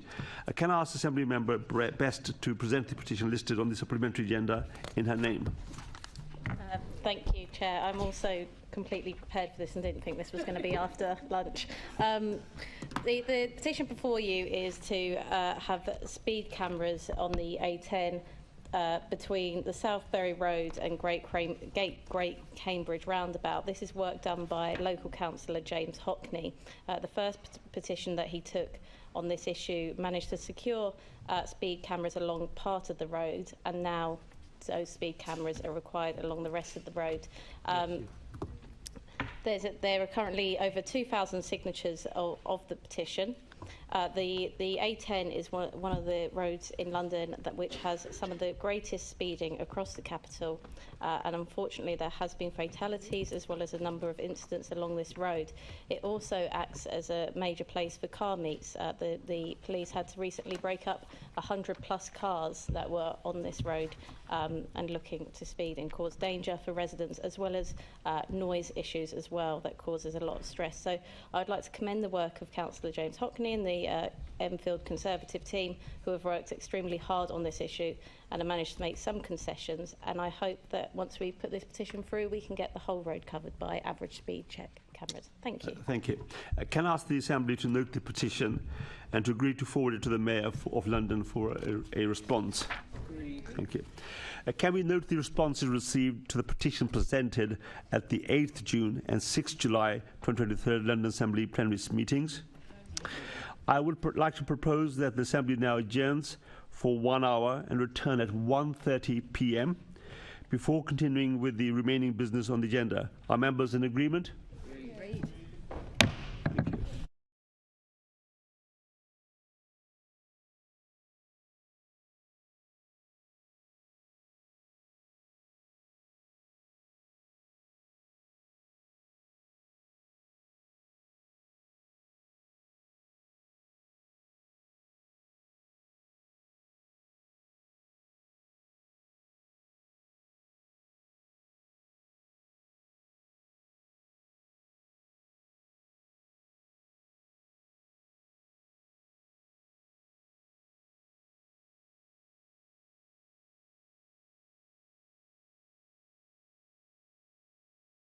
Hall, the home of the Greater London Authority.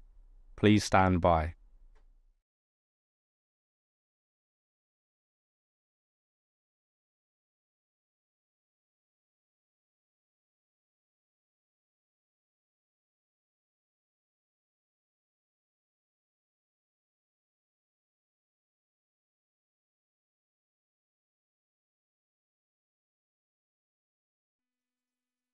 This is the broadcast from City Hall, the home of the Greater London Authority.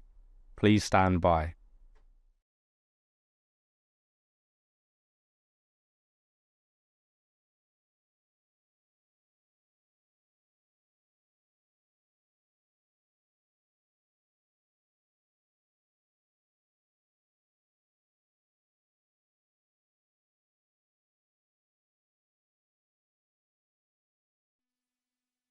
This is the broadcast from City Hall, the home of the Greater London Authority.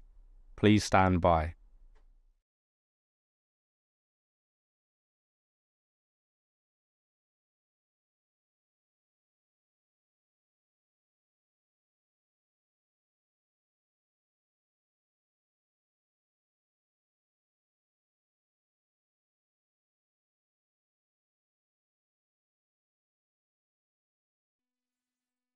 This is the broadcast from City Hall, the home of the Greater London Authority. Please stand by.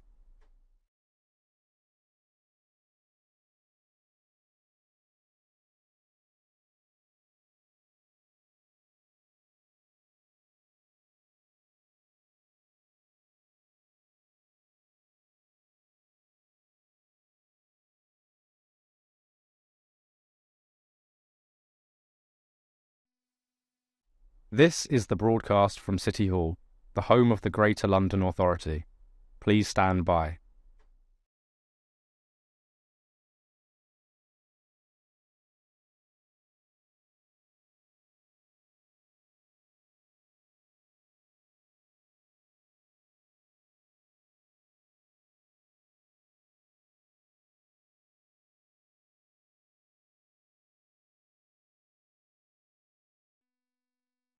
This is the broadcast from City Hall, the home of the Greater London Authority. Please stand by.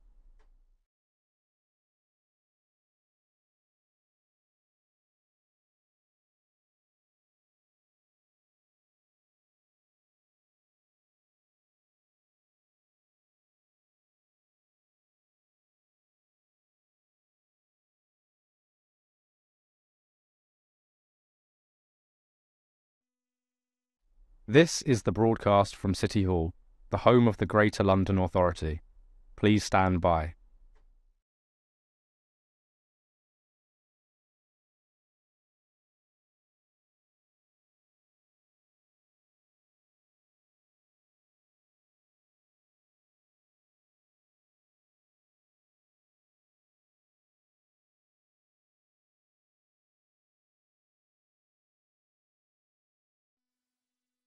This is the broadcast from City Hall, the home of the Greater London Authority. Please stand by.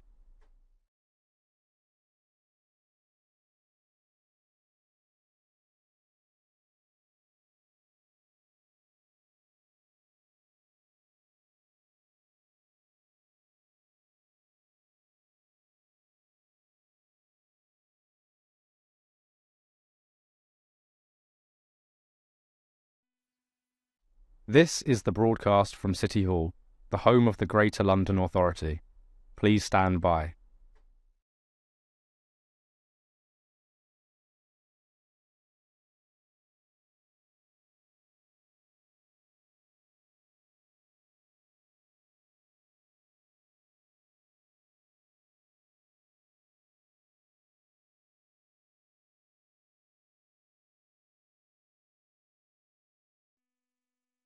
This is the broadcast from City Hall, the home of the Greater London Authority.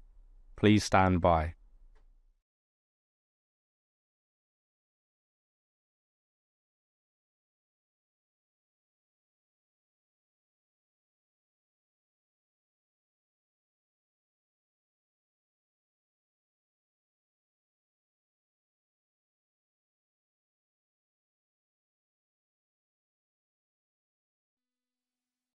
This is the broadcast from City Hall, the home of the Greater London Authority.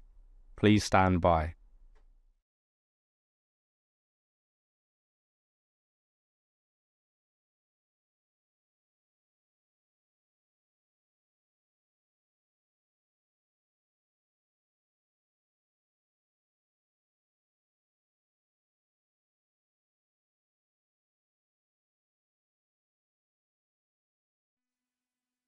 This is the broadcast from City Hall, the home of the Greater London Authority.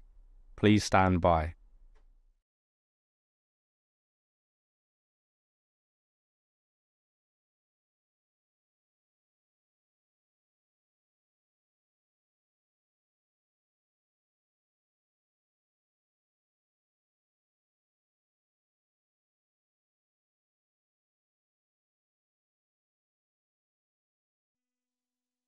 This is the broadcast from City Hall, the home of the Greater London Authority. Please stand by.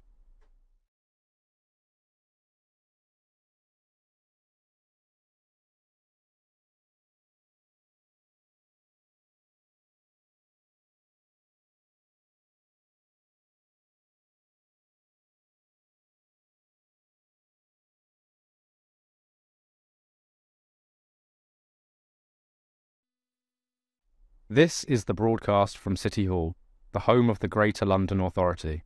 Please stand by.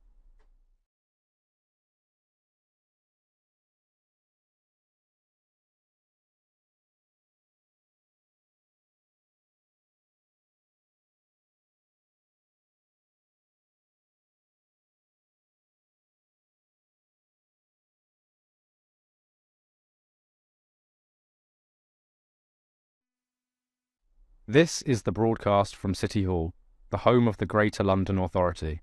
Please stand by.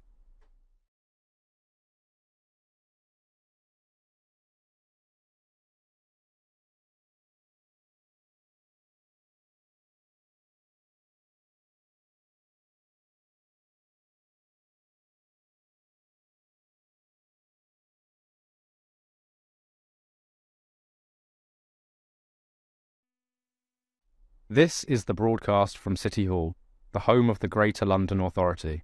Please stand by.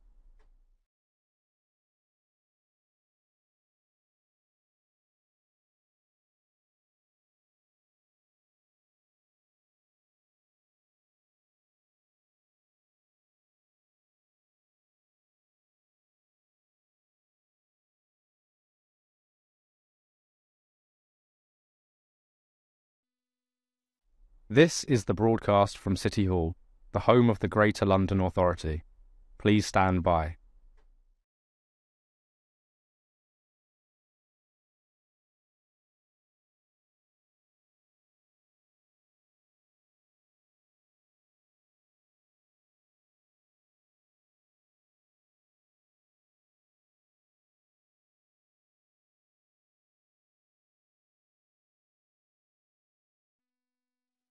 This is the broadcast from City Hall, the home of the Greater London Authority. Please stand by.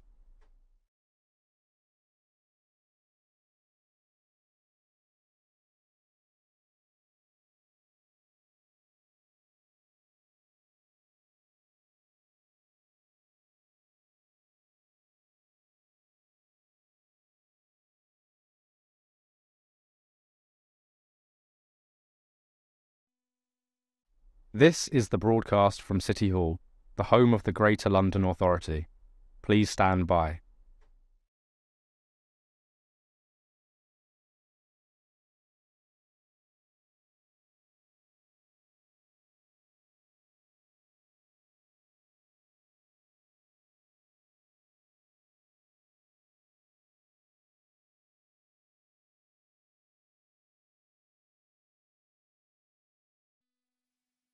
This is the broadcast from City Hall, the home of the Greater London Authority. Please stand by.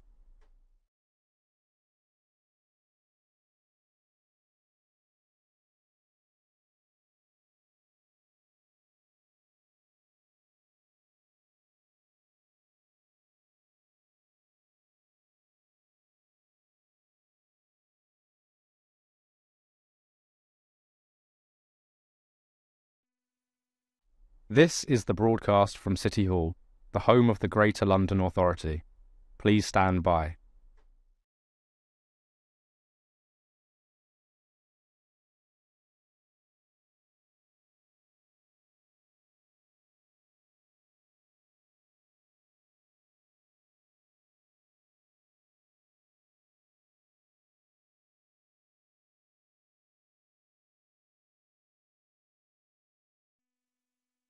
This is the broadcast from City Hall, the home of the Greater London Authority.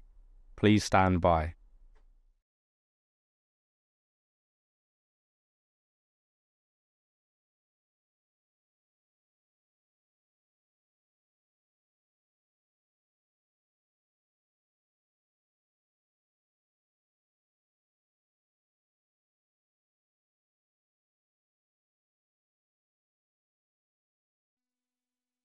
This is the broadcast from City Hall, the home of the Greater London Authority.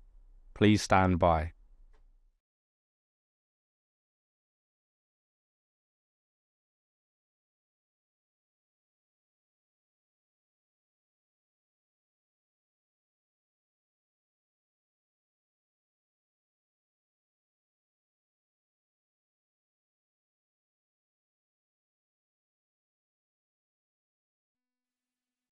This is the broadcast from City Hall, the home of the Greater London Authority. Please stand by.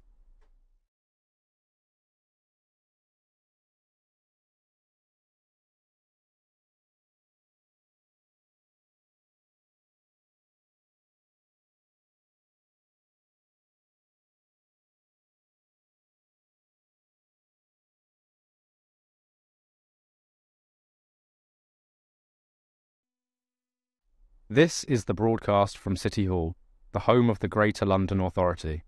Please stand by.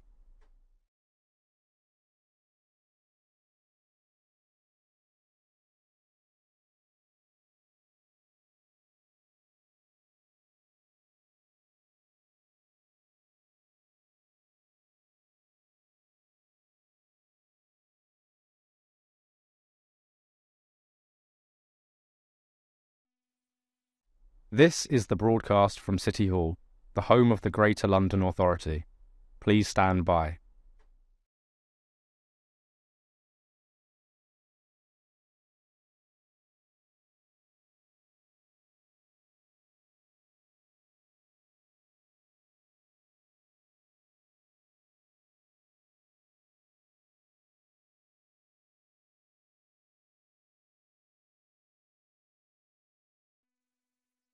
This is the broadcast from City Hall, the home of the Greater London Authority.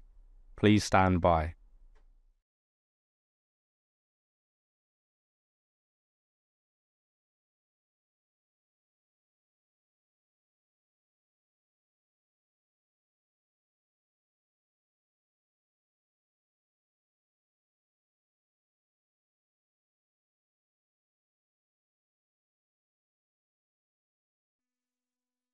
This is the broadcast from City Hall, the home of the Greater London Authority.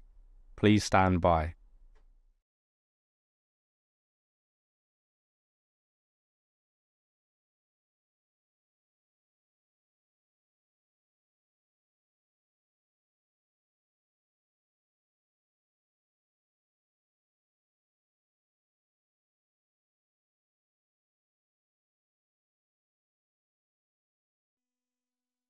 This is the broadcast from City Hall, the home of the Greater London Authority.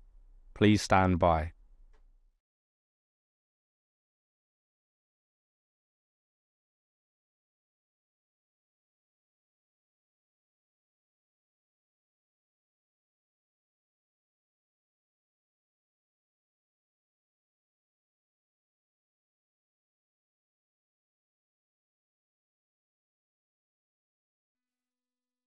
This is the broadcast from City Hall, the home of the Greater London Authority.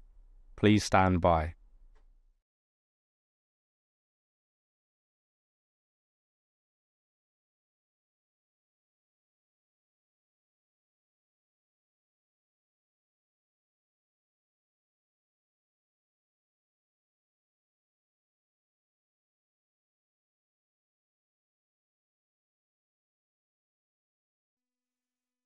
This is the broadcast from City Hall, the home of the Greater London Authority.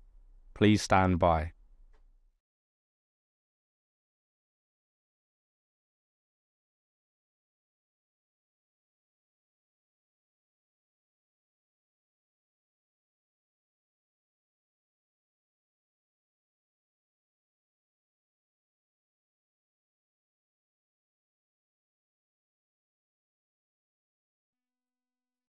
This is the broadcast from City Hall, the home of the Greater London Authority.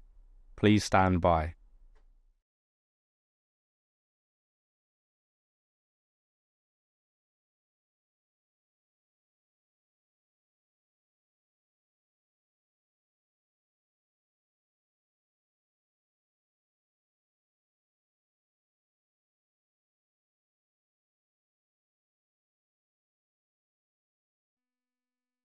This is the broadcast from City Hall, the home of the Greater London Authority.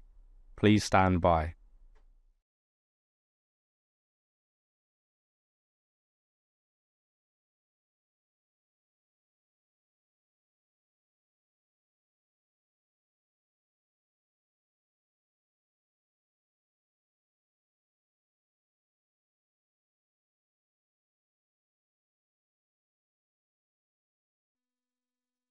This is the broadcast from City Hall, the home of the Greater London Authority.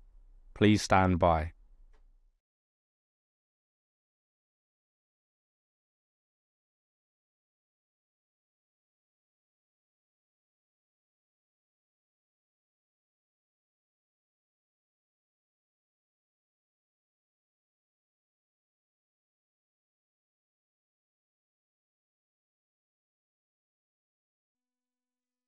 This is the broadcast from City Hall, the home of the Greater London Authority.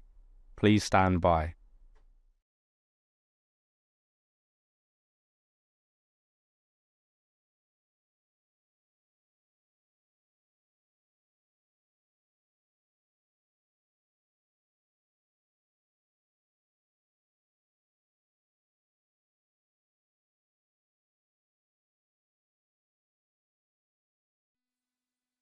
This is the broadcast from City Hall, the home of the Greater London Authority. Please stand by.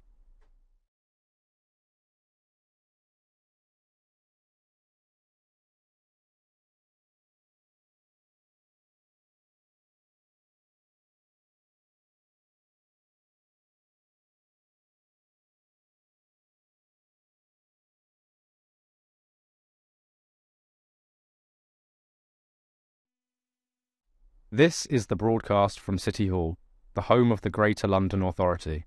Please stand by.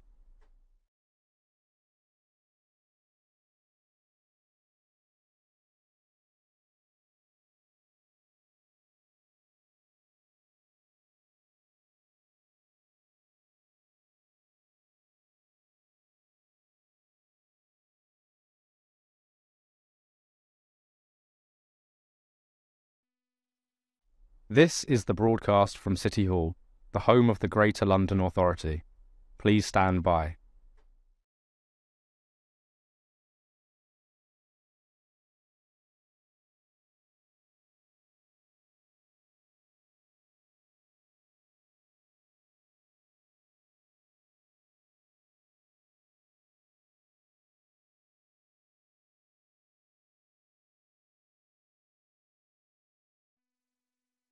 This is the broadcast from City Hall, the home of the Greater London Authority.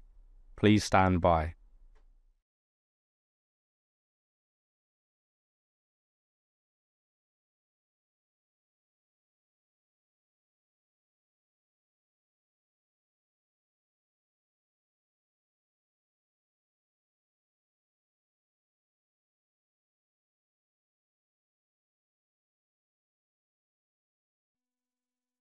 This is the broadcast from City Hall, the home of the Greater London Authority.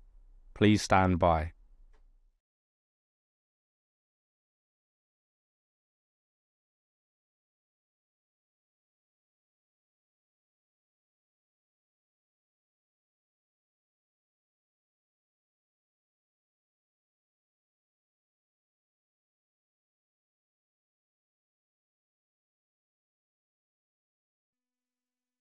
This is the broadcast from City Hall, the home of the Greater London Authority. Please stand by.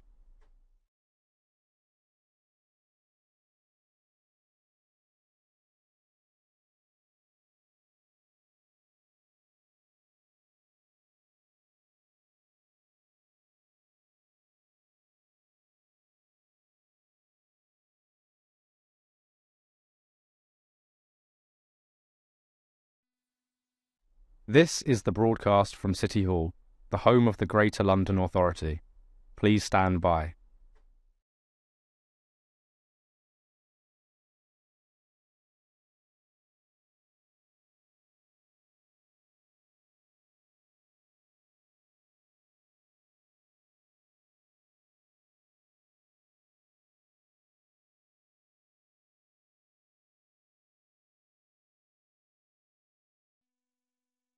This is the broadcast from City Hall, the home of the Greater London Authority.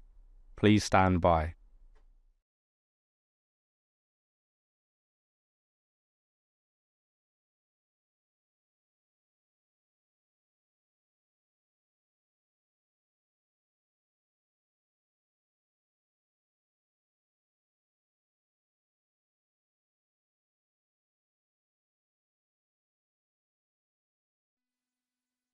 This is the broadcast from City Hall, the home of the Greater London Authority.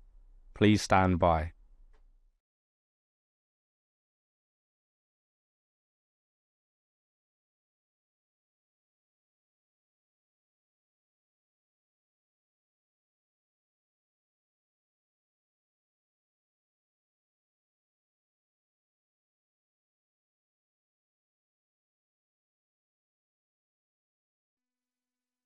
This is the broadcast from City Hall, the home of the Greater London Authority. Please stand by.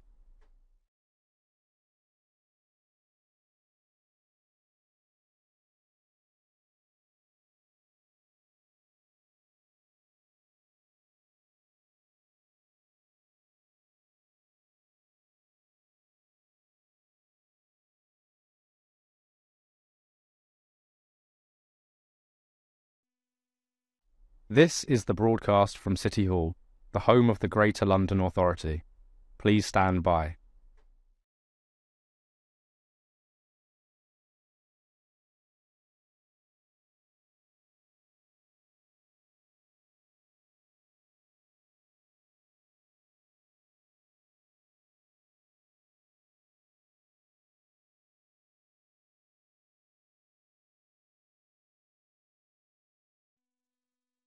This is the broadcast from City Hall, the home of the Greater London Authority. Please stand by.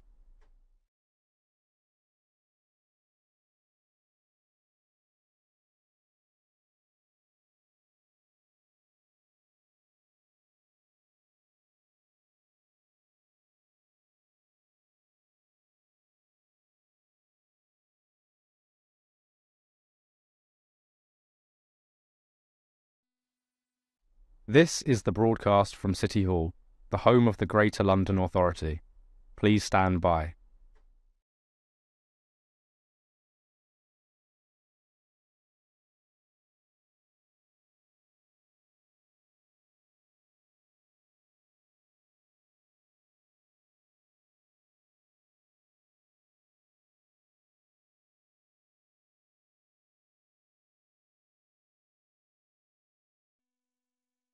This is the broadcast from City Hall, the home of the Greater London Authority. Please stand by.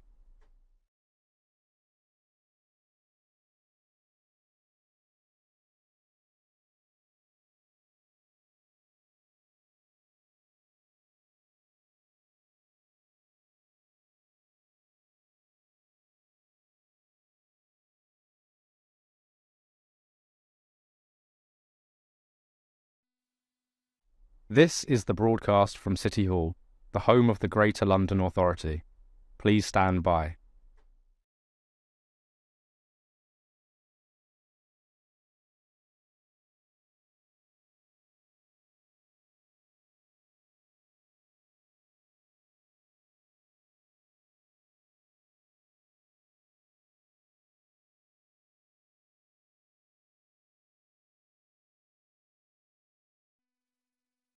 This is the broadcast from City Hall, the home of the Greater London Authority.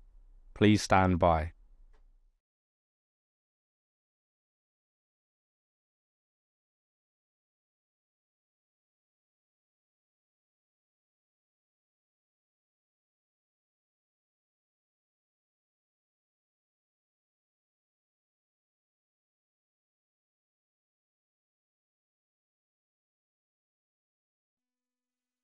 This is the broadcast from City Hall, the home of the Greater London Authority. Please stand by.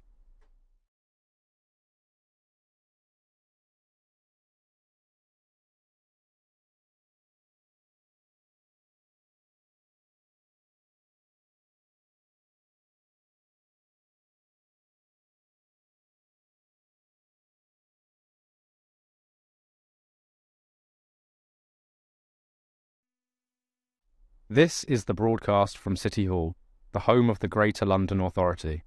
Please stand by.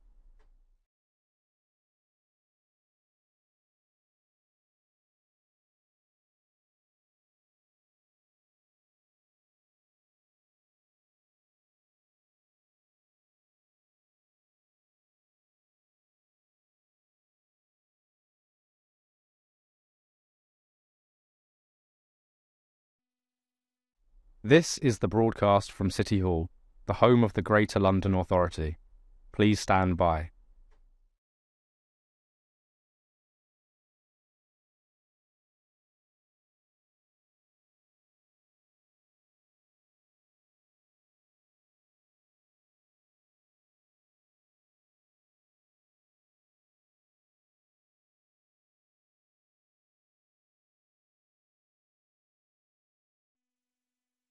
This is the broadcast from City Hall, the home of the Greater London Authority. Please stand by.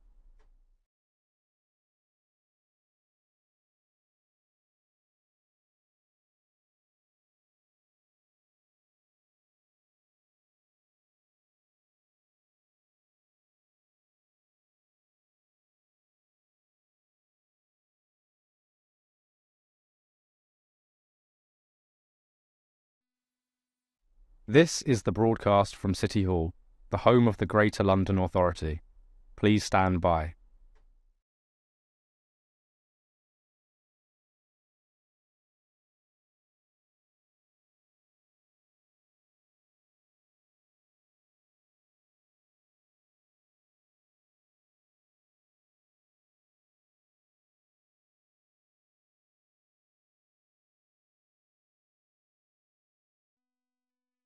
This is the broadcast from City Hall, the home of the Greater London Authority.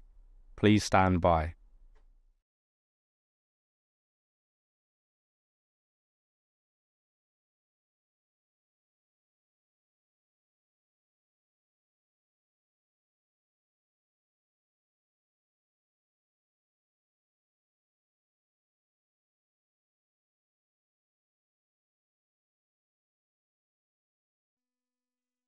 This is the broadcast from City Hall, the home of the Greater London Authority.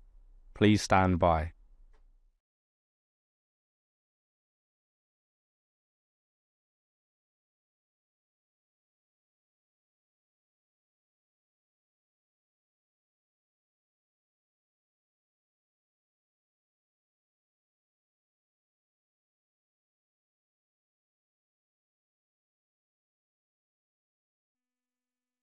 This is the broadcast from City Hall, the home of the Greater London Authority.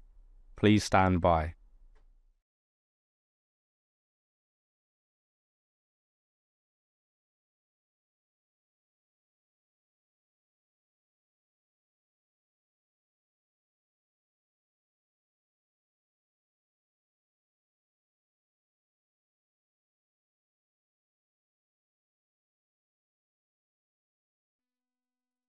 This is the broadcast from City Hall, the home of the Greater London Authority.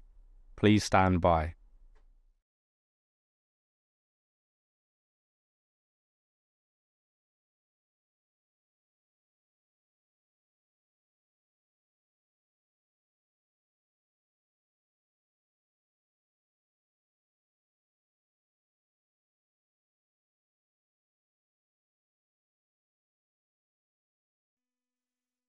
This is the broadcast from City Hall, the home of the Greater London Authority. Please stand by.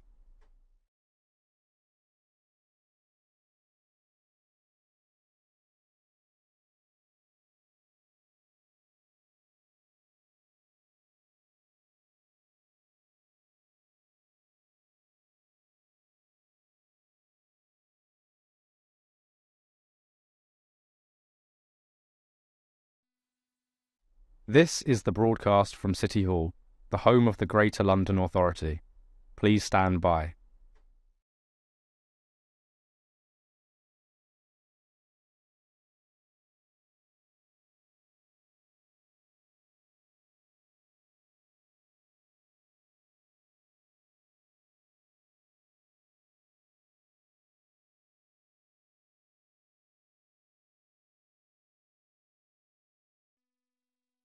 This is the broadcast from City Hall, the home of the Greater London Authority. Please stand by.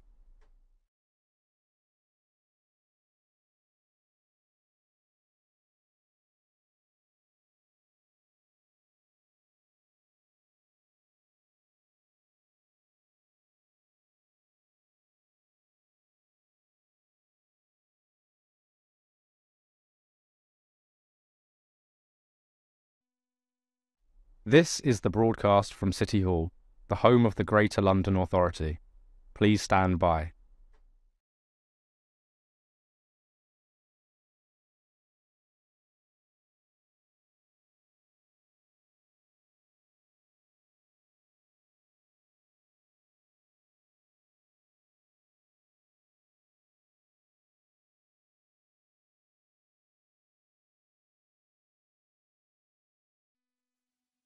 This is the broadcast from City Hall, the home of the Greater London Authority.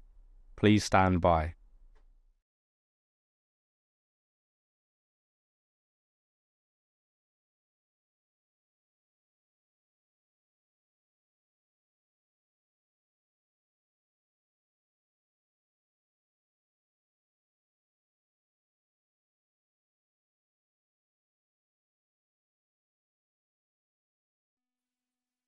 This is the broadcast from City Hall, the home of the Greater London Authority. Please stand by.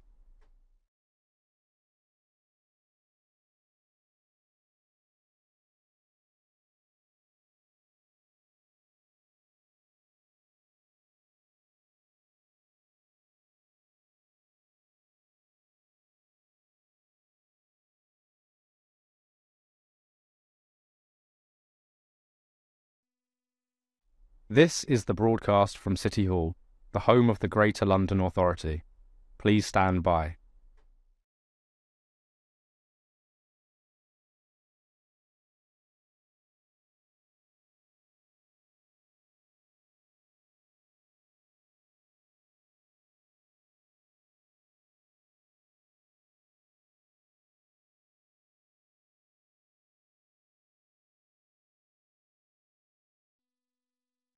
This is the broadcast from City Hall, the home of the Greater London Authority. Please stand by.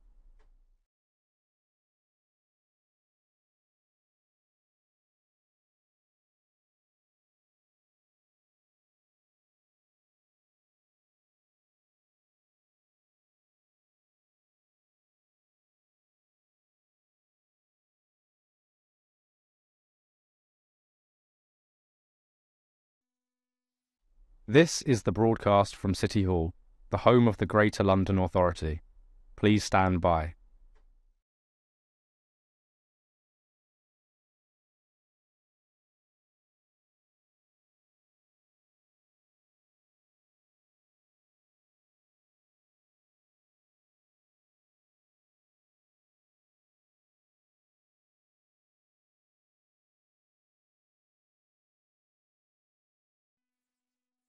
This is the broadcast from City Hall, the home of the Greater London Authority. Please stand by.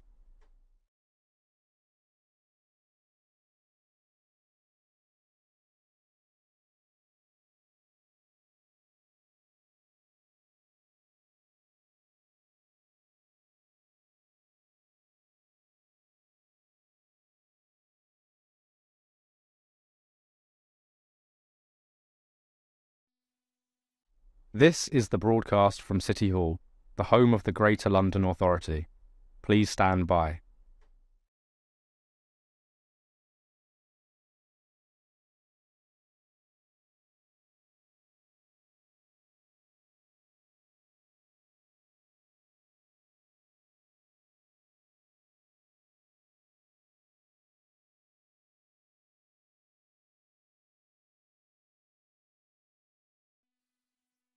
This is the broadcast from City Hall, the home of the Greater London Authority. Please stand by.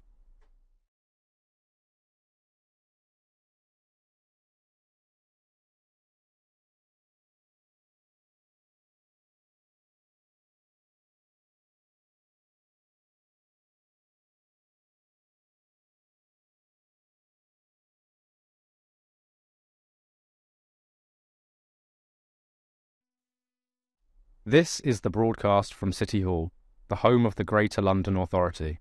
Please stand by.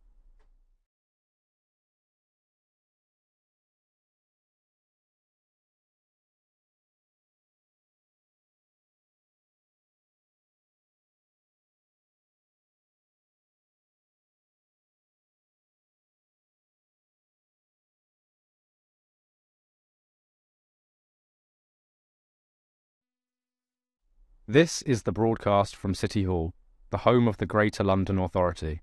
Please stand by.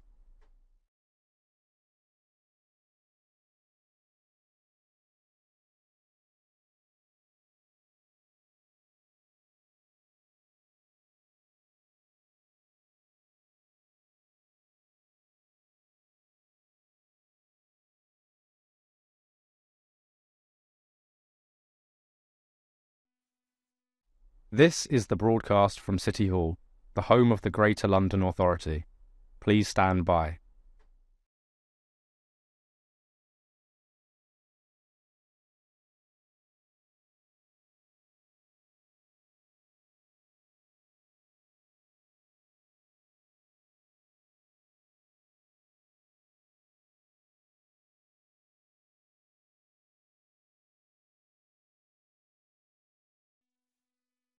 This is the broadcast from City Hall, the home of the Greater London Authority. Please stand by.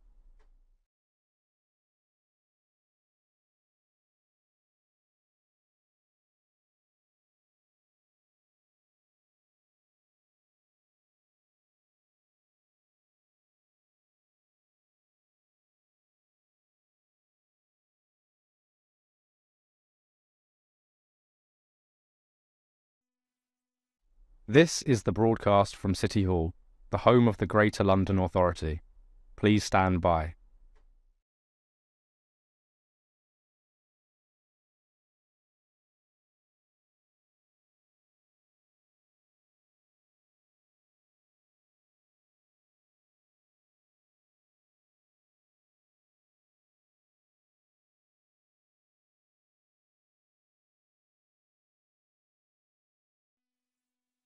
This is the broadcast from City Hall, the home of the Greater London Authority.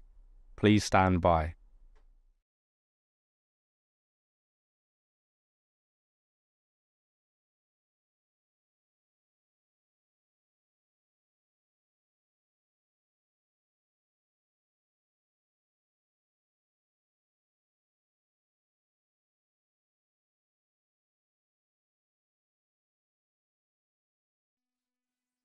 This is the broadcast from City Hall, the home of the Greater London Authority.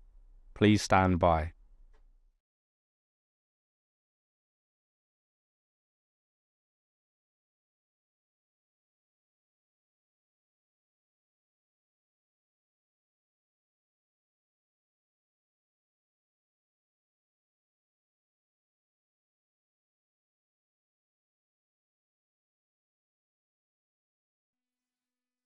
This is the broadcast from City Hall, the home of the Greater London Authority.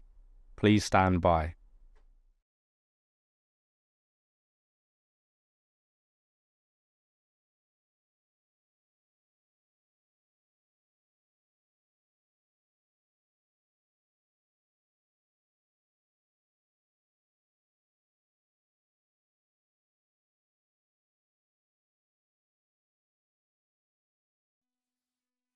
This is the broadcast from City Hall, the home of the Greater London Authority. Please stand by.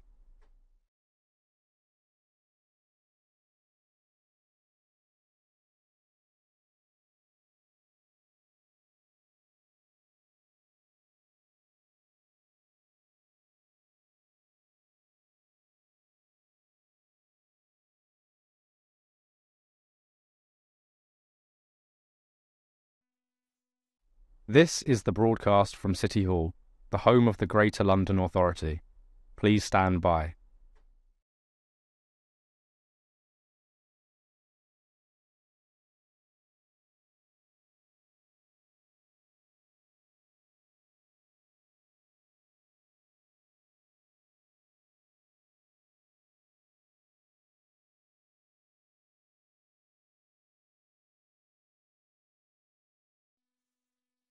This is the broadcast from City Hall, the home of the Greater London Authority. Please stand by.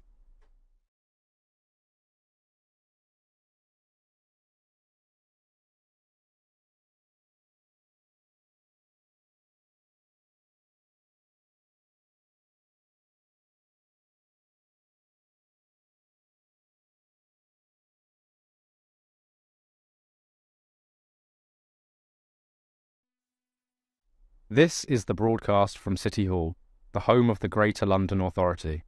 Please stand by.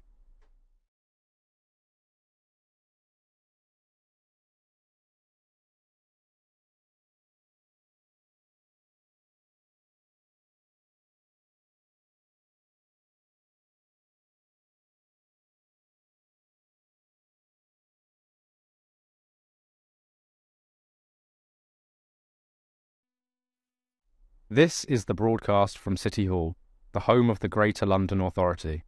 Please stand by.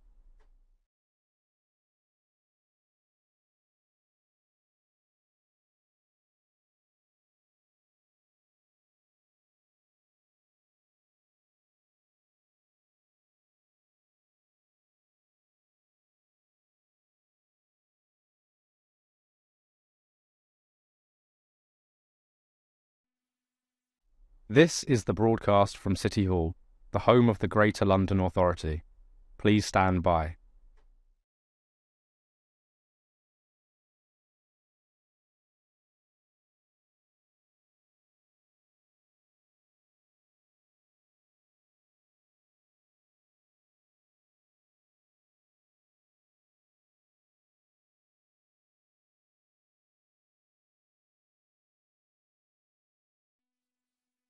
This is the broadcast from City Hall, the home of the Greater London Authority. Please stand by.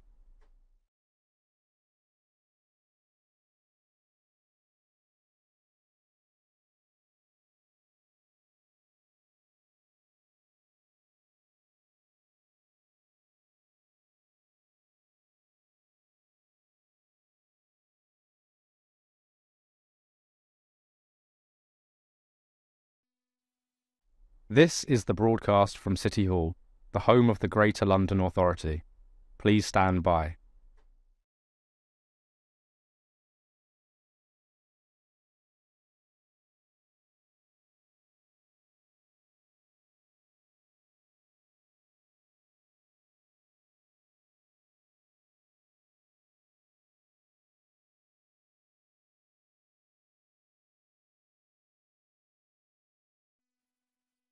This is the broadcast from City Hall, the home of the Greater London Authority.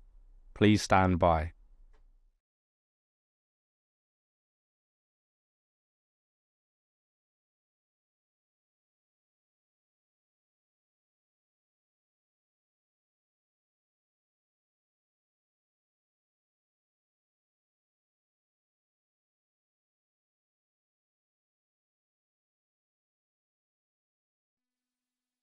This is the broadcast from City Hall, the home of the Greater London Authority.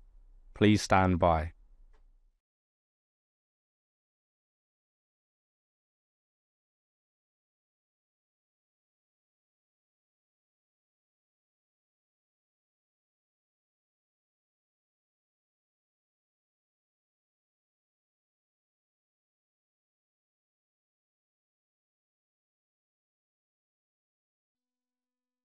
This is the broadcast from City Hall, the home of the Greater London Authority. Please stand by.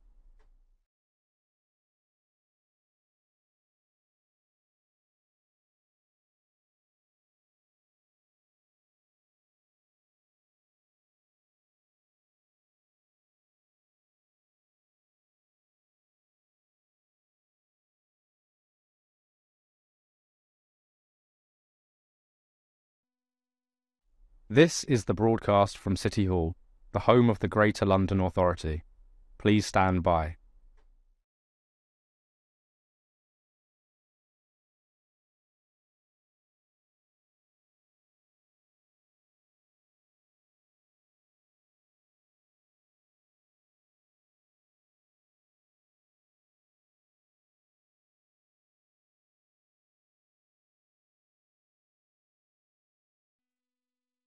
This is the broadcast from City Hall, the home of the Greater London Authority.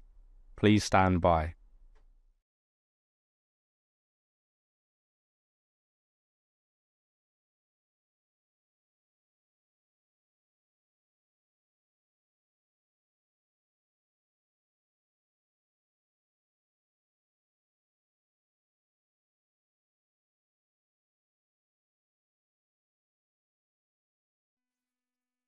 This is the broadcast from City Hall, the home of the Greater London Authority. Please stand by.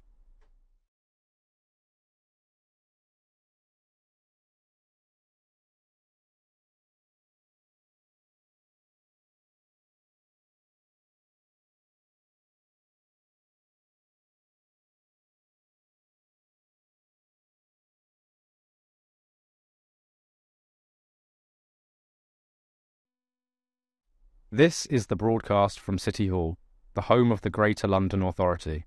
Please stand by.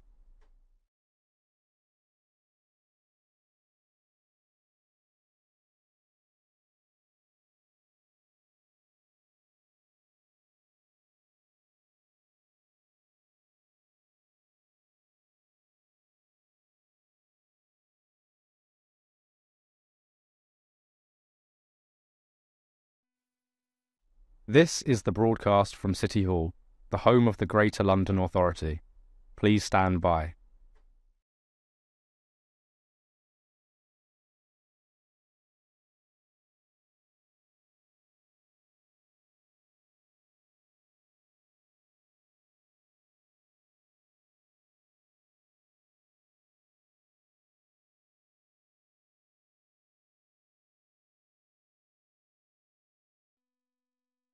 This is the broadcast from City Hall, the home of the Greater London Authority. Please stand by.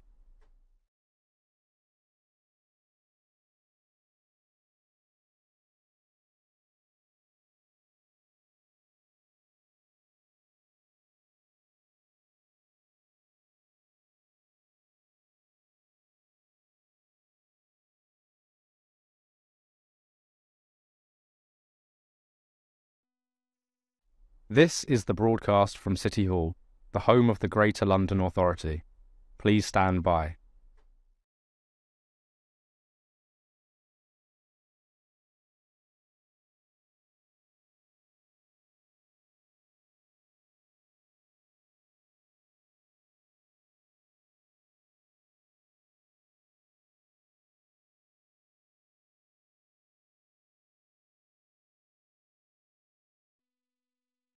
This is the broadcast from City Hall, the home of the Greater London Authority. Please stand by.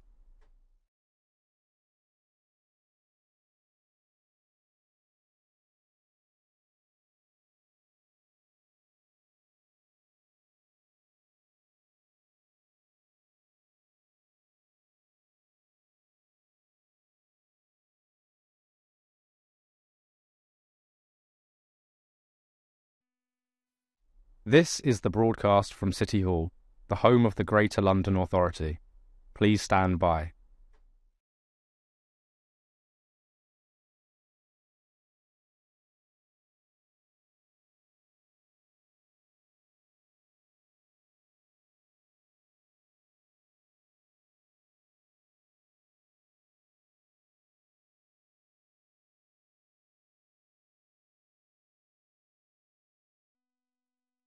This is the broadcast from City Hall, the home of the Greater London Authority.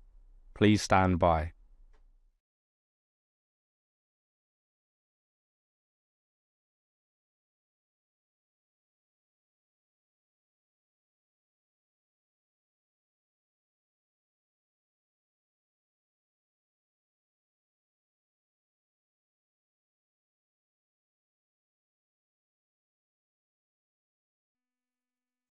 This is the broadcast from City Hall, the home of the Greater London Authority. Please stand by.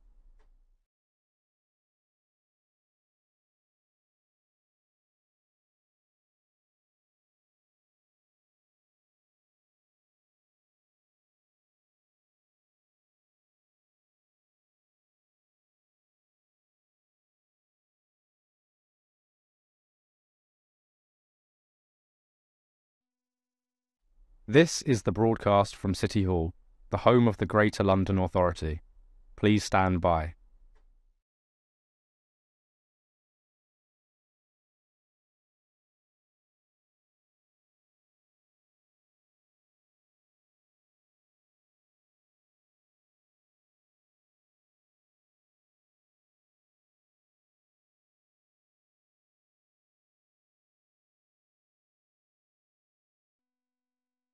This is the broadcast from City Hall, the home of the Greater London Authority. Please stand by.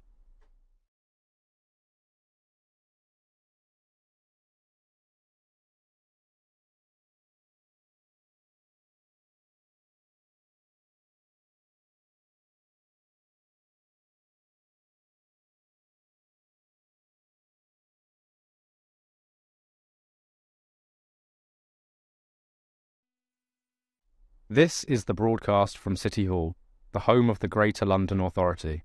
Please stand by.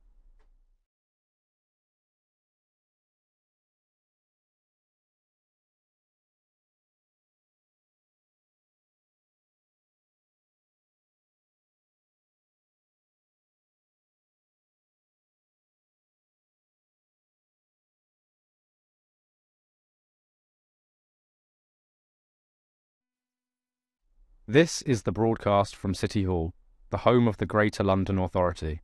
Please stand by.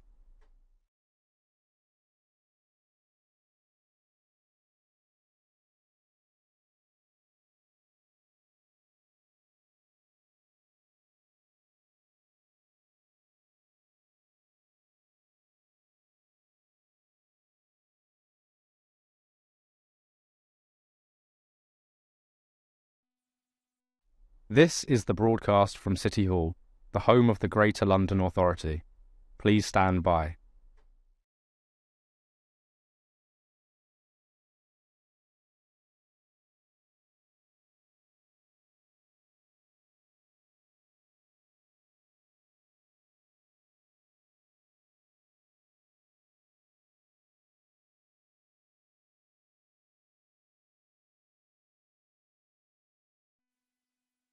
This is the broadcast from City Hall, the home of the Greater London Authority. Please stand by.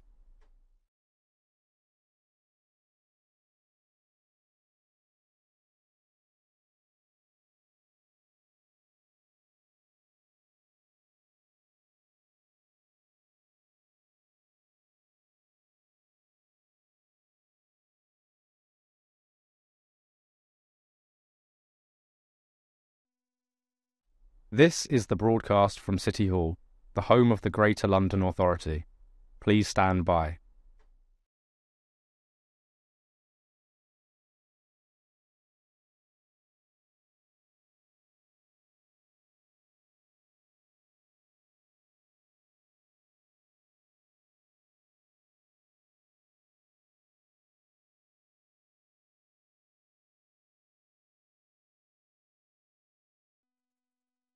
This is the broadcast from City Hall, the home of the Greater London Authority. Please stand by.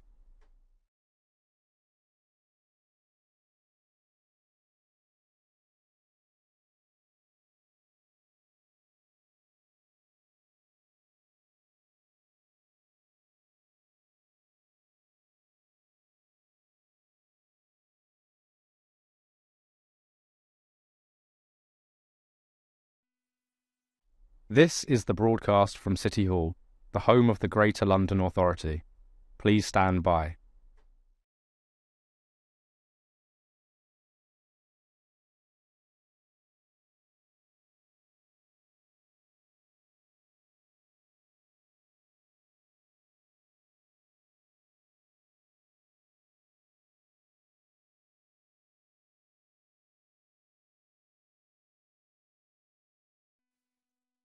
This is the broadcast from City Hall, the home of the Greater London Authority. Please stand by.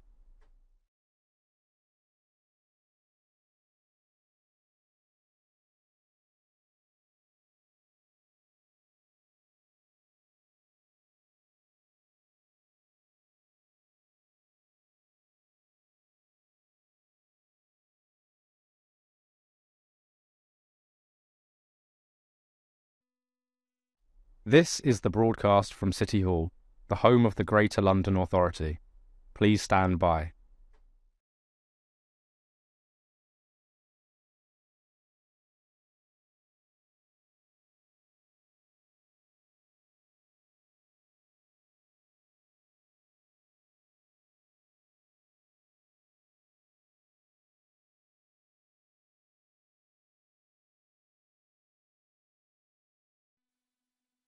This is the broadcast from City Hall, the home of the Greater London Authority. Please stand by.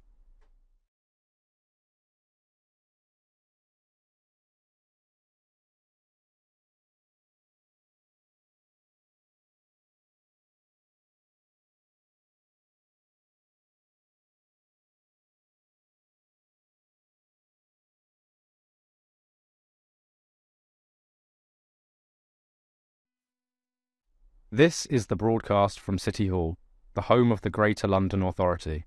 Please stand by.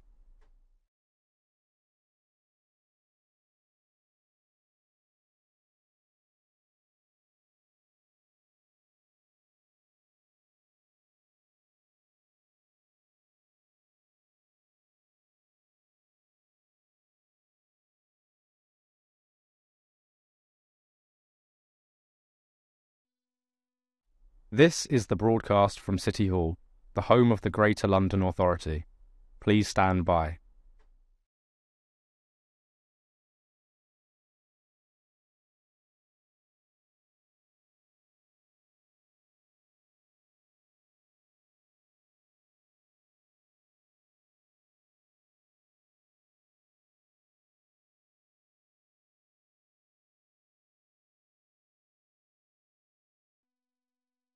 This is the broadcast from City Hall, the home of the Greater London Authority.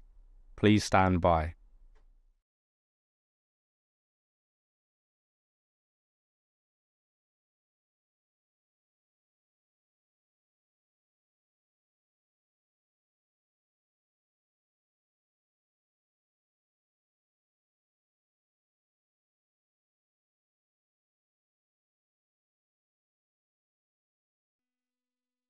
This is the broadcast from City Hall, the home of the Greater London Authority.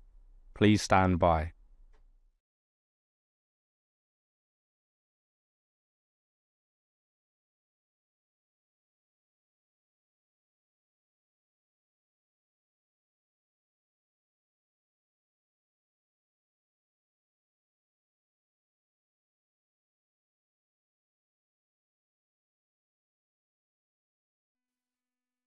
This is the broadcast from City Hall, the home of the Greater London Authority. Please stand by.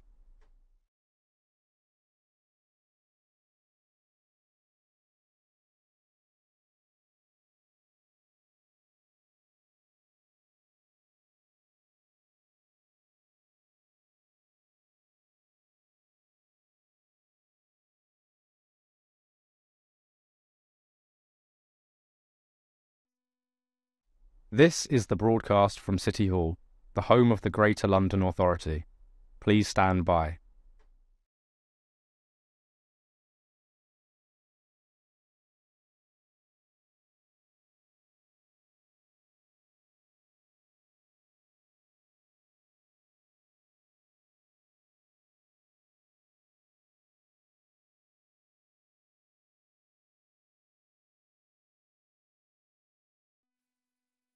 This is the broadcast from City Hall, the home of the Greater London Authority. Please stand by.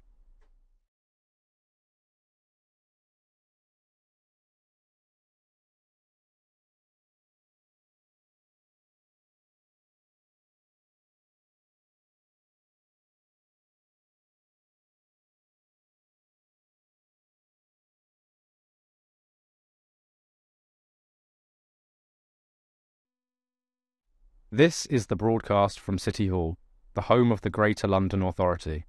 Please stand by.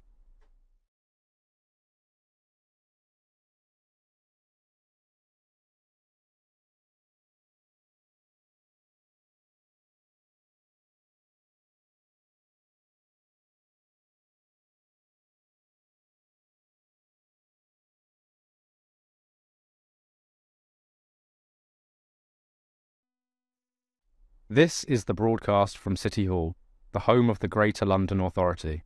Please stand by.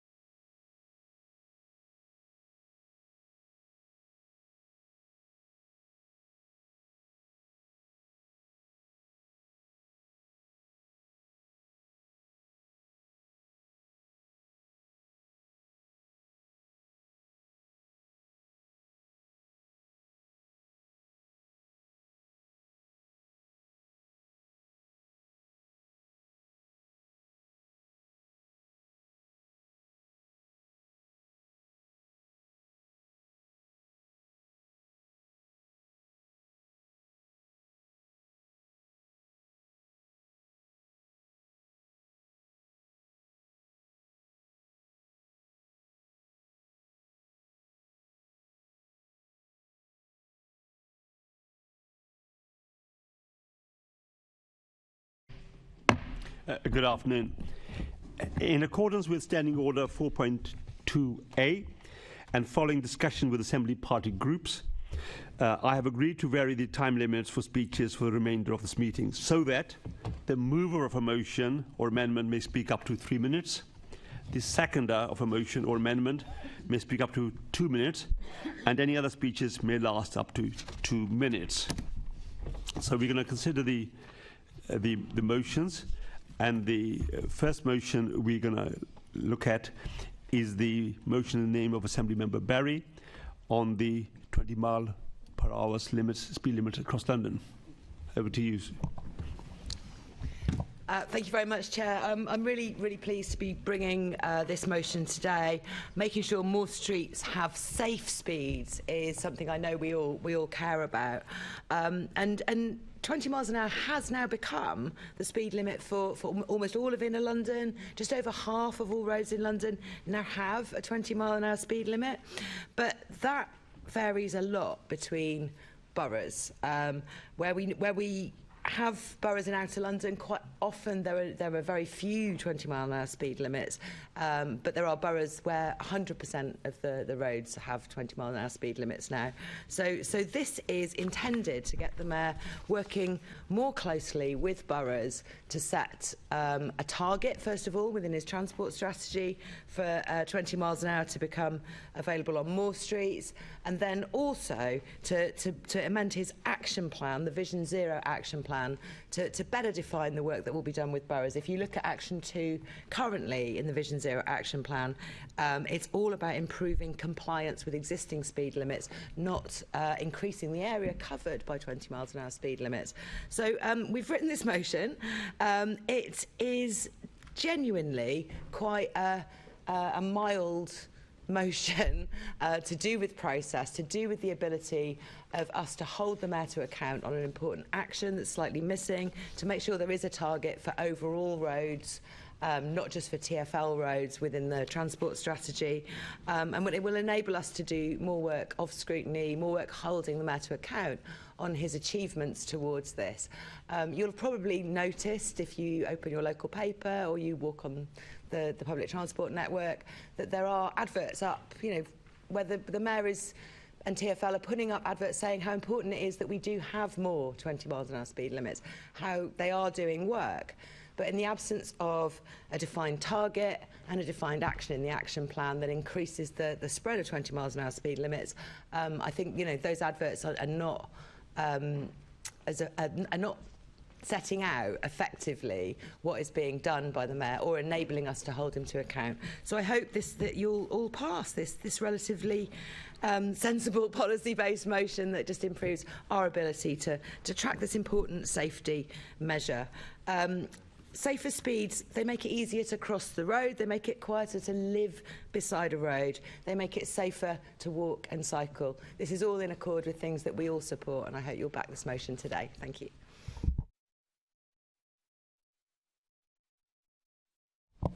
Assemblymember Russell to second.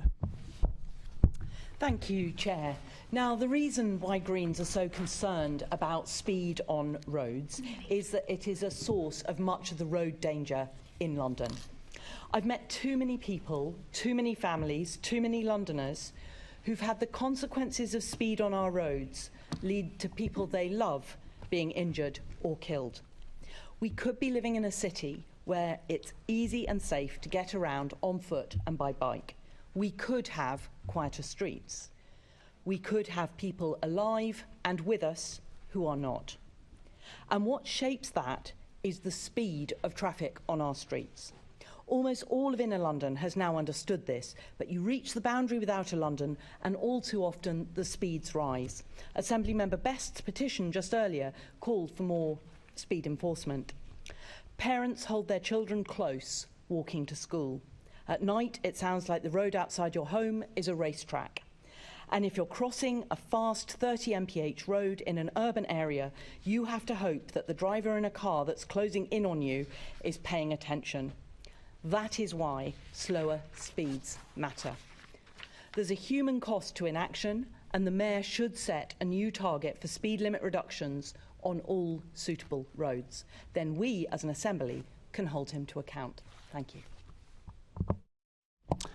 Thank you. I have an indication from Assemblymember Baker who wants to contribute to this debate. Thank you, Chair. Thank you, and I'd like to thank Assemblymember Berry for bringing this forward and to make clear that we absolutely fully support the spirit of this motion. In fact, a bunch of the things I was going to say, you have already said. Reducing speeds to 20 miles an hour on appropriate roads is a core part of reducing road danger. The likelihood of being killed or seriously injured a pedestrian being hit by a car is 5 times less at 20 miles an hour than 30 miles an hour. And we are at 51% of roads in London already at 20 miles an hour, but it's not evenly distributed across the boroughs. And so London as a whole, we can do better. But of course, as 95% of London's roads are under borough control, and a lot more of the ones that are suitable for 20 miles an hour, working together on this as different levels of London government is vital. However, a Labour group has a problem, which is that the central ask of the motion is not within the Mayor's gifts. And while we absolutely back the call for convening, for working with boroughs to increase the number of roads under borough control which have 20 miles an hour speed limits, we cannot back a hard target for something that isn't within the Mayor or TfL's ability to deliver themselves. We're not sure whether this is an oversight or whether it's a bit of electioneering, as you're referencing specifically to holding him to account, but you're asking to hold him to account for something that is not within his control. And that's not something we can back. So the MTS already commits to working with boroughs to implement lower speed limits on the streets, and we don't believe that this motion enhances that commitment. So sadly, while we support this aim, we're therefore going to need to abstain on this motion. Are there any other Assembly members who wish to contribute? No, in that case, I can ask Assembly Member Berry to sum up. Thank you very much. I don't agree with that. First of all, there are many targets that the Mayor has set. Carbon targets, traffic reduction targets, affordable home delivery targets are perhaps one of the more relevant ones, because there we are, as a GLA, distributing grants which are being then delivered by other bodies, housing associations, councils, for example. Actually, the TfL board are interested in this topic as well, and the TfL board asked TfL to report back on progress on 20 miles an hour at the recent meeting. The meeting that's actually coming up next week, but the papers have been published. Now, there's an interesting paragraph in that, paragraph 5.5, which talks about how they might do more through the LIP process. It says, we fund boroughs through the LIP process, gives details of the amount of funding, and then says future LIP bidding guidance could put more emphasis on expanding 20 miles per hour, particularly in boroughs with less coverage. There's an exact analogy there with how we encourage people to provide, for example, social housing through affordable housing grants, and not just pretend affordable housing. You can use our funding guidance to improve things. But without a target and without an action in the action plan, is where things will stay, I think. So that's why I'm trying to bring this motion today. And I hope you will support it. I hope you might change your minds based on that argument. Let's see. Thank you. I can go to the vote now. All those in favour of the motion? It is 1, 2, 3, 4, 5. That's 5 members in favour, Chair. All those against the motion? That is 1, 2, 3, 4, 5, 6 against the motion, Chair. So the motion is lost. We now move on to the next motion, which is in the name of Assemblymember Cooper on the ULEZ.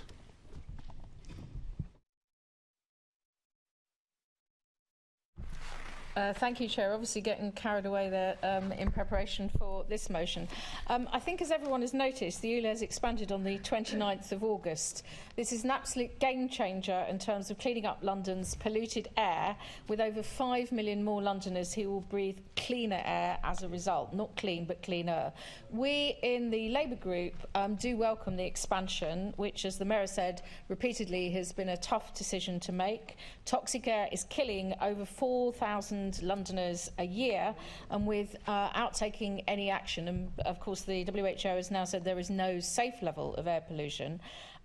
So the dire consequences for the health of Londoners, if no action were taken, could mean that 550,000 extra Londoners would develop lung disease and other conditions. The cumulative cost of air pollution for the NHS and social care system in London is estimated to be over £10 billion. So this is a step very firmly in the right direction. Expanding ULEZ means that people in outer London, we've seen these improvements in inner London, and we will be moving towards the WHO guidelines for nitrogen dioxide, and also seeing a reduction in particulate matter 2.5 and 10.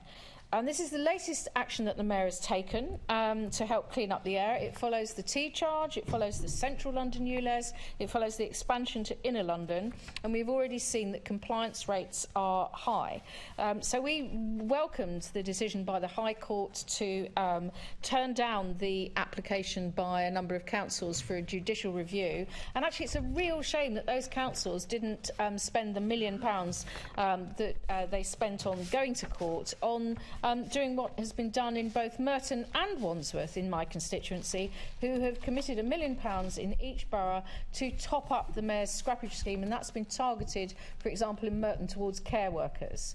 And of course the government could have helped as well, and they've been very happy to help, Bath, Bristol and Birmingham, and they were taken to court themselves to set up a clean air fund, and if only they were backing up London and also people who live just outside of London, which obviously it would be inappropriate for us as the London Assembly to encourage the Mayor to spend Londoners' taxes outside of London, we wouldn't have some of the boundary issues that many people have raised.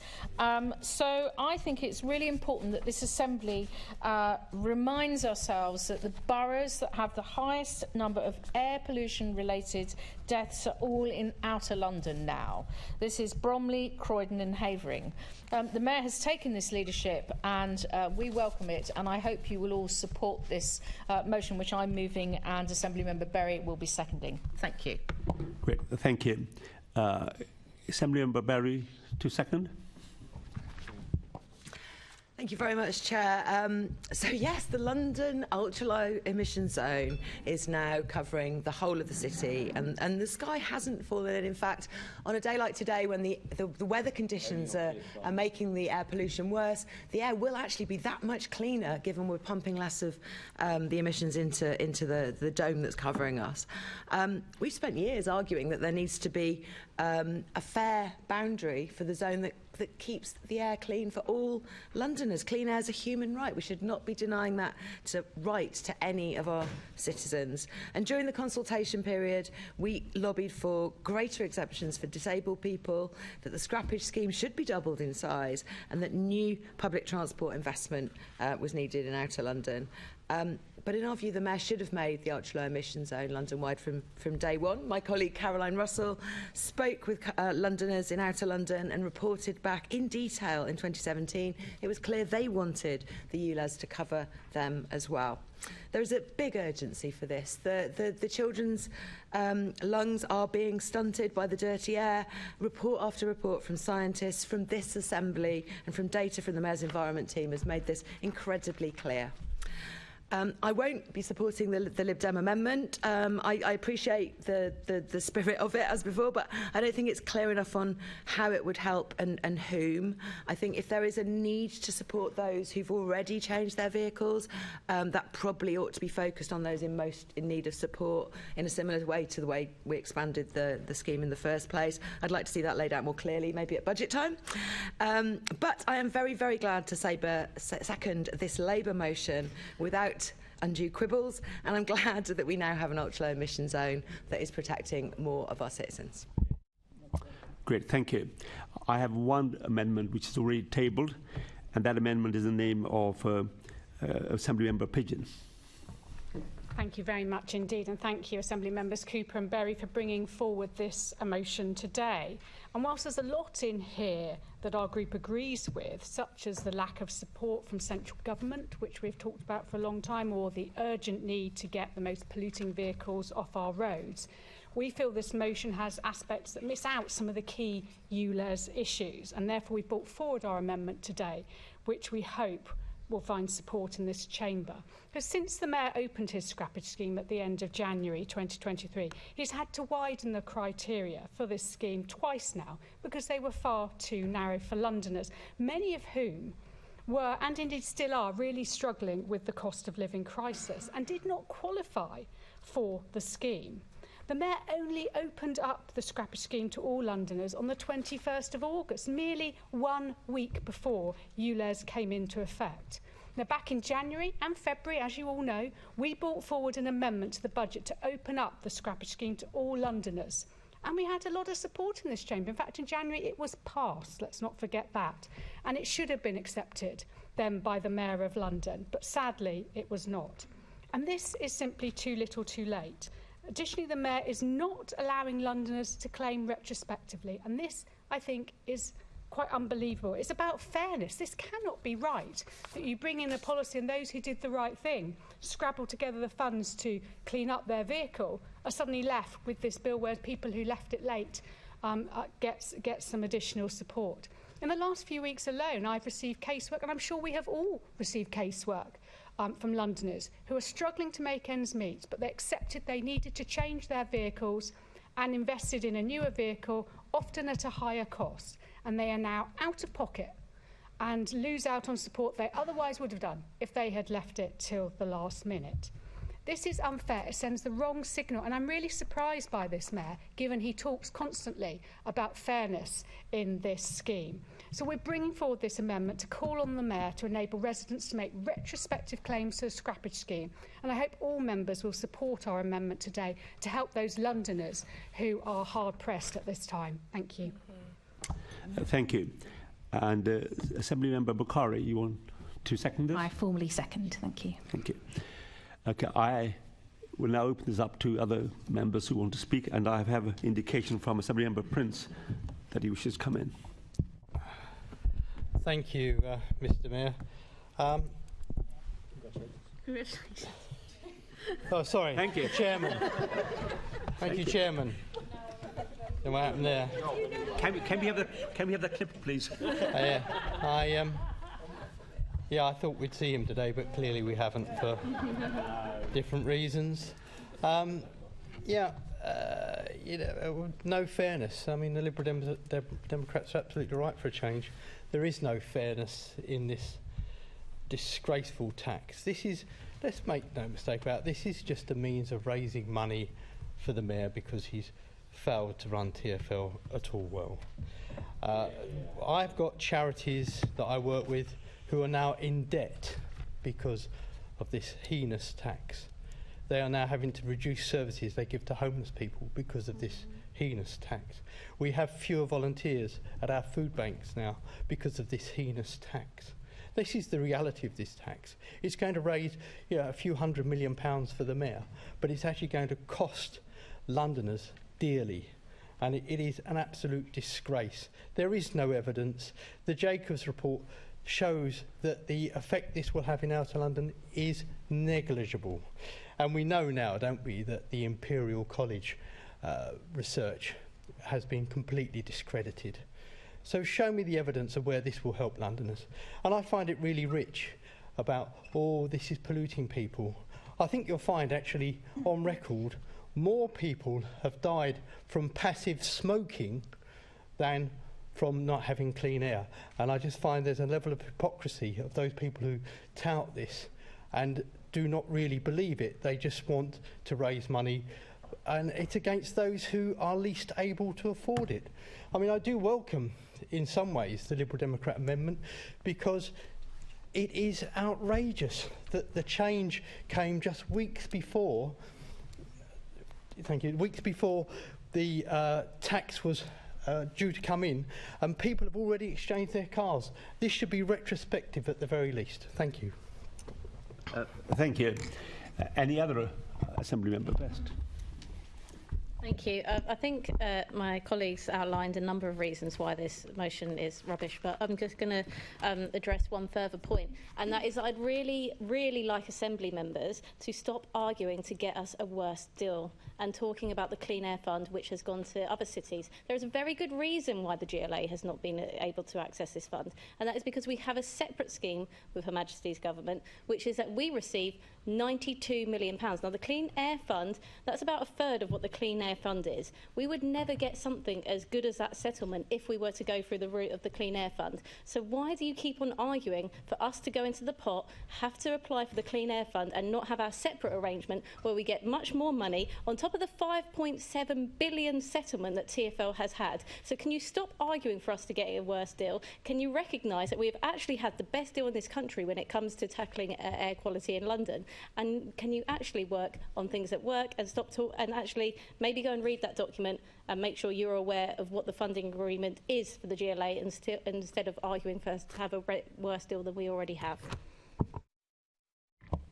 Thank you. Any other Assembly speakers? No? Okay, Assembly Member Bukhari, please. You reserve your right to speak, so here's yes, your right. I don't have anything to add. Thank you. Okay, thank you. I can ask Assemblymember Pigeon now to sum up, please.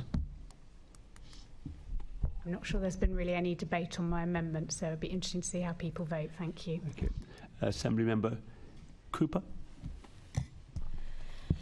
Well, first of all, I must say that I am disappointed that the Liberal Democrats have gone through this motion and taken out every welcome mentioned for the ULEZ coming in and just replaced it with noted it. That seems, frankly, actually beneath Assemblymember Pigeon and Bukhari, who I normally have more respect for. That seems absolutely pointless to do that. But the people who I really want to address, and I'm very disappointed to hear this coming from Assemblymember Prince, you know, what on earth are you talking about? Passive smoking. So, you know, are we saying that, you know, we have stood here in this Assembly, we have discussed wood-burning stoves, we have discussed tailpipe emissions. No doubt in the past people have discussed smoking and passive smoking. But just because one has created more illness than another doesn't mean to say that we shouldn't take action against other things. That is ludicrous, and I think it's essential that we take action on all of them. And I think to suggest that we shouldn't take action in terms of expanding the ULEZ because some people have struggled with passive smoking impacting their health is frankly a nonsense. As for the arguments put forward by Assemblymember Best, who I also normally have a great deal of respect for, you know, the Clean Air Fund, the government was taken to court 3 times before it introduced it. We pay in $500 million a year from our vehicle excise duty and we get nothing back, which we've also discussed here very many times. And it is completely ridiculous to suggest that what we're saying is that all of the money should come from the government into our own scheme, because, you know, the Mayor, I mean, I think the Mayor would have liked that, and that's why he gradually expanded the scheme, and it was targeted to begin with, and has now been broadened out to all Londoners. But, you know, the amount of commentary that we've heard from people about how difficult it is on the margin of London, and people will come in and out. Of course there should be a national scrappage scheme. Why isn't there a national scrappage scheme? This government is talking about phasing out petrol and diesel vehicles from 2030. So I think the arguments put forward by the Conservatives are specious and must be rejected, and I'm afraid I would ask you all to reject the Lib Dem amendment. Thank you. Okay. Chair, thank you. Chair, sorry, I was just named in that, and I just think Assemblymember Cooper didn't hear what I said.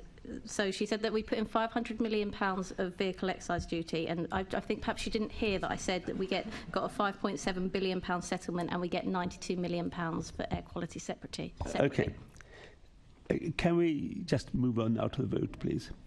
The first vote is going to be on the amendment, right? All those in favour of the amendment, vote now, please. That is 2 votes in favour, Chair. All those against the amendment? Against, that is 1, 2, 3, 4, 5, 6, 7, 8, 9, 10, 11 votes against, Chair. Okay. That falls. And so the amendment falls. Now we come back to the substantive motion. All those in favour of the motion in the name of Assemblymember Cooper? That is 1, 2, 3, 4, 5, 6, 7, 8, 9, 10, 11, 12. That is 12 in favour, Chair. All those against the motion? That is 1, 2, 3, 4, 5, 6 votes against. That's carried, Chair. The motion is carried. Okay, the next motion is in the name of Assemblymember Desai on retail crime. Thank you, Chair. Colleagues, the British Retail Consortium, in their most recent crime report, noted that incidents of violence and abuse experienced by their staff had almost doubled in 21-22 when compared to pre-pandemic levels. Indeed, there were reports just yesterday of a burning substance attack on a shop worker in a Holland & Barrett store in Victoria, which just shows how serious and acute these attacks can be. The Co-op Group reported earlier this year that incidents of crime in their stores has risen by around 35% the past year, attack on staff that is, equating to around 1,000 per day in the first 6 months of this year. Everyone has the right to be safe in the workplace, and the increased prevalence of abuse and violence that is being suffered by retail workers is totally unacceptable and should be condemned and dealt with in the most robust possible terms. As the Chief Exec of the British Retail Consortium recently said, and I quote, "The pandemic has normalized appalling levels of violent and abuse behavior against retail workers. While the confrontation may be over in minutes, for many victims, their families and colleagues, the physical and emotional impact can last a lifetime," unquote. I echo the calls from the Chief Exec of Tesco that repeat offenders must be brought to justice, and would note that Home Office data suggests that shoplifting is a crime that has a disproportionate number of repeat offenders. Some commentators say that the cost of living crisis has impacted many. However, nothing excuses attacks on staff or serious organized and repeated criminality. This is not helpful if, as the Co-op data suggests, police forces do not prioritize retail crime, with the Freedom of Information request revealing an average 71% of serious of reported attacks are not responded to by the police. And that is why this motion calls on the Mayor and the Met to outline what steps they are taking to tackle this increase. I was encouraged when I read a joint statement from the Mayor and the Met calling on mobile phone companies to help them design out crime. And this came with a commitment from the Met to renew policing operations in areas where mobile phone robberies occur frequently. I would welcome a similar commitment to exploring what can be done to tackle this increase in attacks that we are seeing, and I hope that members of the Assembly can support this motion. Thank you. Okay, I have Assembly Member Leonie Cooper to second this. Formally, and I'll reserve my right. Thank you, Chair. Thank you. I've got an indication from Assembly Member Prince who wishes to speak. Okay. Thank you, Chair. I'd like to say that I fully support this. I've spent much of my career in retail and have been assaulted myself. I've seen shoplifters myself. In fact, only the other day I was actually in a co-op that you refer to, where there was somebody who was trying to steal stuff. The guards managed to stop him. He then just went on and stole more and assaulted the staff and just walked out, knowing full well that he would not be tackled, that there'd be little or no comeback. And from what I heard on the conversation, that wasn't the first time he'd been into that store that day. Something has to happen. The Met have to make it very clear that this kind of crime is unacceptable, and assaulting people who are there just to help us is completely out of order, and that there will be swift retribution for it. So I fully 100% support Umesh Desai's motion, and thank him very much for bringing it to the Assembly. Thank you. Assemblymember Devenish. Well, I agree with absolutely every word has been said, apart from two words that AM Desai said. He used the word shoplifting. They're words I never use. It's theft, and often theft with menaces. And people that work in our retail environment do not deserve to be threatened by thugs. And there are two groups, I have to say, that really suffer. Firstly, it's small businesses. Small businesses can't take the industrial level of theft. We need to do far more. I was out in my constituency in Earls Court during the summer, and we've got our Borough Commander particularly focused on this, because it is a major issue now, where it's not just, as it may have been in the past, people that had drug and alcohol problems, although I'm not giving them any excuse for what they're doing in theft. It's now organised gangs literally turning up in London and thieving and thieving and thieving, and then attacking hard-working shop workers. It's absolutely disgraceful. I would call on two other people to do a bit more. One is larger retailers. They have a lot of skills. They have their own law enforcement activity, of course, with the police, but their own trained security guards. They could partner more with the smaller businesses to help them to learn and make sure the intelligence is passed. And one final thing I have to say, because we are actually the London Assembly here to scrutinise the Mayor of London, my great friend didn't mention the Mayor of London in his speech. He is, and I don't know if anybody on the other side knows this, he is the Police and Crime Commissioner for London. I mean, you know, I didn't know that until weeks ago. But, you know, could anybody on the other side tell me when he last made a speech on any element of crime apart from knife crime? I think it's been years. He'll speak about anything apart from the crime. We're at 1 million crimes now in London, and this is one of the so-called low-level crimes that we need to get on top of on a non-party political basis, working with our borough commanders, all our Met, City of London and British Transport Police, and we need to stop this and keep our retailers safe. Thank you. Thank you. Assembly Member Russell. Thank you, Chair. The City Hall Greens are going to be abstaining on this motion, and I'm going to explain why. We agree that Met data shows shoplifting has increased significantly compared to last year. And I'm sure that all of us from every party on this Assembly agrees that everyone has the right to be safe in their workplace and that we all support shop workers. But we also know that poverty and destitution can be a driver for shoplifting, and some people shoplift from desperation to feed or wash their family. Now, this motion, the calls only seem to look at policing solutions, talking about investigations, average response times.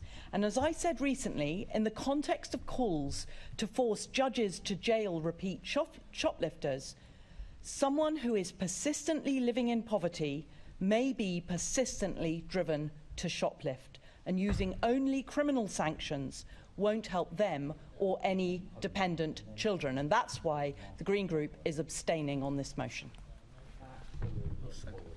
Okay, Assembly Member Cooper. Thank you, Chair. I wasn't sure that I was going to use my right to speak in this, but I must say I am actually really quite shocked that the Green Group have taken a motion that is quite clearly talking about the right to be safe in the workplace and condemns violence against shop and retail workers. I mean, the figures are absolutely horrific. And I have to say, Assemblymember Desai and I brought a very similar motion in November 2020, and it's extremely worrying that we are once again facing an absolute, I mean, the level of violence is extreme. We are talking about 759,000 incidents of verbal abuse against shop workers in the same period of time. That there's been 41,000 incidents of violence, and this has come from the British Independent Retail Association. This means a shocking 87% of people who work in convenience stores have experienced verbal abuse, with over 34,000 of these incidents of abuse being hate-motivated. We cannot ignore this. We cannot ignore this. Whilst we might be sympathetic to people who are struggling in a cost-of-living crisis, I don't think we can say that it's okay not to pursue sanctions, criminal sanctions, against people who are being verbally abused and suffering from racial abuse in many cases, hate-motivated abuse. And I think Assemblymember Devenish is absolutely right. It does have a really disproportionate impact on people who work in smaller shops. They don't have the security that larger stores can have. We know that these crimes are costing the British economy almost £2 billion a year, cost businesses about 600 million. So, I mean, we cannot ignore this, and I would commend everybody to support this motion wholeheartedly. Thank you very much, Chair. Thank you. I've had a request from Assemblymember Russell to give a point of explanation. Thank you. A point of personal explanation. I think Assemblymember Cooper said that we were voting against the motion. I was very clear we were abstaining, and I think that is very different. I expressed our clear support for shop workers, and of course they should not face any kind of violence in the workplace. Okay. Thank you. Can I ask Assemblymember Desai to sum up, please? Thank you, Chair.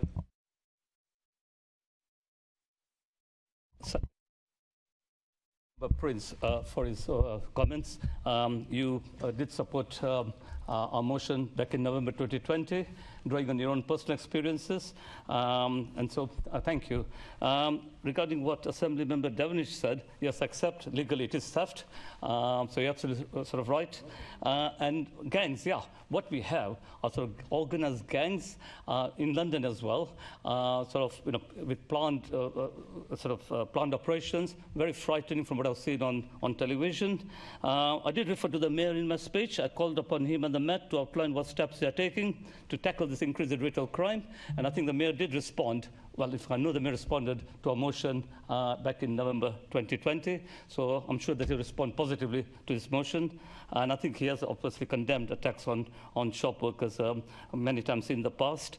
As to the Greens abstaining on something like this, Caroline, is quite frankly being against the motion. I'm sorry. For someone who's on the police committee, in particular as chair, I do find this really appalling. There's no excuse for criminality of any type for assaulting a shop worker in their line of duties. People who just a couple of years ago, we were calling them, you know, our heroes and so on. There's absolutely no excuse, no justification. Our motion makes it very clear that whilst the cost of living crisis may have had has impacted on many of our on many communities, there's simply no justification. So I'm sorry, that simply won't wash what you're saying. I'm hesitant to say whether those are just whistle words, if that's being a bit rude. But quite frankly, I'm just flabbergasted that on something like this, there's no ifs and buts. Either you condemn attacks on shop workers or you don't. Thank you. Thank you. Thank you. I will now move on to the vote. All those in favour of the motion? Is 1, 2, 3, 4, 5, 6, 7, 8, 9, 10, 11, 12, 13, 14, 15, 16, 17 in favour, Chair. All those against the motion? There is no votes against, Chair. That's carried. So this is carried unanimously. The next motion is in the name of Assemblymember Russell on toilets. Thank you very much, Chair. So, I have heard so much concern about toilets. Londoners shouldn't have to cross their legs and hope if they're travelling to the doctor, to work, or even after leaving the pub. Just last month, I published a report on toilets on the TfL network. In the absence of the promised feasibility study, I wanted to provide a few illustrative figures on the scale of the urgent need Londoners have for more toilets at stations. Now, my report found that less than a quarter of stations in zones 1 to 3 have a toilet. The Northern Line has the worst provision of any tube line. The oldest tube line, the Metropolitan, appears to have the most stations with toilets. Well done, the Victorians. However, only 1/3 of those are accessible, and accessible toilets are very hard to find on the wider network. Now, there are still stations seeing investments of hundreds of millions of pounds, such as Bank Station, without anywhere being provided to spend a penny, though, of course, all toilets should be free. So I have brought this motion to signal to the Mayor that we as an Assembly expect more than a feasibility study. You can't take a wee in a feasibility study, you can't change a nappy in a feasibility study, you can't change a colostomy bag in a feasibility study, and that's why this is so urgent. So please, vote for this motion, make it clear to the Mayor that we as an Assembly expect to see funding for toilets on the tube in the budget for the next financial year. Thank you. And don't attack TfL staff. The second of this motion is Assemblymember Best. Can I second and reserve my right to speak? Thank you.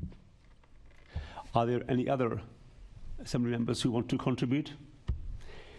If there isn't, then may I contribute as Assembly member? Okay. Thank you. And look, this is an area which is of great importance to Londoners, and I know that the Health Committee also brought a report out called Toilets, and of which Assemblymember Russell is a part of. And of course, the issue about provision of toilets on TfL has become much more acute because of the general lack of public facilities in the public realm right across London. And that's been brought out because since 2010, the local authorities don't have a requirement to provide public facilities to the people, and this is the first cut they've had in the services. So look, I understand there's a problem, and there's an issue which needs to be addressed.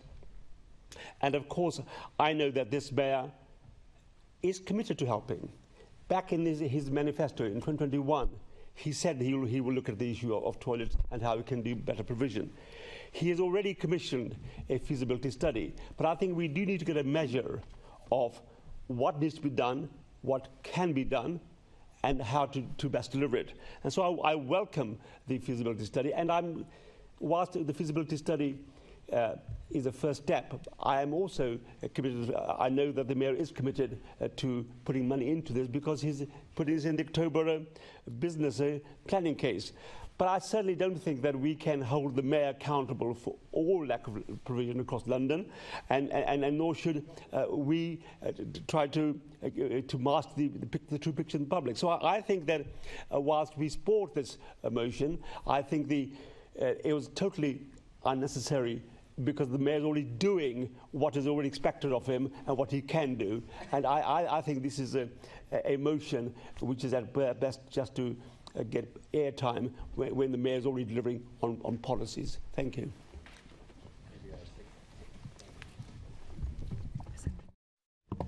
Assemblymember Best.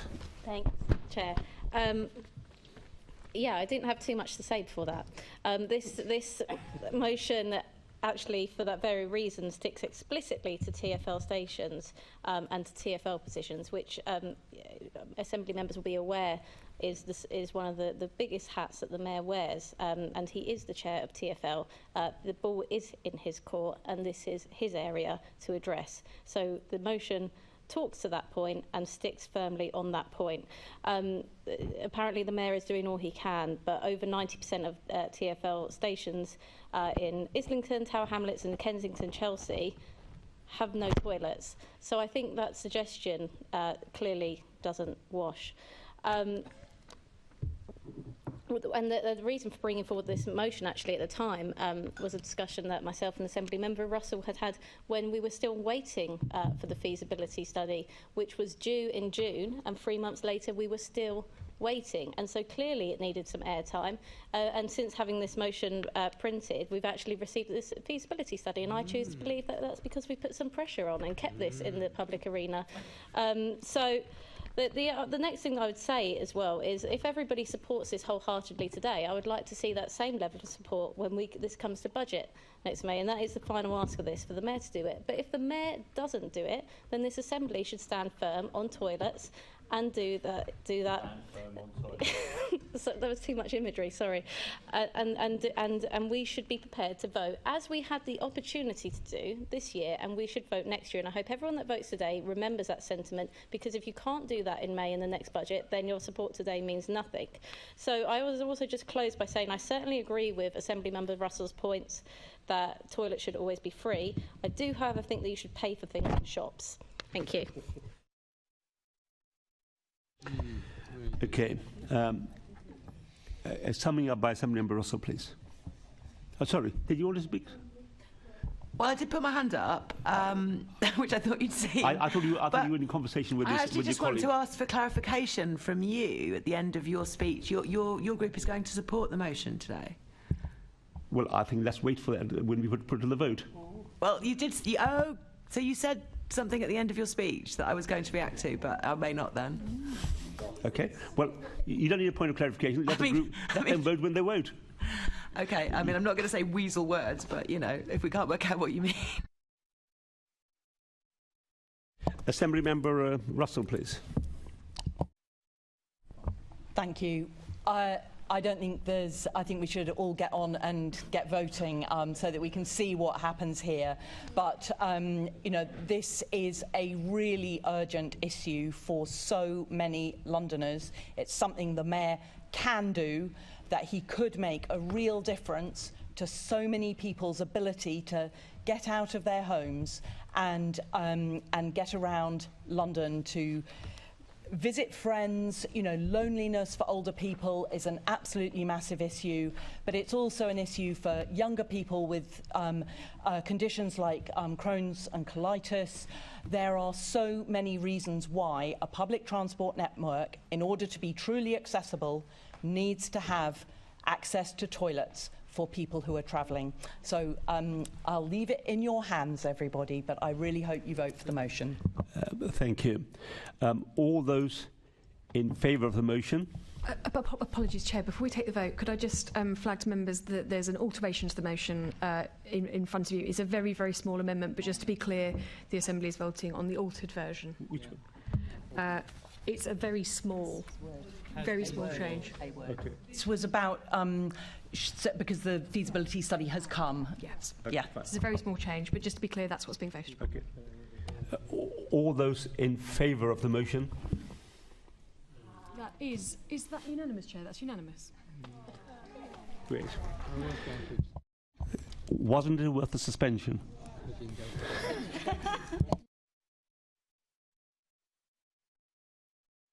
So, next motion in the name of Assembly Member Bukhari on Lift the Ban Coalition. Thank you. Allowing asylum seekers the right to work is the compassionate thing to do, a human right, common sense, and will help our city's economy. I'm pleased that this motion is supported by my Labour colleagues today. I'm pleased to hear that the Mayor is supportive of the coalition, but words are not enough, and this motion is going to confirm that commitment. As a local councillor, I pushed Merton Council to support the ban, and it's been followed in Sutton and Southwark, with other London councils making pledges to become borough sanctuaries. And the Liberal Democrats have always supported the Lift the Ban coalition, and I hope this motion will pass and inspire other institutions to follow City Hall's example. And I wanted to start with a very quick history lesson. In 2002, the Labour government did actually remove the asylum seekers' right to work. In 2005, their right to apply to work was allowed after 12 months to comply with the EU law. The coalition government created a shortage occupation list. In 2018, the Johnson government concluded there would be no change. The facts show that every government in the last 20 years have failed asylum seekers' right to work, and this simply has to stop. Successive governments have raised concerns about a potential increase of economic migrants and a pull factor.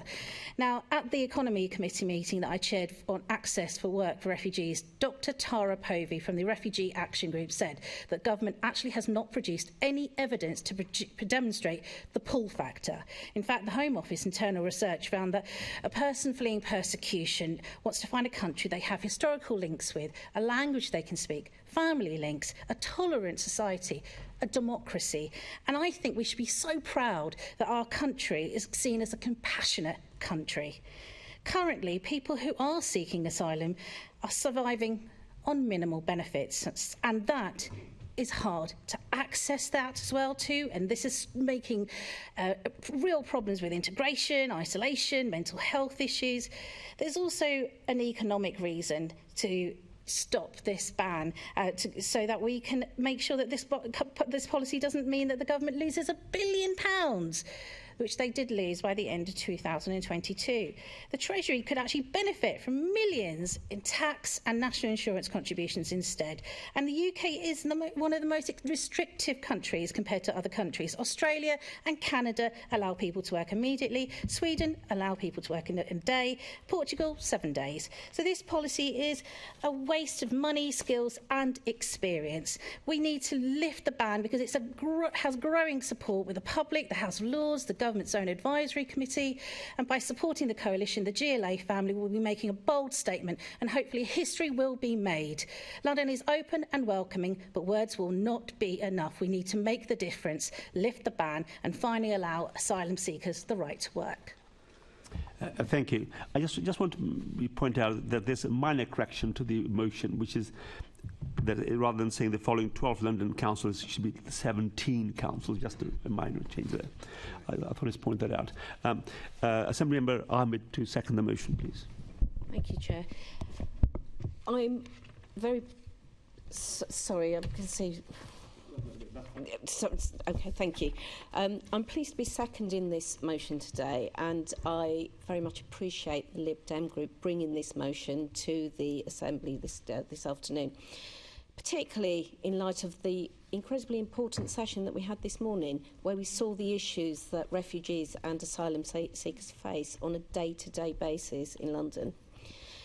I'm also pleased that my colleague, Assembly Member Bakari, talked about the issues that successive governments have actually been complicit in this, and I am sure that she acknowledges that that includes the coalition government of which the Lib Dems were a part.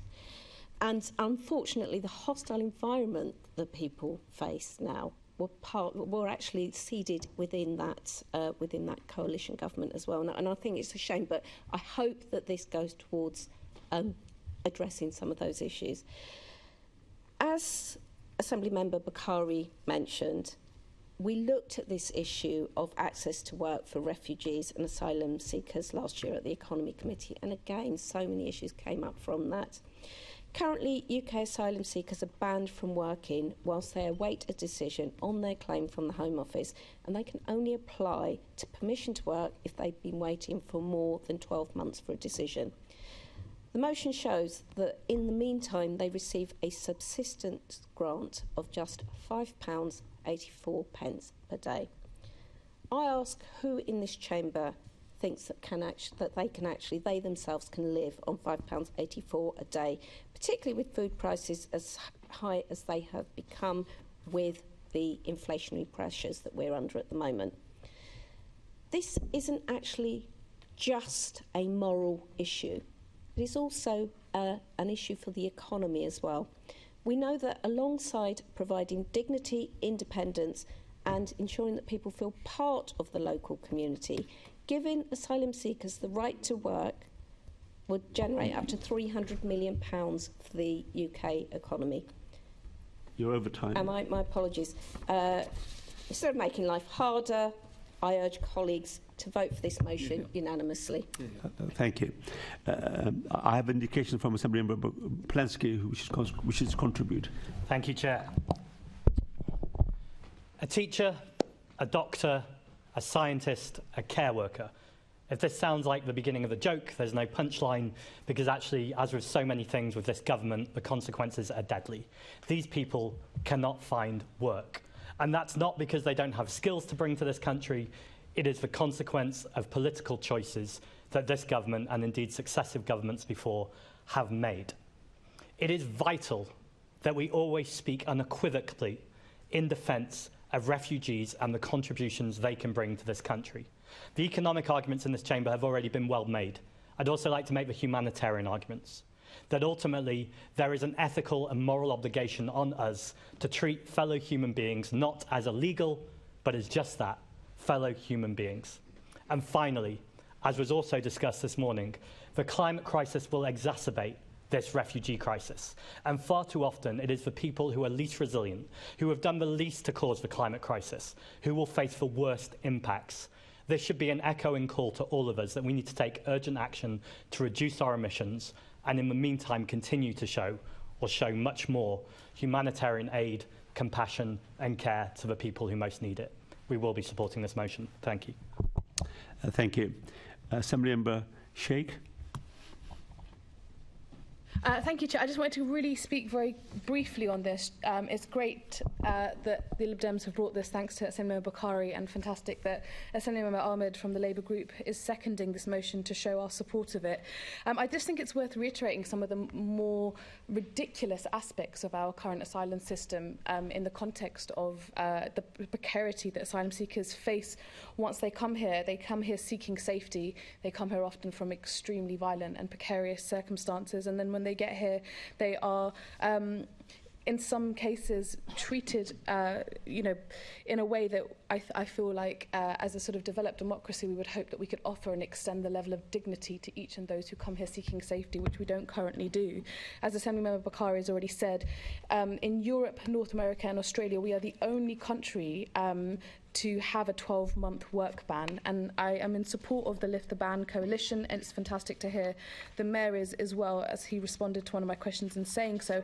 I think we could go even further. I think the Lift the Ban coalition seeks a 6-month timeline rather than 12 months, and I would like to see the case of why we couldn't allow and enable asylum seekers to offer to start seeking work immediately. I think Assemblyman Best made a good point earlier as well in the discussions around expanding the shortage list in terms of occupations. It's good to hear from the Mayor's lobbying efforts that construction workers were added to that. I think it would be good to look at how we can continue to expand the kind of work that they can engage with and enable them to engage with that much earlier on. So I think the final point that I just wanted to make was, the points that I think have been made by Enver Ahmed, which is £10 a week if you're in catered accommodation for asylum seeker is ridiculous. It's like barely £1 a day. You can't buy anything with that.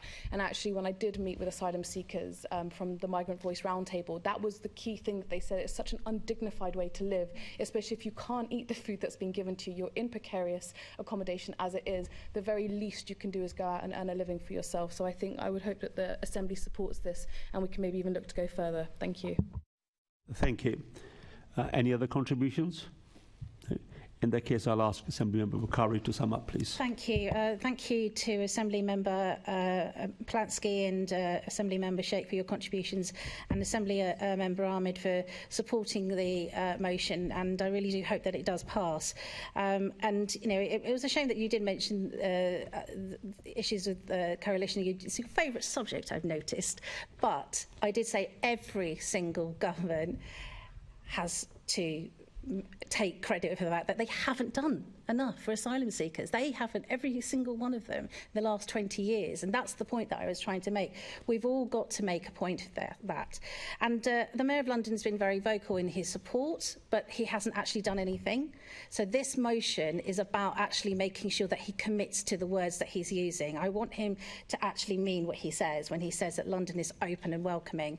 And I know that London is open and welcoming because that's what refugees and asylum see London as. We are a city that has always been city open to people who are seeking refuge and sanctuary. The plenary discussion that we have this morning highlights the issues such as homelessness, the problems with having the hotels and the risks that people, particularly young children, are going through, and vulnerable people who may be at risk of even being used in slavery. All of these issues that were talked about today are actually things that could be solved at a starting point by lifting the ban. And if we do lift the ban, we really will make that difference. Now, I know that this City Hall cannot literally do that. We need the government to do that. But it will be the Mayor of London setting that example, which he has done before, and City Hall setting that example. And we today will set that example. We want to make sure that every single person who comes to this country has that right, that human right to work, to be able to provide for their family and to make sure that their children do not have to survive with shoes that don't fit and that food that they can't eat. So thank you very much for the support that I've heard from the Greens and Labour, and hopefully we will get this motion passed. Thank you. I'm now going to move on to vote. All those in favour of this motion? That is 1, 2, 3, 4, 5, 6, 7, 8, 9, 10, 11, 12, 13, 14 in favour, Chair. All those against? No votes against, Chair. That's carried. Okay, thank you. The next motion is on the scientific evidence around ULEZ, and Assemblymember Best to move it. Thank you, Chair. It was Albert Einstein that said the important thing is to never stop questioning. Questionings and challenge are so important in science. For example, we used to believe that you would suffocate if you were travelling over 30 miles per hour. And would you believe that Elephant Man, the doctors deduced at that time that the reason that he had developed that illness was because pregnant women could imprint on their children, and his mother had been thinking too much about elephants. There was also, of course, our science around bad blood, leeches, phlegm. And the reason we've overcome that is because we question, because we look at science and we look at assumptions and we question and we challenge and we dive into it. Now, the way in which you do that challenging should be based on questions. The way in which you should not do that questioning is by emailing the professor of an institution which you've paid almost £1 million to, saying you do not like their research and asking that they please change it for you. And unfortunately, that is what the Deputy Mayor has done in this Assembly. And I think that should be of grave concern to everyone, because when something like that happens, it not only throws doubt on the issue at hand, in this case ULEZ, but on science in general, and especially something so important like this. Because it is very important that government pay institutions and commission studies to look at how effective policy is. If there is an assumption that those officials that are doing that are also emailing them and saying, for example, that they would like that researcher to publicly castigate research that they think is misleading, there is an issue with that. If they are saying that they don't like the form of words and would like the form of words in the conclusion changed, there is an issue with that. And unfortunately, on this case, that is what's happened. I actually saw sight of these emails a while ago, and I genuinely thought someone had made them up. I thought they could not possibly be true, because they are so horrifying. This is such an abdication of duty. And actually, I think this entire Assembly should be calling on the Deputy Mayor to resign from her position. I genuinely mean that, because those emails and that exchange is not okay. But what it does, and what I think we make clear in this final section, is it shows that it is yet again another nail in the coffin of this failed ULEZ policy, and it leaves the Mayor with no option other than to scrap it. I don't know if anybody has seen the contents of those emails, but they are really concerning. So Shirley Rodriguez emailed to Professor Kelly, who's the head of the environment section at Imperial, and said she was deeply concerned about the damage this misleading study is doing, both to our credibility and to low emissions as a policy. Kelly agreed to mitigate the damage to the Mayor's policy, and the Mayor's staff drafted a press statement for him to counter that study. Thank you, Chair. I think the only thing that I would end with saying is that she also wanted to set up a friendly interview for Professor Kelly, which is of concern. Please all support the motion. Thank you. Thank you, Assemblymember Best.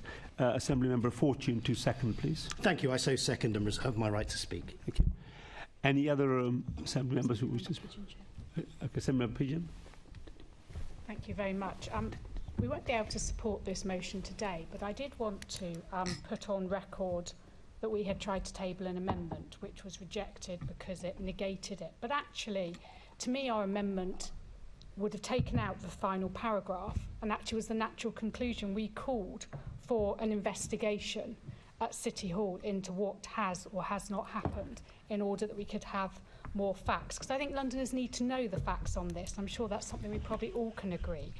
Any report of politicians applying political pressure to change the outcome of a scientific report should worry anyone in a democratic society. It almost feels like something Donald Trump might do in the States, and certainly the more podcasts I listen to about the state of American politics, the more that concerns me.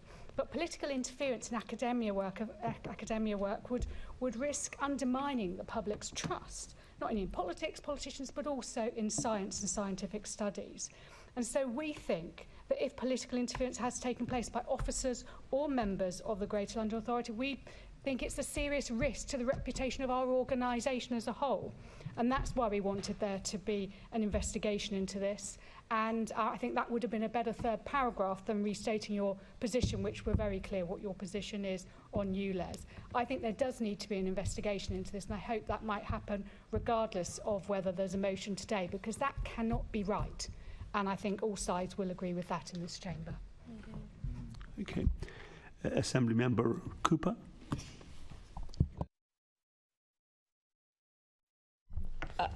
I mean, I'm standing up because I want to speak against this motion. I think Assemblymember Pigeon has spoken a little bit about what some of the problems that there are with it. I don't think you can move from, and actually this is a move, because Assemblymember Best has previously called for ULEZ to be delayed, not to be scrapped. So this is actually quite a move, certainly from her.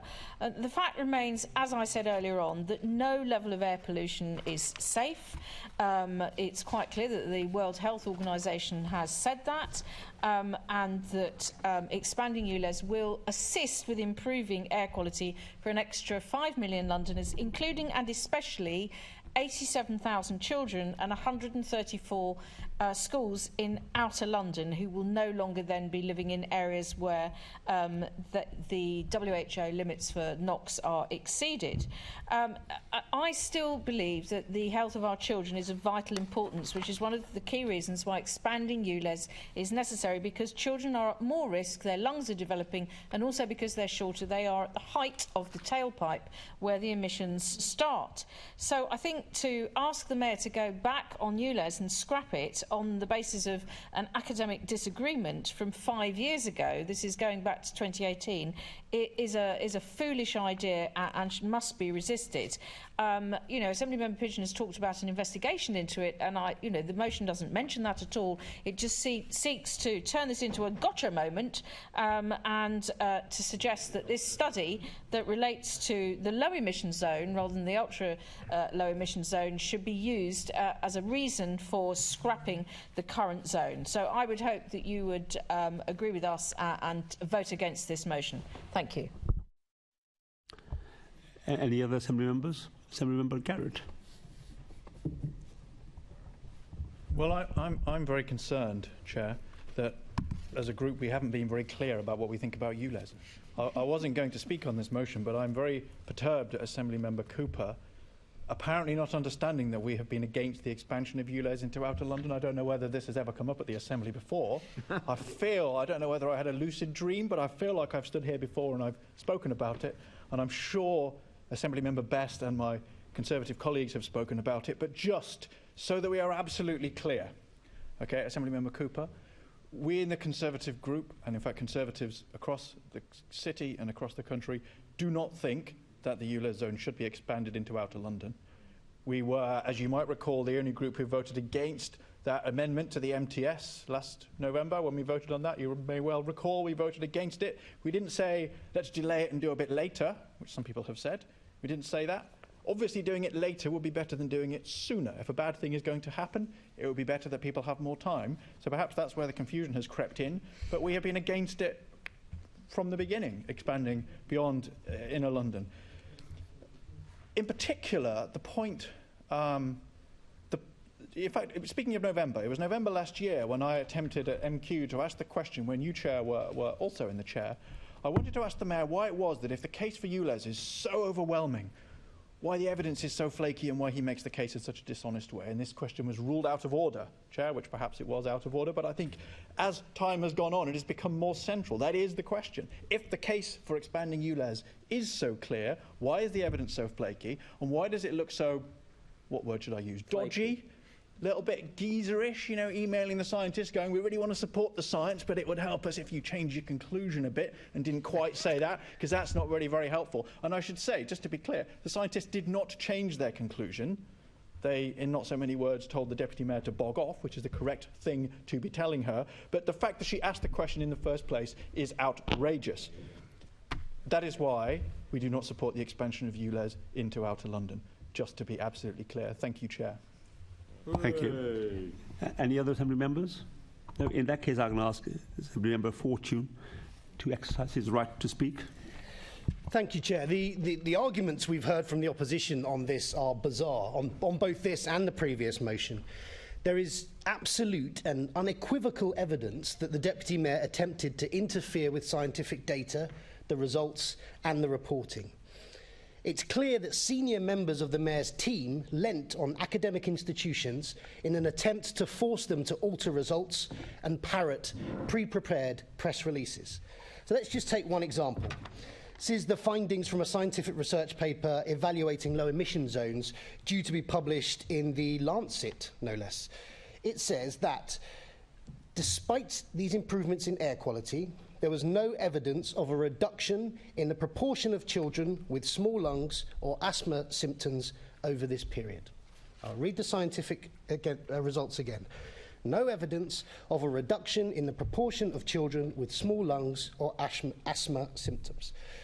Now, the Mayor and Deputy Mayor, Shirley Rodriguez, did not like that sentence at all. So she said in an email, "Hi, Chris," it begins.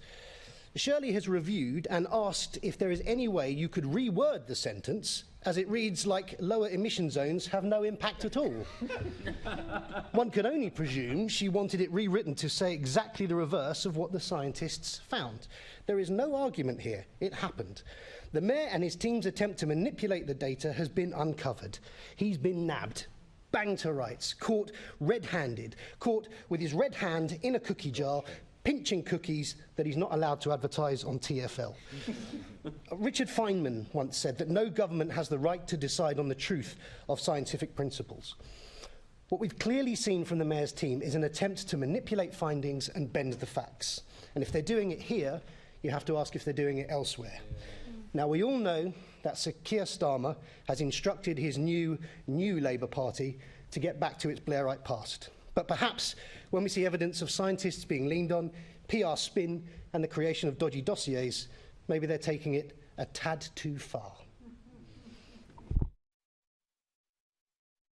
Okay. Can I ask now Assembly Member Best to sum up? Thank you, Chair. I opened this discussion with talking about the need to question science, and I want to go back to a few months ago when anybody that questioned the science on ULEZ was told they were a conspiracy theorist, was told they were a climate science denier, were told they were in bed with the far right, just for daring to question. And for those people that just cared about the fact that the charities in their communities, that the small businesses and the families on the lowest incomes couldn't cope, just because they dared to care about that, just because they dared to ask, is there enough evidence to support this policy, which your own impact assessment says there is not, just because they dared to ask that question, they were levelled with so much hate and abuse and criticism from the Labour Party in London and this Mayor. Imagine being one of those people and now finding out the Deputy Mayor themselves, who was saying that you were a climate science denier, was trying to deny science themselves. Just picture how angry those people must be in this moment to find out that this hypocritical mayoralty and his team are trying to change science at its very conclusion. It's absolutely outrageous. And I would just finish by saying I understand that the Labour and Greens are wrong on this, and they're wrong, and that's fine, and we can all agree. But the Lib Dems, I just don't understand, right? Like 2 minutes ago, were you leaning towards the ULEZ is a bad thing, and then now it isn't? And where are we on this? The Lib Demery is astonishing. The leader of your party asking for places to be taken out of the ULEZ zone after Caroline Pidgeon, sorry, you can stand up and explain, was one of the very first people to champion an expanded ULEZ zone in November 2021. Where do they stand on this? Because I actually can't keep up. I mean, at least it keeps it interesting where they're going to vote on every motion. But beyond that, I don't know how people are supposed to understand what you believe. And so I do think that everybody should support this motion. And actually, I think if somebody had came and spoken to us and said, we do care about this and we want to make sure there's an investigation, then perhaps we could have looked to amend that, because I certainly think it's important that that happens and we recognise how wrong this has been. Thank you. Thank you. Now I'm put it to a vote. All those in favour of the motion? That is 1, 2, 3, 4, 5, 6. 6 in favour, Chair. All those against the motion? That is 1, 2, 3, 4, 5, 6, 7, 8, 9, 10, 11, 12 against, Chair. That falls. The motion falls. Okay. The next motion is the name of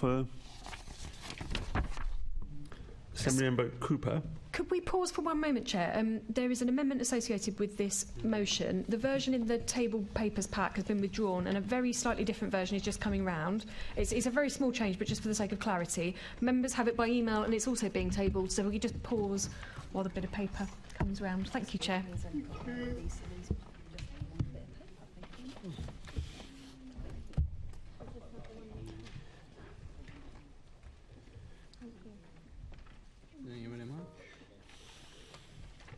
Thank you.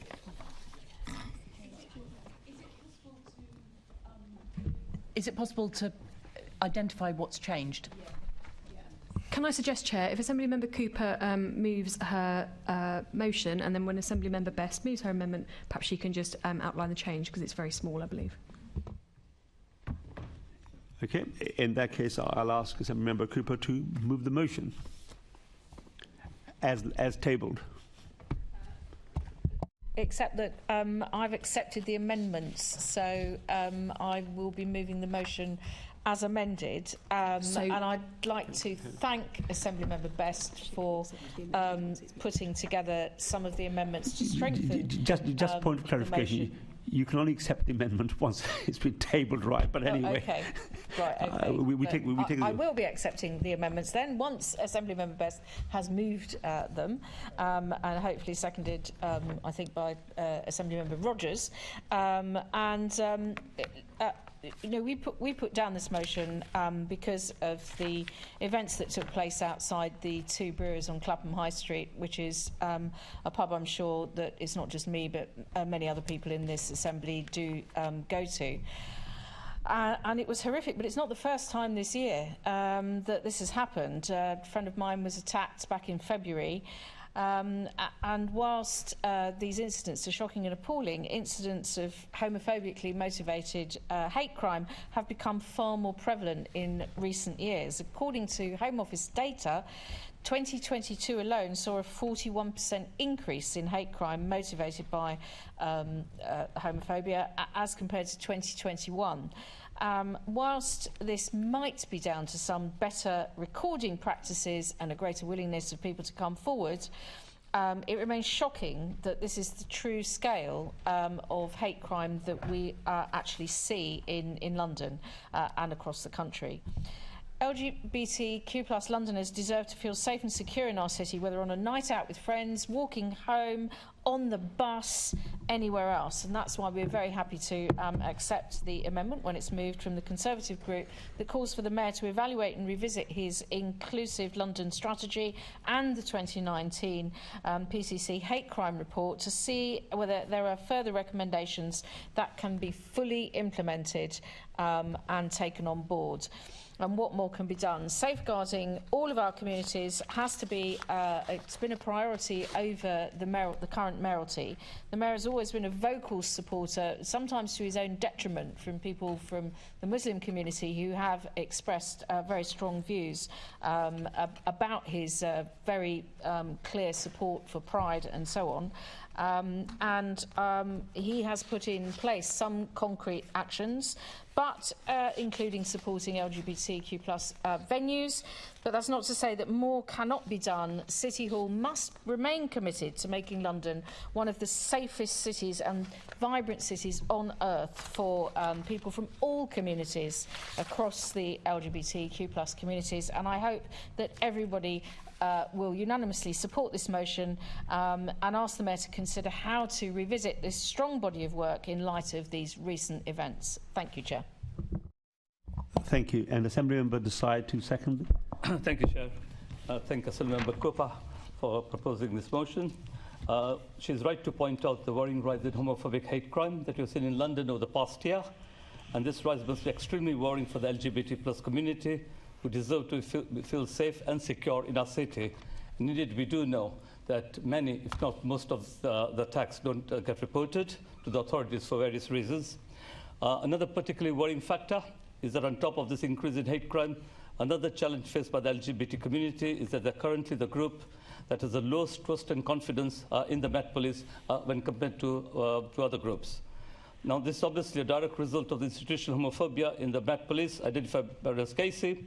And when one looks at police failings investigating the murders of Anthony Walgett, Gabriel Kowari, Daniel Whitworth, and Jack Taylor, one cannot help but conclude that these deep-seated attitudes have left the LGBT+ community underprotected by the police. Can I, Chair, at this stage also pay tribute to the sisters of Jack Taylor? It's been my privilege to know them and to have worked and be working with them over the last couple of years. Remarkable women. So in terms of addressing homophobic attacks, not only is it important that we evaluate what more City Hall can do, it is also vital that the Met rebuilds its trust with the LGBT+ community. Whilst we welcome the reintroduction of LGBT community liaison officers as important to rebuilding trust, more concrete proposals for how the Met intends to look further at issues like community education, training, would be very welcome indeed. Thank you, Chair. Thank you. Assembly Member Best to move an amendment. Thank you, Chair. I'd like to thank the proposer and seconder for bringing this motion to the Assembly, and I'm sure everybody was as horrified as I was to hear of the incident in two boroughs a few weeks ago. I did, however, have my concerns when I saw this motion, which was that sentiment is all well and good, but I think proposing motions with sentiment and without action sends the wrong message. And so that's why I've chosen to amend this motion to keep, obviously, the thrust of it and the support for the general message, but I do think it has to include genuine asks of the Mayor of genuine things that he can do to support the community.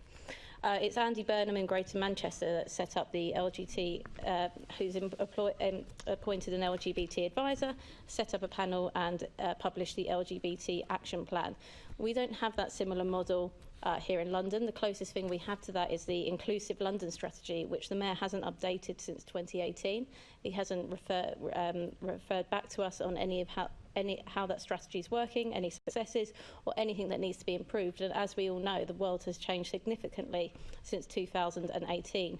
And I think these issues are also so far-stretching and so different across different minority groups that to have one Inclusive London strategy, I think perhaps we need to start looking at how other regions do this, such as in Greater Manchester.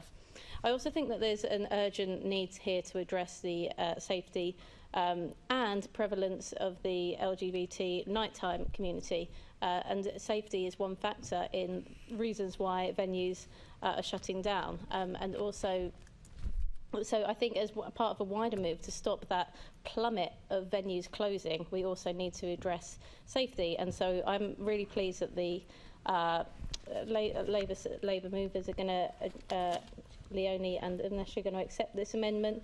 I do wish perhaps that there were some further ideas that had come with it, but I'm glad that you're accepting this nonetheless. Thank you. Thank you. Assembly Member Rogers to second the amendment. Thank you, Chair. Delighted to second the amendment. Thank you. I have an indication from Assembly Member Plansky to which he wishes to contribute. Thank you, Chair. I've got loads of great memories of the two brewers and being on the dance floor, and I won't share those memories on the chamber floor. I also, just a couple of weeks ago, left Black Pride, having had an amazing time. I walked along the canal on the way home, holding my boyfriend's hand. Another mixed-race couple that same evening left Black Pride, went to Brixton, and they ended their evening in hospital. These hate crimes are on the rise, and they are not happening in a vacuum. Just a couple of weeks ago, I went to Manchester Pride in the day, and I got an early train back to London because the amazing queer activist Dan Glass had organised a march, a queer night pride march. This was full of LGBT community activists from all across London coming together, not to celebrate in the same way that Pride is, but actually to absolutely protest and say this cannot continue. And when I gave a speech that evening, many other people echoed the same thing I said. This isn't just about homophobia. This is about transphobia. This is about a media and the leader of the Labour Party and the Conservative Party who at best have appeased transphobia and at worst have actively fueled it, who are not taking the stance they need to take to be very clear that trans rights are human rights. As a Jewish gay man, it's really clear to me, whether it's transphobia, anti-Semitism, racism, hatred of the disabled, or demonisation of poor people, these are all coming from the same political ideology, and they must be opposed in the strongest possible terms. It is very clear when these right-wing ideologies come for any of us, they come for all of us. And the only way to respond is by staying together. And I do absolutely support the amendment. It's really important we take action on this. It cannot just be words. We need to make sure that all politicians and all our strategies make it clear that there is no space for homophobia, transphobia, biphobia, or indeed any phobia in our public spaces. Thank you. Thank you. Assembly Member Bukhari. I'd like to add mine and the Liberal Democrats' condemnation of these horrific attacks. I want to thank the brave bouncers and the staff on duty that night during the incident who have been rightly praised for their actions. All hate crime is unacceptable, and this particularly was shocking because as Londoners we all are very proud of our city's identity as being vibrant, open and diverse. Unfortunately, both the attack in Clapham and the subsequent attack in Brixton, as we all know, form a very worrying rise in hate crime towards the LGBTQ+ community in London over recent years, and it's particularly worrying to hear that the Metropolitan Police have been accused of failing to investigate an alleged assault just a week before the Clapham stabbings. Now, we cannot go on like this, and those in the LGBTQ+ community deserve to be able to have the confidence that hate crimes will be fully investigated. It's important that the government focuses on tackling the serious nature of crime and not focus on police officers who may actually want to go and support Pride. Protecting LGBTQ+ from people from hate crimes is not a political issue, and many of us from all sides of this chamber will agree that we live in a free and democratic society and this type of crime is unacceptable. I also understand that the victims of the attack in Brixton, Mickey Smith, has been in contact with the Mayor, along with other senior politicians in the UK, to ask him what his planned response will be to the rise of hate crime across our city, and I'd like to urge the Mayor to respond to Mickey in a swift response, please, and I'm sure and I'm confident that he will do that. London is a liberal city, but trends across the city are worrying, and progress does need to be made, and this type of hate crime does need to be reversed. I'd like to just make a point from Assemblymember Cooper, where she mentioned the Mayor and the attacks that he's been having. Could we please be clear on this?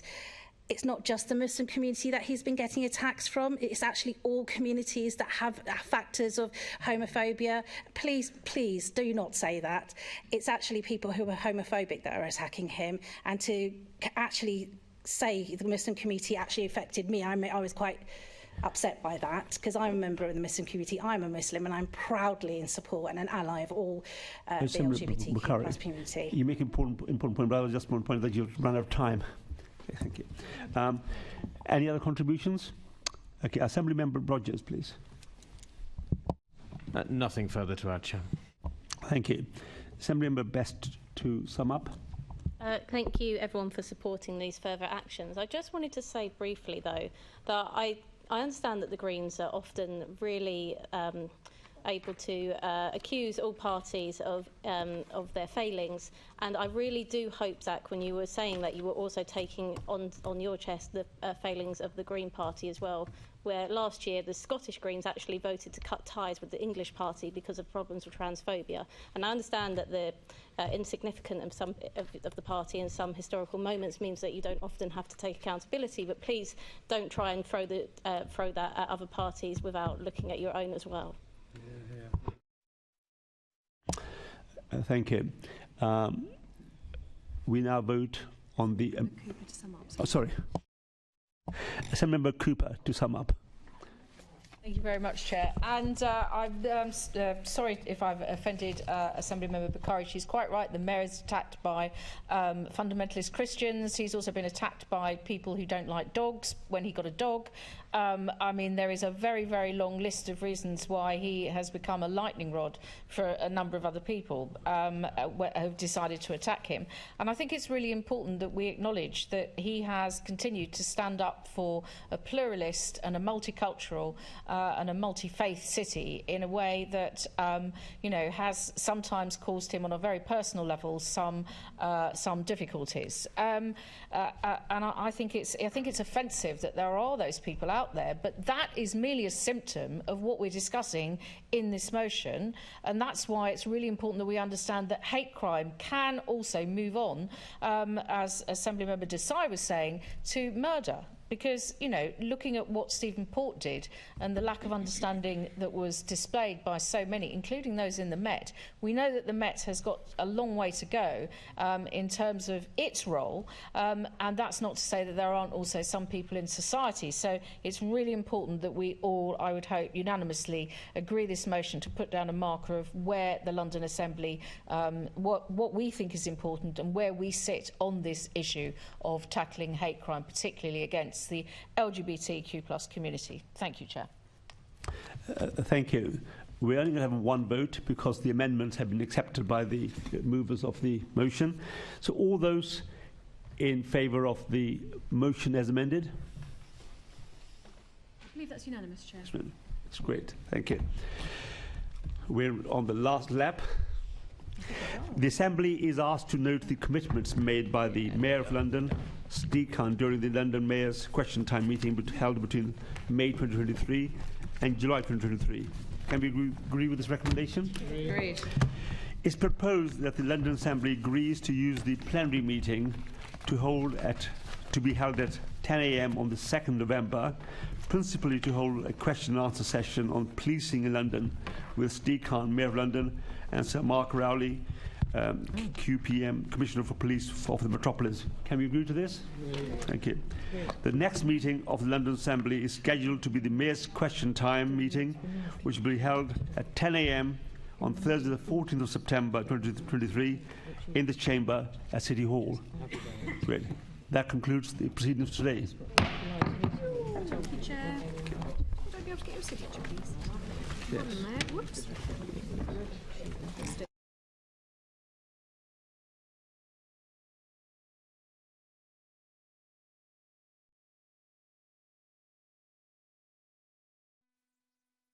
This is the broadcast from City Hall, the home of the Greater London Authority.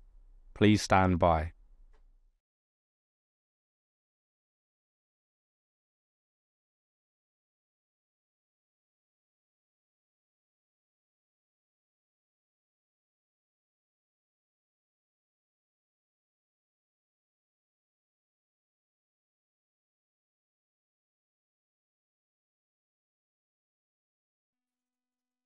This is the broadcast from City Hall, the home of the Greater London Authority. Please stand by.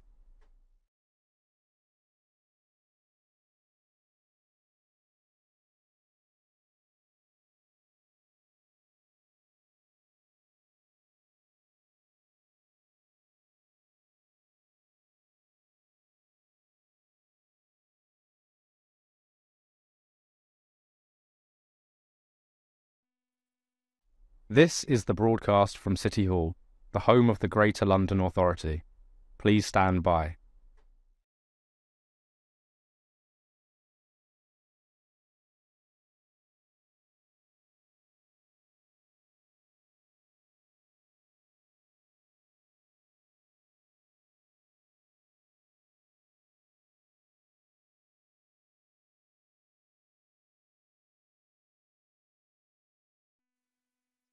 This is the broadcast from City Hall, the home of the Greater London Authority. Please stand by.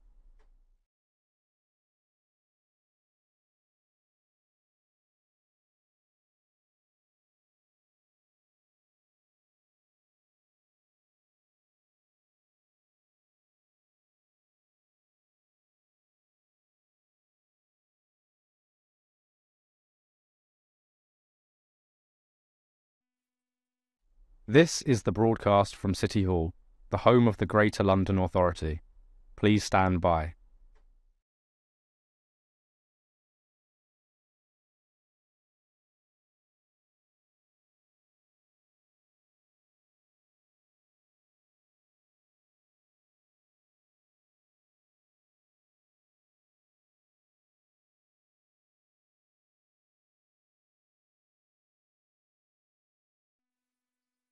This is the broadcast from City Hall, the home of the Greater London Authority. Please stand by.